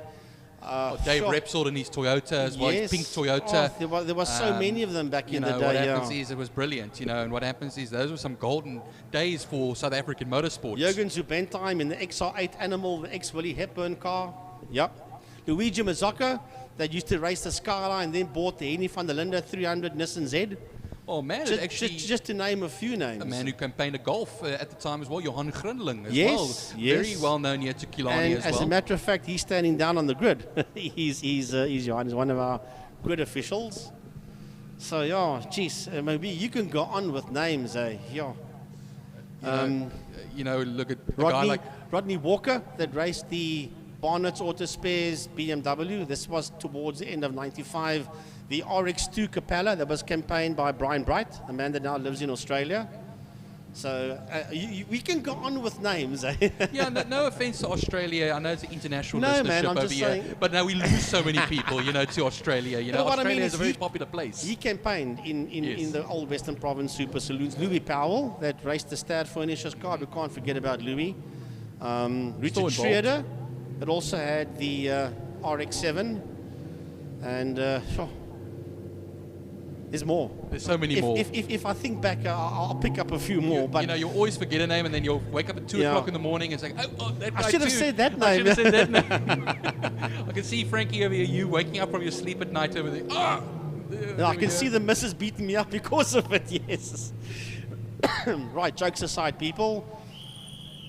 We just took you down memory lane there for a while. Let's get back to reality. Neanderthal has got the BMW on pole position, and then this Golf of Donnie van Niekerk. He's the man that's there on the front row. And then we've got the 37 in there, that's Nias Modak. And then Faisal Kutsia is in there as well, Imad Modak. Sure, I'll tell you what, it's going to be entertaining stuff to say the least. Look at all these cars roll down the line, and I love it. Elton Stein has decided, man, let's put the supercar in there. Why not? I was just seeing that as well. A couple of Opel supercars, Glenn Phillips and Elton Stein. I do see two on the list, but I think only one is out there. Yeah, it's only Elton that's out there, you're right. But the one thing I don't see... Not exactly a Thunder Saloon, but Elton is saying, why the hell not, man? What the hell? Let's do this. Let's boost the numbers and let's have some fun and let's do this. One I'm just missing now, I remember from the last race meeting we had the Citroen Zara out there, the Citroen Zara, but I don't see that now. That was Steve Humble's car. Steve Humble, yes, but he was campaigning today in the Opel Malik. Yeah, well, he did the Malak last time, and then he had the Citroen out in the Thunder Saloons, but he's not out there with the Citroen today, no. Maybe he found it a bit much to do double duty. Well, he would have done triple duty if we had... Fair enough. So, no, not saying anything bad there to Steve Humble. I get that fully. He will do as much racing as he can. Well, wherever you find yourself in Cape Town, in South Africa, wherever you find yourself in the world. I know there was somebody from Indonesia watching, and we hope you enjoyed the production with us. Byron and myself making a few jokes, laughing, teasing each other, trying to create a lovely atmosphere, lovely car and bike racing we've had out here today, a lovely event. A big thanks to the powers that be at the Western Province Motor Club, to Mark Ridgway, our chairman, to Tim Riddell, our chairman, Mark Ridgway, our vice chairman, and Des Esom, our club manager, and to all the other staff members at the Western Province Motor Club. I say a big, big thank you to all of you for making this possible, as well as all our class sponsors and our season sponsor, Wingfield Motors, and all the other associate sponsors as well. A big thanks to you guys. We'll say thank you to you people just before the end of the production. So this is the final race of the day. Over 10 laps, Western Province, Thunder Saloons out there for their second introduction race. So they slowly but surely come around Pertamina Fastron, turn 5. Neatly in order. And then the safety car will pull off into pit lane. They'll watch out on their right-hand side from where we're standing in the commentary box will be our left. There's a solitary light and then 5 red lights that will go out. And once that has gone out, there'll be 10 racing laps here. I can see on my screen in front of me. They put 10 and initially it was 12, but we'll see now as they go now. And Johnny van Niekerk will lead them away towards turn 1. And all will filter into the left-hander, hopefully not pushing and bumping too much, but it looks quite clean enough. And the 15 of them are well and truly underway. Right, so there they go, down the Jabez Straight, working their way towards turn 2, Quarry Corner. Donnie van Niekerk sitting out there in that third position. He's chasing down Modak, and Neander Toy is the man that is leading. It's not Modak. I lie. Modak is sitting down in that 4th position. It is Faisal Kutsia that is sitting there in that 2nd place, and he is right in there behind the NDT BMW of race leader, Race Mace, Neander Toy, working their way into turn 4, Car Care Clinic. Well, down the straight they will then run now.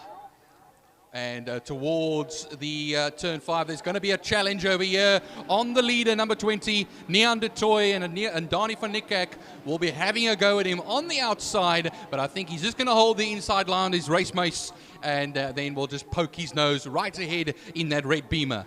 Well, remember, yeah, you can go hell for leather as they exit to turn number 5 out of Fastron. Yeah, they come towards us. Now you can stomp on that loud pedal and you can disappear down the road. And yes, it is Modak that was out there in P1. I thought it was Modak. He is a good seer out there as well, but he's not the man that's in the lead. It's definitely the 37 of Nias Modak.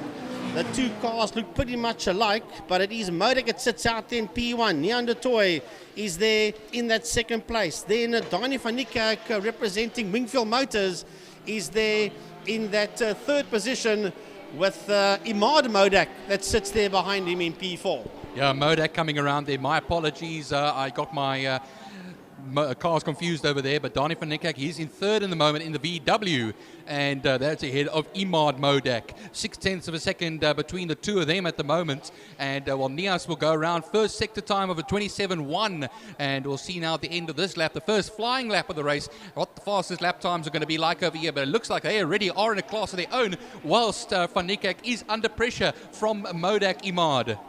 Right, down at the back main, they go racing down into turn number 5, into Fastron. Here they come, out of 5 towards us. And it is a Nias Modak that's sitting out there in P1. Nias in P1, dropping down and further in that 2nd place is Neander Toy. So it's Nias Modak from Neander Toy. Look at this light coming down towards us. Donnie van Niekerk has been overtaken there by Faisal Kutsia. Where did he come from? And Imad Modak has dropped in there behind the two of them as they exit turn 1 KFM. Yeah, that's an amazing one over there as well. Faisal Kutsia putting his nose in there in the BMW M3 as the fastest lap of the race, a 1:15.912 by the number 7 Nias Modak in that BMW E46 M3 ahead of Neander Toy. 3.5 seconds. It just shows you how quick Modak is to be ahead of Race Mace in 2nd position. Well, working their way now out of turn 2. There's a lot of Clubman's drivers in this one. Most of this category is Clubman's drivers. Charles Visser's in there. Mansour Parker is in there. Idris Ahmad is also in that fight. Ahmad is in there as well, as they all exit turn 3, but the leaders are heading down the back straight into turn 5 fast run. Just looking here as well, Charles Visser is down in 6th position ahead of Mansour Parker, 1.9 seconds to be exact, and then Idris Ahmad and Ahmad in the 8th and 9th positions ahead of Daniel Kutsier. Baby Jakes in 11th position with Altenstein in the supercar in 12th position ahead of Anwar Levy in 13th and last position at the moment. The closest battle on the circuit though at the moment is going to be this one over here between Nani van Niekerk and Imad Modak, as Imad Modak tries and comes a little close, a little bit of flames coming from the exhaust there of Dani van Niekerk, and he goes wide in turn 1. There was a big lock-up there by Dani, but he holds that position in that Golf. Man, that thing is super quick in a straight line, that Golf of Dani van Niekerk, as they all race down into turn 2. So let's all settle down. The leader making his way through the kinks and into turn 3 interceptor corner. Nias Modak sitting out there in P1. Neon de Toy is now not only in that second place, but he's catching Nias Modak as well. Then Faisal Kutsier is in there. Behind Faisal Kutsier, Dani van Niekerk, and then Imad Modak, as that group worked their way out of turn 4 Car Care Clinic down the back straight towards turn 5 fast run corner. Just a good mention here from Tiny as well, that the cool mist air from the mist, of course, the cool air from those is going to be working nicely for the turbos there as well. Charles Visser making his way down the back straight in the Sassel 350Z. Then it's Mansour Parker, Idris Ahmad going down the back main, and right behind him is Ahmad, Daniel Kutsier and Baby Jakes, as that group of cars head down into turn 5 into fast run corner, followed there by the supercar of Elton Stein. Still hanging in there, and he's ahead of that station wagon over there as well. That's rounding off the field of Anwar Levy, the BMW E30. I think it's down there, the BMW E30 over there as well. But a DNS did not start up for the VW Golf Mark 1 of Razi Harris. Yeah, remember Razi Harris planted the Golf in the wall between turn 3 and 4 in the Clubman's race, and that's the reason why Razi Harris is not out here in the Thunder Saloon. Here comes Anwar Levy across the line, 4/10 of a second, and he's going to try have a go in turn 1 on the supercar, and the supercar will just cut him off there. Altenstein holding that 12th position quite nicely ahead of Anwar Levy. So the leaders are working their way down the back straight towards fast run corner, towards turn 5. Into turn 5 they go. Nias Modak and Neon de Toy sitting out there, P1 and P2. Oh, and he loses it! Nias Modak loses it. The leader loses it, Byron, in a turn 5 fast run corner. In the blink of an eye, he was really going quickly there. He's actually parked on the outside of turn 5. You'll see on the screen ahead of you there as well. So he didn't go completely off. But the car is standing on the track. He gets it fired up again, and Nias Modak moves the car out the way, or tries to move the car out the way. Visser makes his way through. Yeah, he's going to pull that car off into a safe place and retire that BMW. Yeah, the new pit lane is quite close. He'll go into the old pit lane, unfortunately for him, but that leaves Neon de Toy now currently in the lead of this race ahead of Kutsier by 2.4 seconds, almost 2.5 seconds, with Van Niekerk still fighting the other Modak, Iman Modak, in 4th position, 1 second back of him. So Neon de Toy managed to start the car, and he's made his way into pit lane. So he is pulling down the old pit complex, and he is retiring that motor car. So let's have a look. That means that the man that's now leading is heading down into turn 5 into fast run once again. Your leader, NDT Racing, Neon de Toy in the BMW, sitting out there in P1, working his way out of fast run corner. That's turn number 5, as he makes his way under the bridge and races down into turn 1 KFM corner. So that car sounds pretty sweet. That means that Faisal Kutsier is in that 2nd position, and here comes Dani van Niekerk. Right behind him is Imad Modak. That is the first 4 cars heading into and through KFM. That's turn number 1. Then we've got a bit of a gap before we see the next car come under the bridge and make its way towards turn 1 KFM corner. That's the Sassel 350Z of Charles Visser. Right behind him, the boxy BMW of Mansour Parker, and he's got Ederiz Ahmad right there with him as they head into turn 1 KFM. Then coming towards us now is Daniel Kutsia, Ahmad, and Baby Jakes. They're having their fight into turn 1 KFM. Well, Baby Jakes is going on the inside, Frankie, of turn 1, but he'll get the nose cut right off over there by Ahmad. So lovely racing from these two, 9th and 10th respectively. But also just got a word from Tiny. The car number 146, of course, Faisal Kutsia, the rear bumper is coming loose of that car. So the marshals will be keeping an eye on that of the BMW of Faisal Kutsia.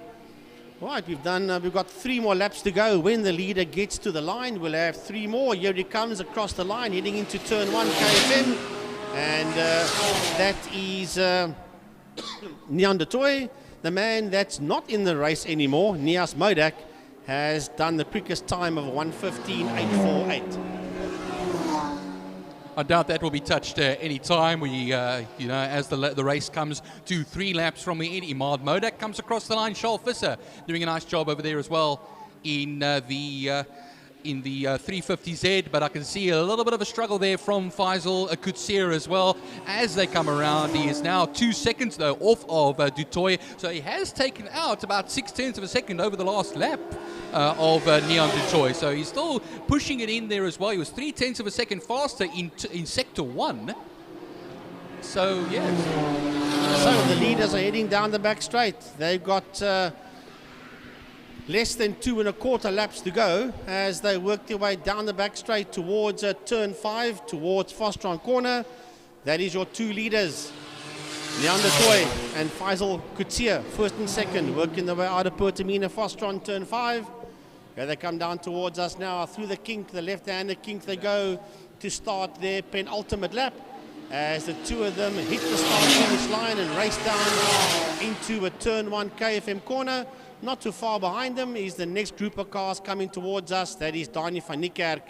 And Dani has got Imad Modak still there with him as the 2 of them head towards turn 1, towards KFM. Then there's a huge gap before we see the next car coming out of turn 5, out of Fostron. That's a Sassel 350Z of Charles Visser. That's Visser Jr. That's making his way under the Mad Max Bridge and heading into turn 1, and he's getting away there from, let's have a look, see who's coming towards us now, and that is Imad Modak.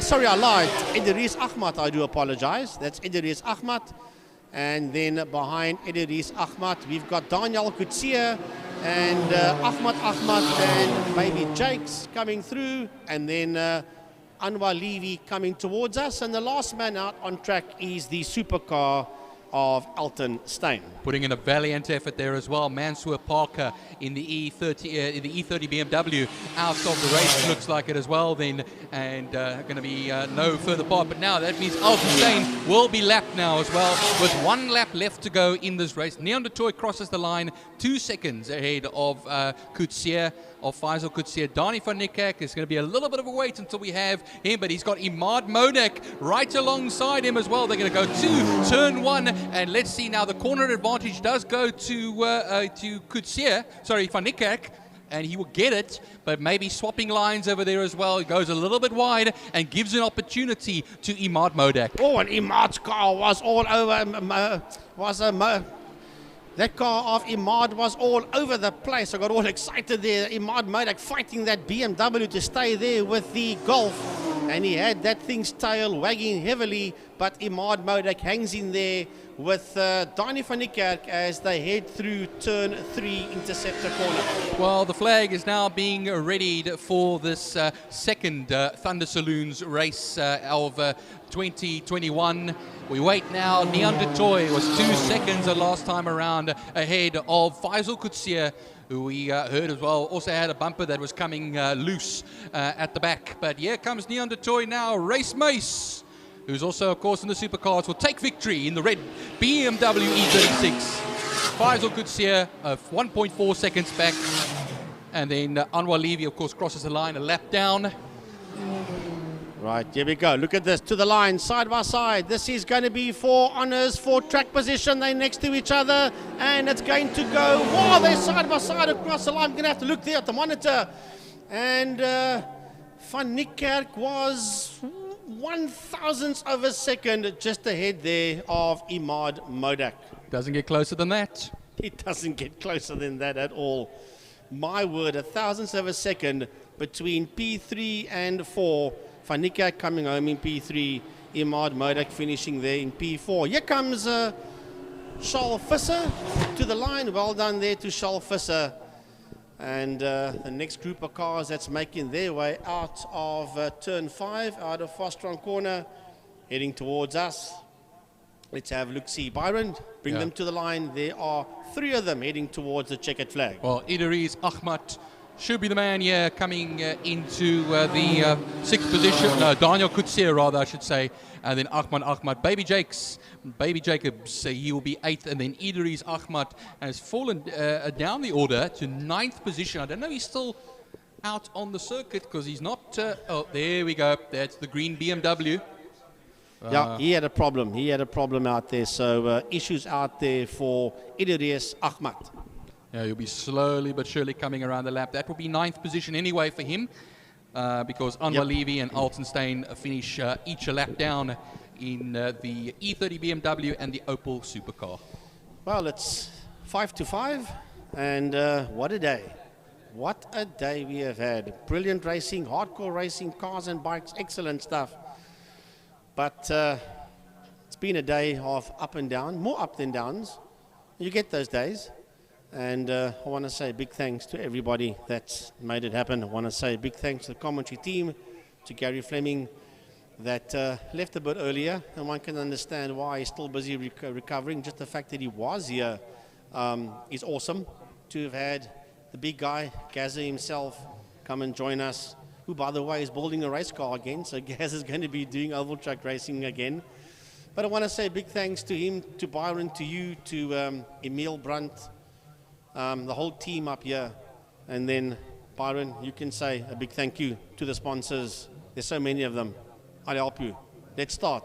KFM 94.5, the media partner, but let's rather start with Wingfield Motors, the main sponsor. Yeah, Wingfield Motors, definitely. Like you were saying earlier on, Frankie, 9 years already as well. 9 years, Johnny Van Niekerk has sponsored the Power Series. That's huge and everything as well. When you have guys and sponsors that stick around with you for a long time. Through thick and thin. Through thick and thin, it shows the passion, I'll tell you that much. Correct. But also as well, some of our newer sponsors from only like the last year or two, Car Care Clinic. Yes. Always a big one over there as well. I see the boards more and more Melspur out there. And Voteruus. Yes, and then Pertamina Fastron as well. The traditional Cape Town corner. It's always been lovely to say your name going through that banked right-hander. Yeah, and then Interceptor Shoewear for turn number 3, to the Porsche Club for the main straight, to RST Race Depot and Mad Max Motorcycles for the bridge, and to all the class sponsors. And a big thank you. And then I want to give one last shout out to Emergency Glass Repairs. That's Piet van der Walt. For all your glass needs, 24-hour services on all domestic glass. We specialize in building glass, house glass, and mirrors. We also provide glass for earth-moving equipment. And you can contact them, Cape Town number 021 930 2266, or emergencyglassrepairs.co.za, or follow them on Facebook. So, a big thanks to everybody. What a day, what a day, what a day. To Tim Riddell, the chairman, to Mark Ridgway, the vice chairman, to Des Easom, the club manager, to all the staff, and to all the officials, the COCs, everybody. And then a special thanks to our photographers that are out there. There's so many of them.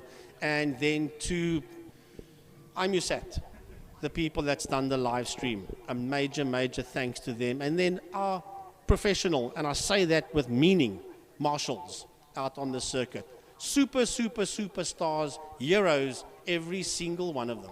You know, it was the late great Brian Peake, who was for many years the chairman of the Marshals Division as well, and himself as well, many years a Marshal, and he was the chairman of our commentators. But he always told us, very importantly, that there's so many people that you need to put a race meeting together. You can't do it without marshals, you can't do it without timekeepers, you can't do it without any of those officials. And let me tell you one thing, you've shared your passion with us. You have stood out there, all the marshals stand out there in all kinds of weather and see all kinds of crazy things. And thank you very much to all of you for helping us put this race meeting together. And also as well, a big thank you to all of you tuning in to come through this race day with us. Yeah. And hopefully, not 2021, it won't happen, that I can promise you. But hopefully next year, things will get better with the vaccines that are rolling out. And we look forward to see this place fold once again. We have the privilege to be here. And it's an honor to have that privilege. It's not a must, it's an honor that we are here. Enjoy the weekend, everybody. Those people that are listening in South Africa, remember 6 o'clock this evening, the Bokke take on the British and Irish Lions. I'm going to go pour myself a nice cold whiskey when I get home, and I may say that. And I'm going to enjoy the rugby game.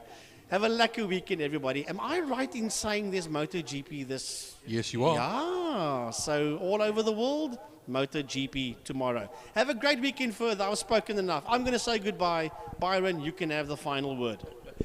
No, it's a big thank you as well to Frankie Ennis, Gary Fleming. Great to have Gary back as well. We were all worried sick, I can tell you that much. And also thank you as well to Emil Tinybrandt, sharing some very vital information with us in the commentary box for what he's, his insights and what he's picking up on the radio as well. But yes, I think what happens is everybody travel safely, have a lovely long weekend. And let me tell you one thing, we get to do this again not too long from now. Good night, everybody.